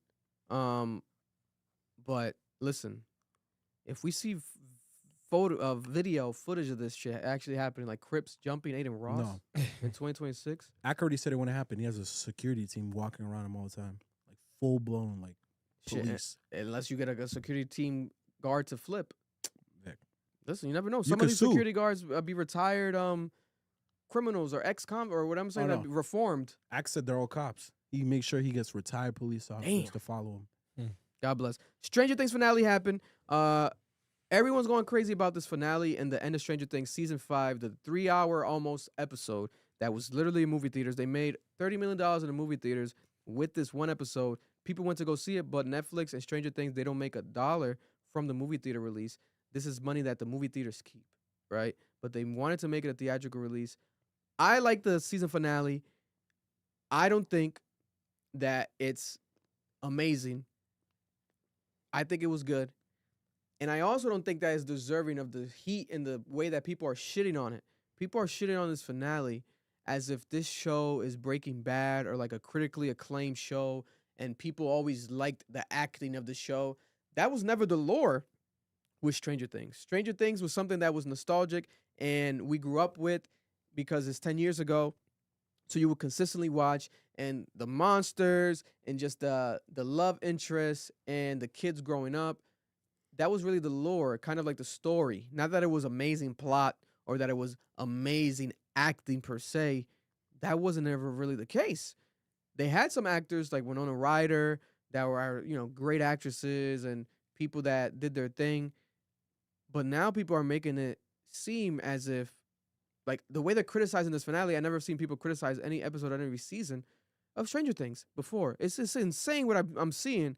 I have some of the also information regarding this, right? The Duffer Brothers are more famous than ever because the fact that people hate this finale so much, there's always people that love it also, and it just gives more promo, more attention. Spoiler alert, the reason a lot of people also obviously hate this finale is for the ending. 11. They leave it in the fans' eyes, did 11 survive or not? Because 11 basically sacrifices herself to be in the upside down.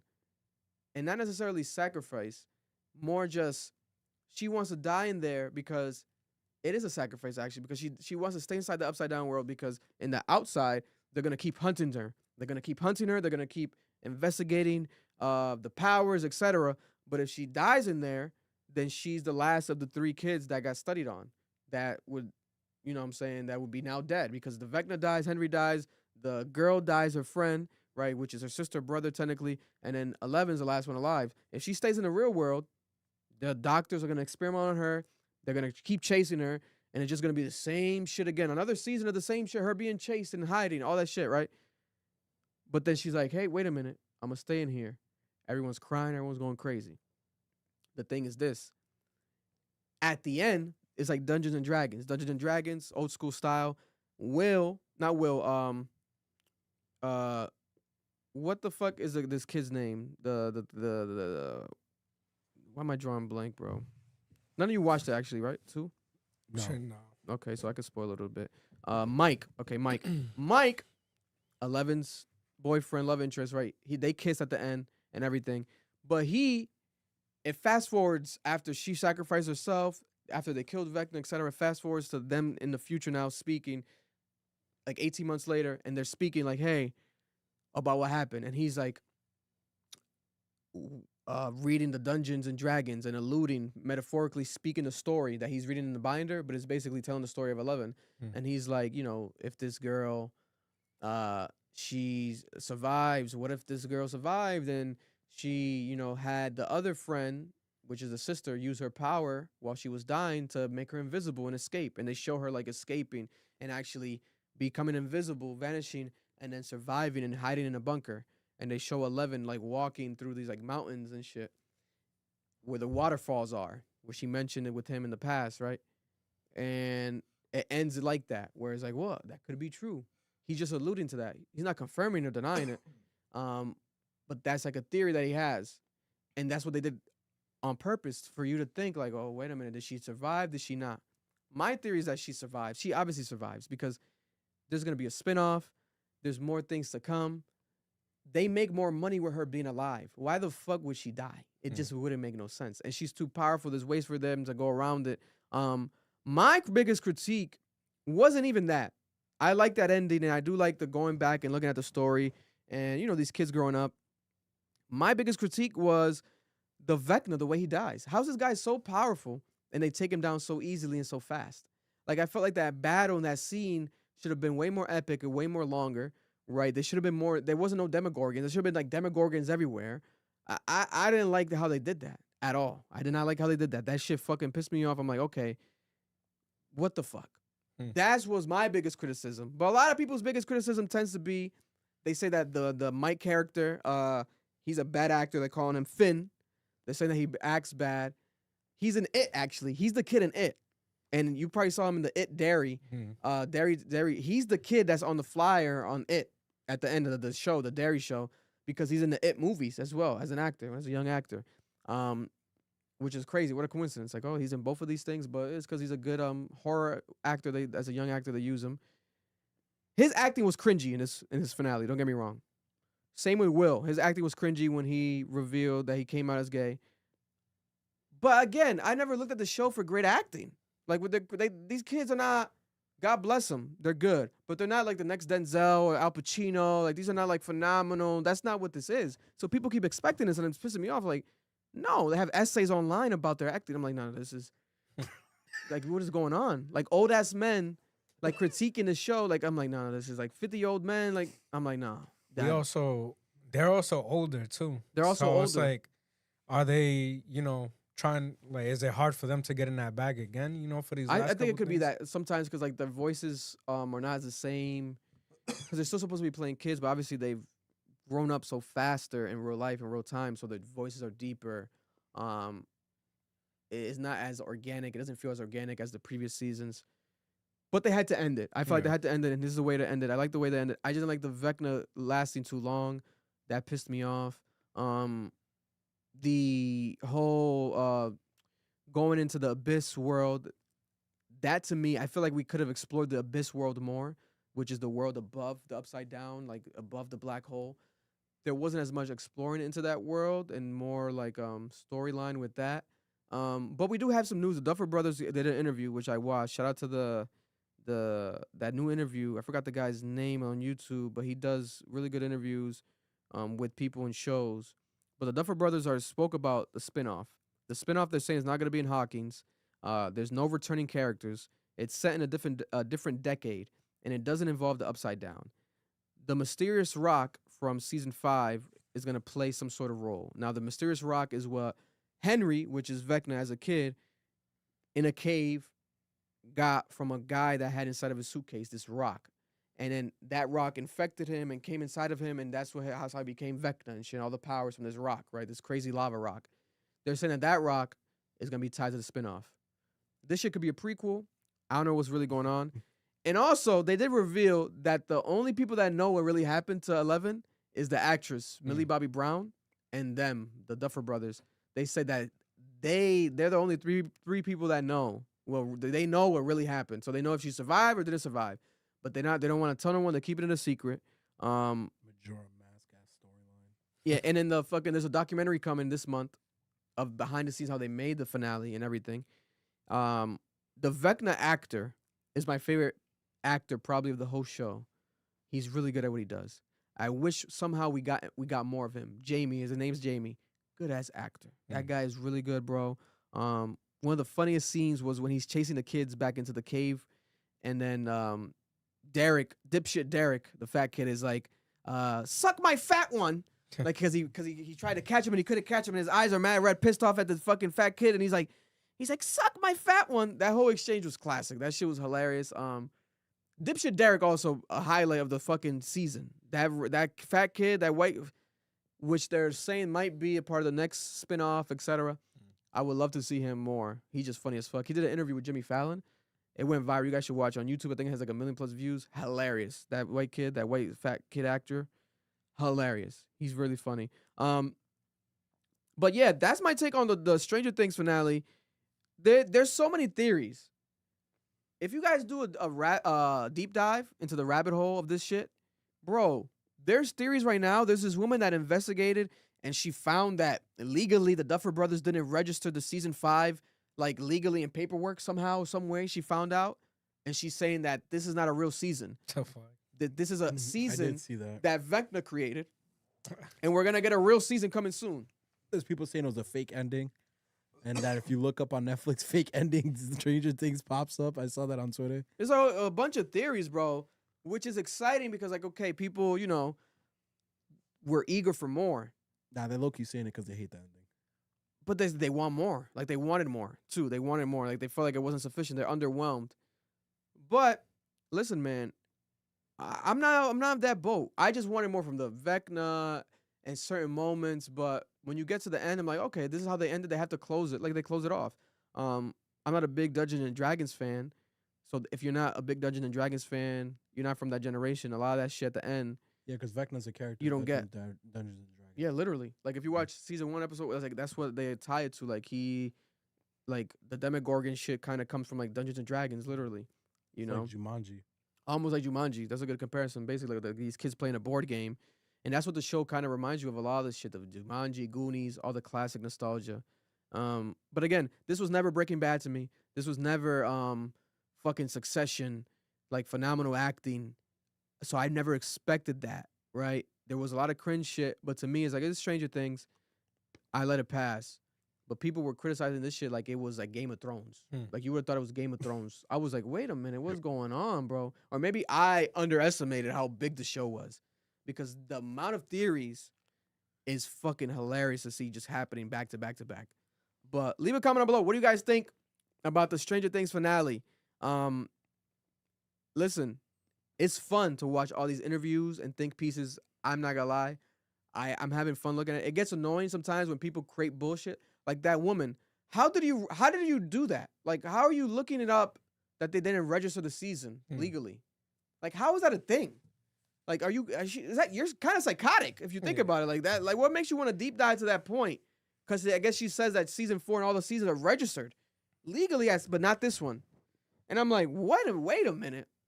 And to be honest, theories like that are so fucking good that if I'm Netflix, I'm like, hey, Duffer Brothers, let's make another season. Here's $1 billion. Let's make another season. Let's make this theory a reality.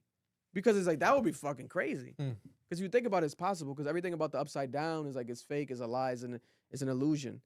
So they can make this all an illusion. You know what I'm saying? It's almost like Doctor Strange and shit that happens in Marvel with the multiverse. But this is something that's possible. But do I believe that it is? No, I don't think so. I think it's like, we're done. That's it, guys. Like, they did it a decade. Let's move on. You know what I'm saying? But it's been a pretty not pivotal, I would say just monumental moment in pop culture was happening right now with this show and the takes and everyone talking about it. It's been insane. Like, I underestimated the fucking significance that this show has to so many people. It's pretty insane. I thought Love Island fandom and theories are crazy. This shit takes the cake, bro. Kendrick Lamar unseen footage from GNX, right? Kendrick Lamar, when he did the GNX album, obviously worked with his close producer Soundwave. Soundwave posted a bunch of stuff recapping the year, like a photo dump. In this, he includes video of Kendrick Lamar recording Man at the Garden, Kamazi, the composer, composing music for TB Off, and producer also Jack Antonoff, known for working with Kendrick Lamar, Taylor Swift, and Jack Antonoff's playing some unreleased Kendrick Lamar music. We'll play the short clip behind us. That way people can see and hear this. Do you guys think that we're going to get more from this? Are we going to get a GNX documentary? I think we were long overdue for that. Are we going to get, where is it right here? Are we going to get GNX 2? Are we going to get Deluxe? You know what I'm saying? Because Soundwave is Soundwave, but in my opinion, I think he had to get like some approval. I feel like Kendrick, he's not going to be like, yo. Like he probably has a, yo, Kendrick, can I post this? Because it's literally Kendrick. When have you seen video of Kendrick recording in the studio? We never see this type of video. Even though it's like his back and shit. But look at the video right here. Much temptation you endured. You probably look for every cure. I said, I deserve it all. I'm waking up at 6 a.m. 6 miles a day, conditioning my win. I said, I deserve it all. I'm showing up as your friend. Tell the truth better than your next of kin. That's why I deserve it all. I never asked for too much credit, seeking validation just for the ecstatic. That's why I'm And this is some unreleased Kendrick right here. What, like happens, like, kind of like that. And like a real drop comes on top, like all the film. I was only 16, whistling hymns of a vixen, drifting back and forth. Something like that. Sooner. Kind of reminds me, She Wants the Funk. Kind of like that. What album was that? She Wants the Funk. Was that Pimp the Butterfly? Yeah, it was. Kind of reminds of that era a bit. Play it again. For more. I'm trying to create a view from Houston. And it's Kamazi. Not enough. Not enough. You remember, keep that horn on me like Kamazi. And that's Kamazi right there. Is this purposeful? Is this nothing? Is this a nothing burger, like the kids say? Probably either Leak is coming or another Untitled. What was that leak shit called? Oh, that's what you mean? Untitled Unmastered? Untitled Unmastered. But also after what's that album called? The Big Steppers. They're saying it leaked, but I think he leaked it. There was a leak of a bunch of unreleased songs from that album too. He does this. Yeah, I remember that. That surfaced on Reddit or some shit. Yeah, it surfaced on Reddit out of nowhere, and like there was like no, I think he even posted a link at one point, if I remember correctly. Chad would have to correct me, but he does this. I think he's just like transitioning to, I'm gonna give y'all the throwaways. Keep you happy. Shit, I think that we could probably get another Untitled Unmastered before we get anything else from him. Yeah, I could see that like a dump, right? Like a music dump or some shit, unreleased dump, and then maybe teasing something. Maybe a music dump with like a real single on the end, or some shit, right? But it sounds good. It sounds all right. You know what I'm saying? It doesn't sound like it's like better maybe than anything on GNX right there. But then you can't really judge it. It's just a fucking 10 seconds of a song. Yeah. You know, or maybe it was a part of another song that already came out. But leave a comment below. What do you guys think about Kendrick Lamar? 2026 is here. K-Dot is here. There's some unreleased music there being played, whether it's old or new. Jack Antonoff, Soundwave, they've done what they've done. Kamazi. At least I think a documentary should be dope. You know what I'm saying? What's the last deal he did? Technically, maybe Apple with the Super Bowl. Maybe like an Apple documentary deal. Shout out to the GOAT, Taylor Swift. She has a documentary on Netflix. Not Netflix, my bad, on Disney that dropped like a 5-parter. I still have to watch it. But it was dropping during like the Christmas and shit. I got to go watch that shit because I'm hearing it's crazy. But I think Kendrick could do that. GNX documentary. Bro, an album that is at the Super Bowl, got, you know what I'm saying, was a part of in time, basically both Grammy Award ceremonies and shit, both years. I think a documentary would make sense, you know. And I heard Dave Free has had a camera recording everything, especially during the pop-out. He was there filming.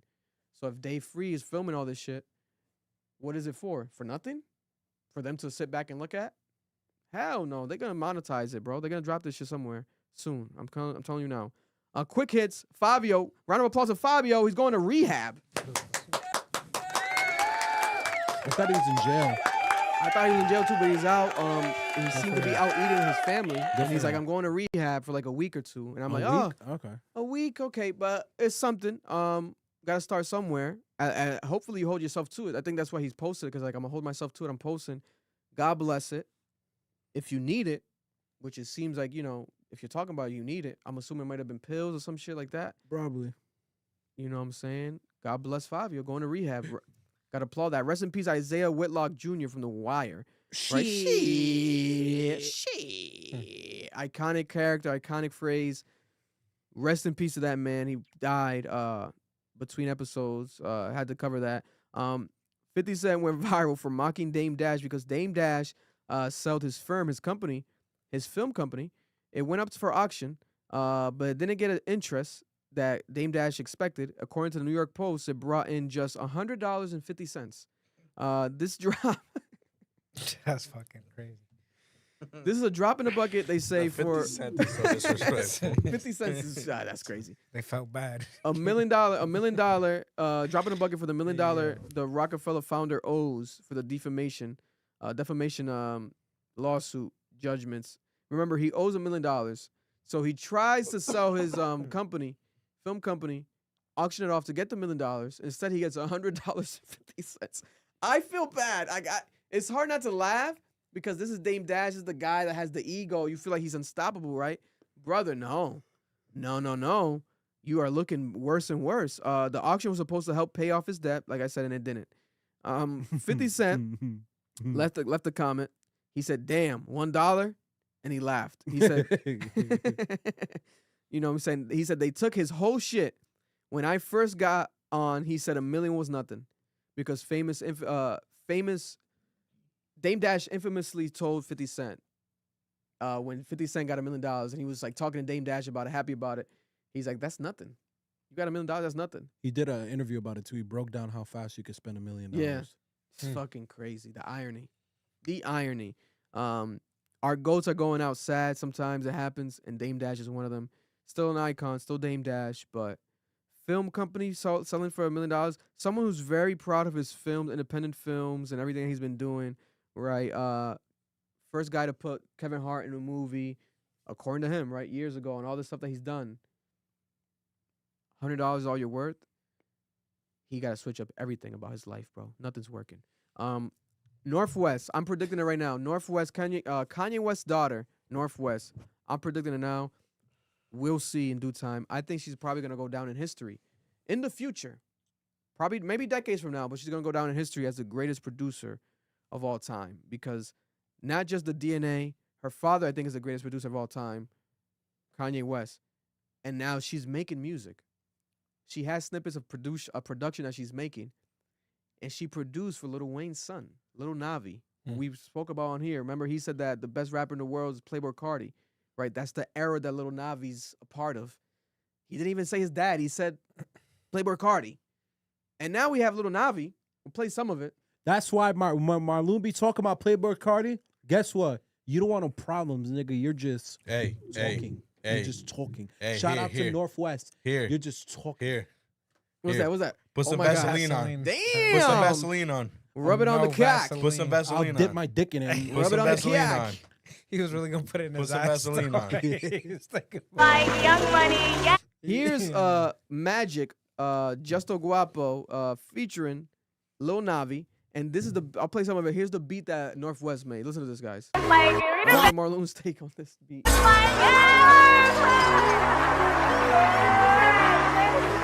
Yeah. You see the swipes, metal, silver.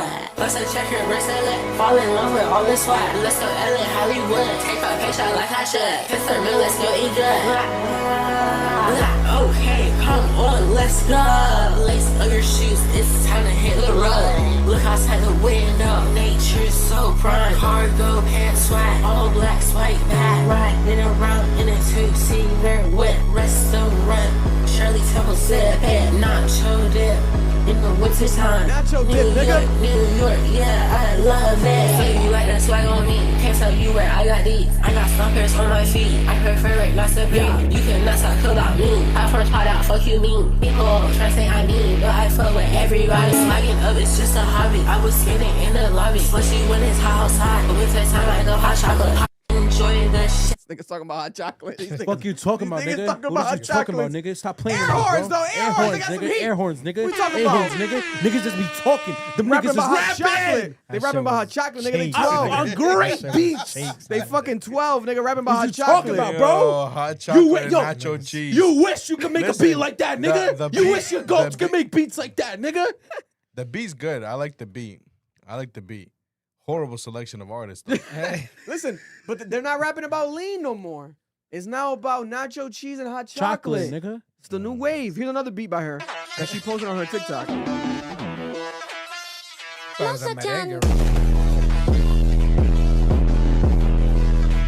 It's some shit that could be in an anime, nigga. Stop playing around, nigga. This shit hard.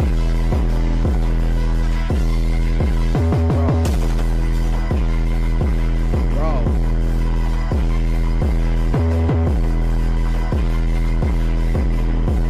Here's another. I think there's another one right here. There's another one right here. I saw that one. Bro, my That God. is hard. Get That is Uzi hard. on this shit now! Uzi or your boy Bro. Yeet too, yeah. Saw some Yeet shit. Bro, I'm telling you. Nah, that- What's her tag? She's shit's going 12 years crazy. old, bro. She's 12 years old, guys. Making greatness. She's not an adult yet. She's not even a teenager. Well, she is a teenager? No, she's not even a teenager yet. She's not even a teenager yet. Her genes completely ignored Kim K's. Bro, she's like, She she's just Kanye is West's his daughter. Twin. like, child, like for real. Twin. It's crazy, man. I'm predicting it. Future best producer, because she has all the tools in the world Oh, to yeah, do it, 100%. bro. Oh, hell yeah. And she's 100%. tapping in with the young sound, Mm-hmm. the distorted shit. Making Yeah. it fire. And then I didn't even know she had a relationship with like Lil Wayne's child. That's like, we're getting old as fuck. Like this, I feel old as fuck, bro. Lil Navi I'm ready. and the Northwest. I'm ready. God damn, bro. I'm ready for the heat. I'm ready for the next era of Kanye of West. That's just crazy, bro. Of West. You know You what I'm niggas saying? is going south. We're going west. You know what I'm saying? While we're on the east, how do you throw up east? It's like this, right? That's the West. That's the nigga. West. No, but you, nigga. you, That's just, the West. you just do it Hey, the other way. wouldn't it East. just- No? Like No, an E. bro. Isn't it just missing a finger? Like, Oh, yeah. East Coast, bitch. Nigga look like Spider-Man. Pew, pew, pew. Y'all going down. And also we have TraxNYC, guys. TraxNYC has gone viral, super viral. This man is a legend, that famous jeweler, known a lot of times for the uncut gems moments, but he goes viral for just going crashing out in New York. TraxNYC, very funny. One of my favorite content creators on social media. When he gives away gold in New York, he had like an issue with 50 Cent, and he was giving away gold and silver and stuff outside of 50 Cent's hood. He has a lot of things that he does that creates a lot of entertaining moments on the social media, but he has broken the internet to end 2025 and to go into 2026. There's nothing bigger online than what TraxNYC has done. On Instagram alone, I think it did 250 million views. That's aside from Facebook, and that's on his personals. That's not off repost, right? I'll play a quick video that he posted that's like a recap of everything that he did, like under a minute. He did like a recap on his YouTube Shorts that thing got millions of views too, right? For those who haven't seen it right here, which is like, you must be living under a rock if you haven't. Even my dad was talking about this. Was in Spanish news. Look at it right here. And I think he censors it, so it helps us out. Here we have it, right here. The jeweler that he's talking to is a Kai, by the way. This is a jeweler that in New York that goes by a Kai. Allegedly, these are Turkish jewelers in New York, and they're in an exchange. An exchange is a jewelry exchange in the Diamond District where multiple jewelers are almost like a flea market of jewelers, right? And Trax has a location there. He has his own shop somewhere else, but he also has a location in this exchange. So allegedly, these people would sell or sold to this one guy saying like, hey, we're Trax, or we know Trax because they're next to Trax. And they use his name to sell the guy misrepresented gold, right? Or it was like a certain carats, 14 carats. Yeah, but they said it was 14, but it was 10. but it ended up being like 10 carats or like something around there, right? This is him going off right here. You guys spit at him. That's nasty. Right? Oh my God. Oh, they wildin'. Oh my He God. slapped the guy Oh, Freddie. they wildin'. Freddie's the guy that went and grabbed his chain to choke him to kill him. He said.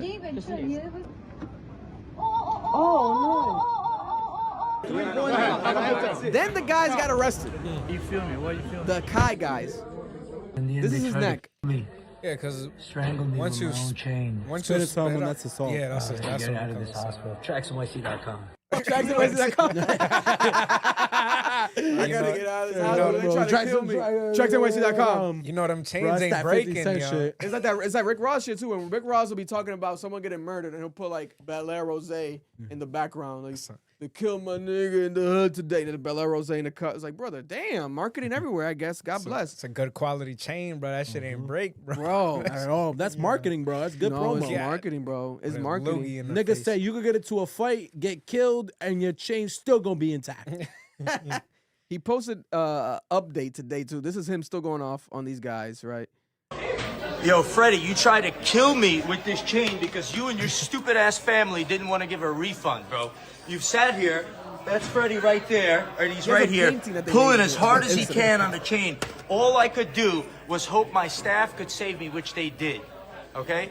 So for your attempted murder and for your brother spitting in my face, you couldn't have the fucking sense to give a fucking refund, you stupid bastard, bro. That's how fucking sick and evil you motherfuckers are. Gotta get the money. I'm grateful to the NYPD. I'm grateful to my staff for saving my life. George, Freddie, and your stupid ass fucking father with his dumbass Hitler mustache. Get the fuck up out of here, bro. Diamond District ain't for you, you dumb motherfucker, bro. Much better, right? Much better, right? Ended that shit 8 You know, times. take two at least. He's like, much better, right? Okay. Imagine walking by that take. Listen, this is the funny shit online. Like, it's impossible. Like, nothing's, like, this is crazy, bro. Like, the video felt like AI when you were watching it. Like, the first one he's going off, and then the other one when he's, like, getting spat on. Like, the energy is insane. And then the meme has been the most viral meme now. They're using it all over TikTok when he's like, give me my fucking money! My fucking money! Give me my fucking money right now! My fucking money! But then the guys are gangsters. You know why they're gangsters? Bro, he went up to them. Someone comes up to me that loud. I'm like, whoa, whoa. Nigga, that old man didn't flinch. He looked at Trax in the eyes like this. He did not flinch, bro. He didn't even blink. I'm like, hold up. Think it These was a niggas is shock, too, gangsters, yeah. bro. No, yeah. I think it was These a is some shock. gangsters, bro. Some Turkish thugs. Some Turkish gangsters, bro. They didn't flinch, bro. They might be thieves and scamming, and there's some other Jews that have come out. They're supporting Trax because they know, I guess, that these Akai guys have done this, I guess, in the past, or they're known for this. Because this is known amongst the jewelry world where people scam people out of things. They sell you something and they're lying. Because how are we going to know? Yeah. You test a diamond, it's a diamond. How are we going to know? We're not experts. They're the experts. So the experts always have the upper hand amongst random civilians, right? This is crazy. Their business could be done forever, though. Their reputation, all that shit, yeah. I think is screwed. No? They're gonna go back to Turkey though. Yeah. And then is Trax, Edwin was like, this is helping Trax's sales, etc. Hell It yeah. probably is, obviously, right? And the legitimacy of his business. Yeah, because just go straight to him if you He's really gonna want defend me. I'm a customer. He's gonna defend us. He's gonna defend me. You gonna look That's how I out for would me. felt. I would feel. You know, that's crazy. Edwin's a customer too. Edwin got some shit from Trax. He bought off The chain and the neck and the bracelet he wears is from Trax NYC. Shit. That's so funny. That guy's a legend, bro. He's riding for his guy. His cousin. You know what I'm saying? Edwin be looking Turkish if we're being honest. Yeah. Some days he looks Turkish. Nah, Trax is Jewish and something else. I can't remember. He reps Jewish hard. He reps Jewish hard. Yeah. But I have heard that he has spoken out against the genocide and everything, supposedly, right? But people were bringing that up. Like, before you defend this guy, you know how Twitter is. They're going to find people's skeletons. So they're like, hey, this guy's a genocide supporter. Or not a genocide supporter. Genocide supporter. Or like make sure, wait, he represents, he's the Jew or whatever. He constantly is posting Jewish people on his story too. Because they are some of the richest and biggest jewelers, bro. For being honest, just statistically, and you look that shit up, and he's amongst them. He is Jewish. He right? dropped a He's video. Jewish. He's half Jewish. He dropped a video of who runs the Diamond District too. And it was all about Jewish people. His YouTube channel's fire too. I fuck with him. Yeah. I fuck with his YouTube channel. Like, he gives away gold and shit. He calls people out. Trax. I actually emailed him. Tried to get him on the podcast like 2 years ago. It's impossible to get him on now. I guarantee it. He's gonna be unreachable more than ever. But to end, here we have the local news. Quick hits here, happening locally. A lot of people in Rhode Island, your family members, your friends, they might be under the weather, right? In New England in general right now, there's a major issue with the flu season. They're saying that the flu season has gone crazy. It's gone so crazy that Brown Health, all the hospitals here basically in Rhode Island, majority of the hospitals here in Rhode Island, the Brown University Health is making it strict now where you have to wear a mask at all times. When I was with Shawty and as she was having the baby in labor, the mask at the hospital, I've never seen these thick-ass masks. They have these new thick masks, these new blue thick masks that you wear. You start sweating. That's how thick they are. But they're mandatory. You have to wear them at the hospital starting now, more than ever, January 6th, Tuesday, tomorrow, this week.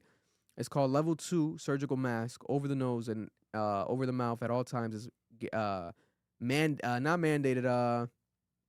What's the term here? Stricter mask requirements. They've required and imposed. And the masks are going to be provided to the visitors when they arrive at the actual Brown Health facilities, including Rhode Island Hospital, Hasbro Children's Hospital, the Marion Hospital, Newport Hospital, and the Bradley Hospital. This is what they're saying. That Brown Health has been in a respiratory status yellow, meaning people have been required to wear masks during direct actual interactions with the patients. Right? And I have some actual stats here. They're saying here in New England that 1 in 6 patients coming to any of the emergency departments, doctor said that they're all having flu-like symptoms. 1 in 6 are having flu-like symptoms. It's very more common right now. Emergency department visits are up 8.76% in Rhode Island compared to 1.9% uptick this time last year. All right, so there's a big increase right there. The state has seen 147 hospitalizations since October. The most recent data in Massachusetts shows that hospital visits are up almost 11.85% from 7.63% last week. Hospitalizations in Massachusetts are up 9%, 4% higher than last week's 5%. There have been 5 flu deaths this year in Rhode Island. I guess it was last year, 2025 in Rhode Island. All people over the age of 65. There are 30 deaths so far in Massachusetts. And the virus, they're saying, has mutated. It's gotten stronger during the off season, this flu virus. Jesus So Christ. everybody out there, don't just wash your ass. Don't just wash your mouth. Wash your hands more than ever before, just in case. I have a lot of family members and friends who have been damn near almost all of Deja's family hasn't been able to go see the baby because they've been having flu-like symptoms. And I'm like, yo, this is crazy. This is keeps spreading right now, and people have to be cautious. But that's some of the stats right there for those who didn't know what was happening. Here in New England, especially in Rhode Island, people are now required to wear a mask at these hospitals. Be careful out there. Let's hope and pray not another pandemic happens, because I'm not sure if 2026 we would be able to handle that, especially in this economy. Shit would be crazy. Rest in peace of my guy, Ali Jobe. We met this gentleman. This is a creator, podcaster who has passed away here in Rhode Island. We want to send our condolences to him and his family and his friends and his fiance. Kate, I reached out to her. We might have her on here. I want to do proper memorial for him. But this man, they've raised $40,000 plus. I'll put the GoFundMe here too. That way you guys can go visit and support. But they're raising a lot of money for him because he was planning a wedding and he passed away. He was planning a wedding. This man, I'll read the GoFundMe here to be accurate, because the family has a message here on the GoFundMe. This felt very surreal. Even as I'm reading this, it feels very surreal because it's like, we speak to people who support us and they show us love, and it's like a common thing. And, we always show you guys love back, especially in person locally, and we interact with you guys. But this was a gentleman that wanted to be a part of the team. He wanted to be an intern here. He wanted to do camera work here for this year. And I agreed to actually, extend that arm and, you know, connect with him this year to make that happen. He interviewed me about 3 weeks ago. One of the best interviews I've ever had, maybe the best interview I've ever gotten. A great conversation, very, very genuine energy. He felt like he actually cared about Rhode Island. He cared about creatives. He cared about, you know, actually building and trying to make things just happen more. He has a lot of positive energy and a lot of positive supporters that, you know, his families and friends have been reaching out and posting things online. Where can I find his DM? What's do you guys know what's that guy that owns the VR lounge? Noah, what's his name again? You know what I'm talking about. Oh, Tayo. I always speak to him. Yeah. What's his Instagram? I'm trying to find it because he when they DM'd me the. Oh, I found it. Yeah, Tayo. Yep. Shout out to him. Make sure to check out the VR, Bubble VR. Here we have Katie, the fiance, but we have the GoFundMe. Let me read it right here. And shout out to Ed Brady because he was working with Ed Brady for the Search RI as well. So far, they've raised over $40,000 for this man. December 29th, he passed away. Rhode Island lost a creator, ALI JOBE. He was a member of the Founders and Friends community and a constant presence, they said. Shout out to his podcast, which I was on. It was called the Upwards and Onward podcast. Insane, right? Him and Katie, they were set to be married in 2026 this year. They're raising money to cover the funeral and memorial expenses and unrecoverable wedding-related costs and immediate short-term expenses resulting from his passing. We want to send our prayers and thoughts and condolences to this man. I'm able to pretty much read people really well, and I would vouch for this man. Like, he was very authentic, very genuine, and really cared about creators and a genuine supporter of us, and gave me all the praises and knew his information. So rest in peace to him. We also first met him on our viral clip when we were interviewing the Drake and Kendrick fans outside of the Kendrick Lamar concert at Gillette Stadium. Very nice guy. And he was like the most viral guy, like the one that caught people's attention the most, because he was talking about like, man, like Kendrick, like, you know, I fuck with you, man. He's like, but you know, he was like underwhelmed by the Kendrick Lamar performance, and like he's repping for Drake and he's eating popcorn. He's like a character. And then he was showing love, you know what I'm saying? He knew Marlon, he knew Noel, like he was like a diehard fan. Yeah. And he was like a huge fan of Noel. And his fiance, I think, was there with him. He introduced us to his girl. No, it he was on his the side. friend. Who was with him on the side? His friend. Oh, his friend. Yeah. Okay. His friend was on the side, but he mentioned something about probably getting married. I remember him saying something at that time. But rest in peace to him. Wanted to make sure to highlight him. A fellow podcaster in our community has passed away. So rest in peace to Ali. Rest in peace. Gone but not forgotten. And I will be in touch more with his Rest in peace. fiance to try to get more attention on this, to highlight him more. Speaking of deaths and everything, with the Brown University shooter, a quick update that came today. Brown University shooter, the hospitals, Rhode Island Hospital, has officially announced as of this morning that all 9 patients have been treated at the Rhode Island Hospital, and they have been discharged. All the patients. Let's give a round of applause. They've been officially discharged for them. Thank God.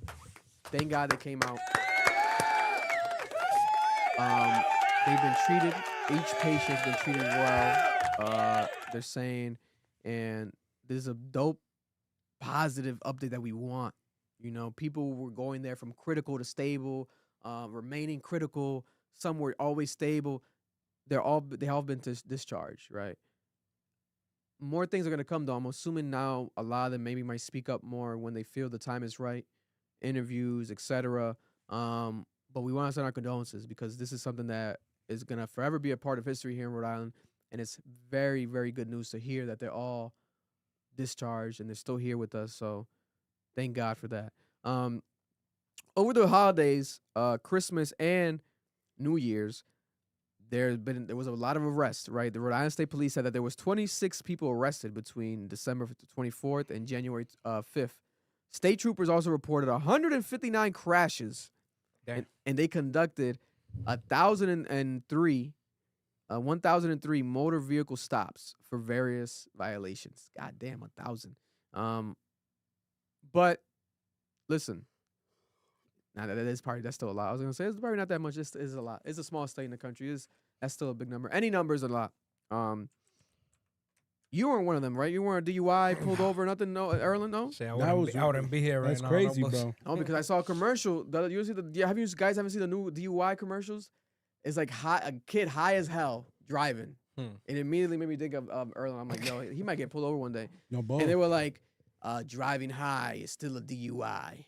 And I'm like, damn, I never thought about that. Yeah, because it is. It is. Are different, your vision's different and stuff. But You gotta be careful, bro. 'Cause they're gonna pull you over. Park and smoke. Swerve in that corner. No, I gotta see.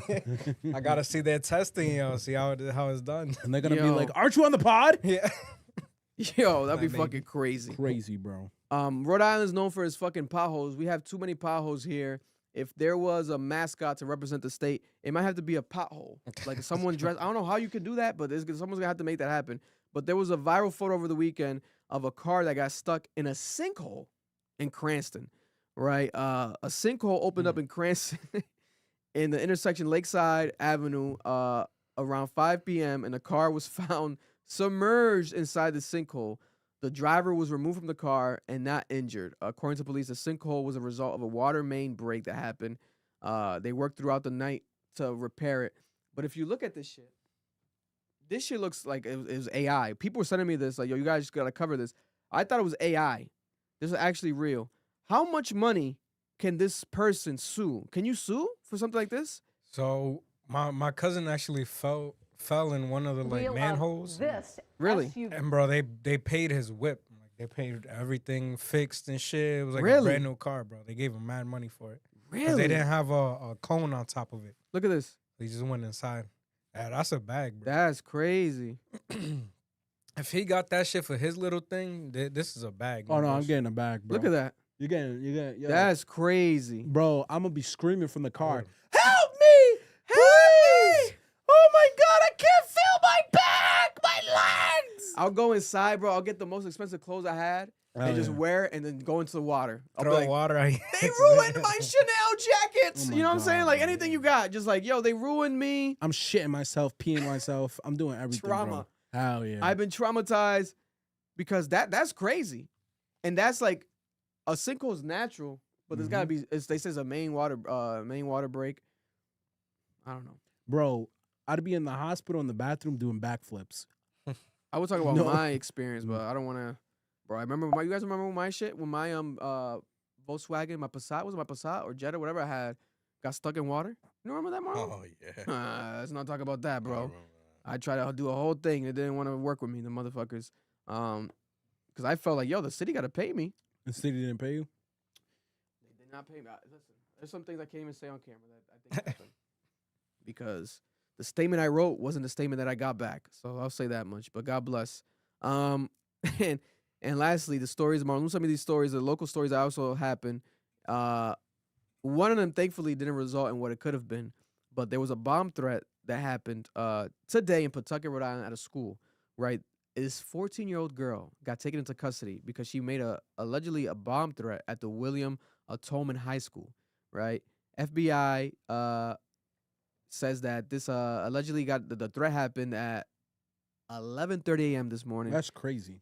Detectives and K-9 units went to the school, and there was a lockdown. There's video footage that's gone viral now of students in lockdown, high school students in lockdown when this was happening. They were scared. A senior said, honestly, I think everyone thought it was a drill, right? So people were like taken aback by this.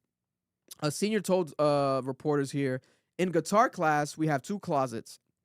We split the class up, and one group goes in one closet, the other group goes in the other closet, and the teacher stayed in the classroom. While students were in lockdown, some parents rushed to the school. One parent told the reporters at Channel 10, all I did was grab my keys and grab my car and come and park outside. I was so worried, so worried. Pawtucket's school departments responded and said it was a lockdown out of the abundance of caution after the district received information that this required immediate review, etc. This is something that I think we're going to see more speedy responses to any small instances like this, because after the shooting that happened at Brown, right, schools are going to be in high alert when anything like this happens. This 14-year-old girl More details have not might come out as to the actual extent of what this was. Like, what was the threat? Was it a text? Did she scream out loud? Whatever the case may be. She called it in. Did she call it in herself to troll? There was some footage of her being arrested and detained. But thankfully, everyone's okay and everyone's safe. So, God bless. There was this robbery. Lastly, there was this robbery at a strip club. Our favorite strip club, guys. No way. Yeah. You know, your favorite strip club. Relax. Marloon. Marloon. You know what's crazy? You know what's crazy? Hey, shout out to Marloon. Marloon's you know what's That's crazy? your favorite strip club, Marloon. My coworker had his bachelor party there about like 3 weeks ago, maybe like a month ago, and he said that shit's ass now, bro. Damn. And I felt kind of sad. I felt kind of sad because we had a great time. Oh, we had a blood. It was probably an off night. They didn't have the best girls, bro. They didn't have the best girls that night, bro. He was pissed. He was like, it was a Saturday. It should have been this and that. He's like, bro, that shit was mad, bro. That shit was ass. I was like, fuck, man. Listen. I did more than I should have that day. Listen, 3 people have been arrested because at this strip club that we all love, right? This strip club, police had to chase these guys down on the highway because these guys were supposedly parked outside the strip club. 2 men were seated in a parked. They were seated in the parking lot inside of a car when 2 other men with guns approached them and demanded property. They tried to rob these men in the parking lot. This was 2 a.m. Wonderland, right? On Sunday. Police said that the 2 suspects took personal items from the victims. They robbed them. Then they left in a black Jeep Cherokee. A 3rd suspect, unarmed, was also involved, they said. But this wasn't the one with the gun. Maybe the getaway driver. A short time later, Rhode Island State Police spotted the vehicle on I-95 and began chasing it into West Greenwich. The vehicle became disabled when the police in West Greenwich, Greenwich's police deployed stop sticks. Greenwich, bro. West Greenwich, bro. Greenwich. West Greenwich.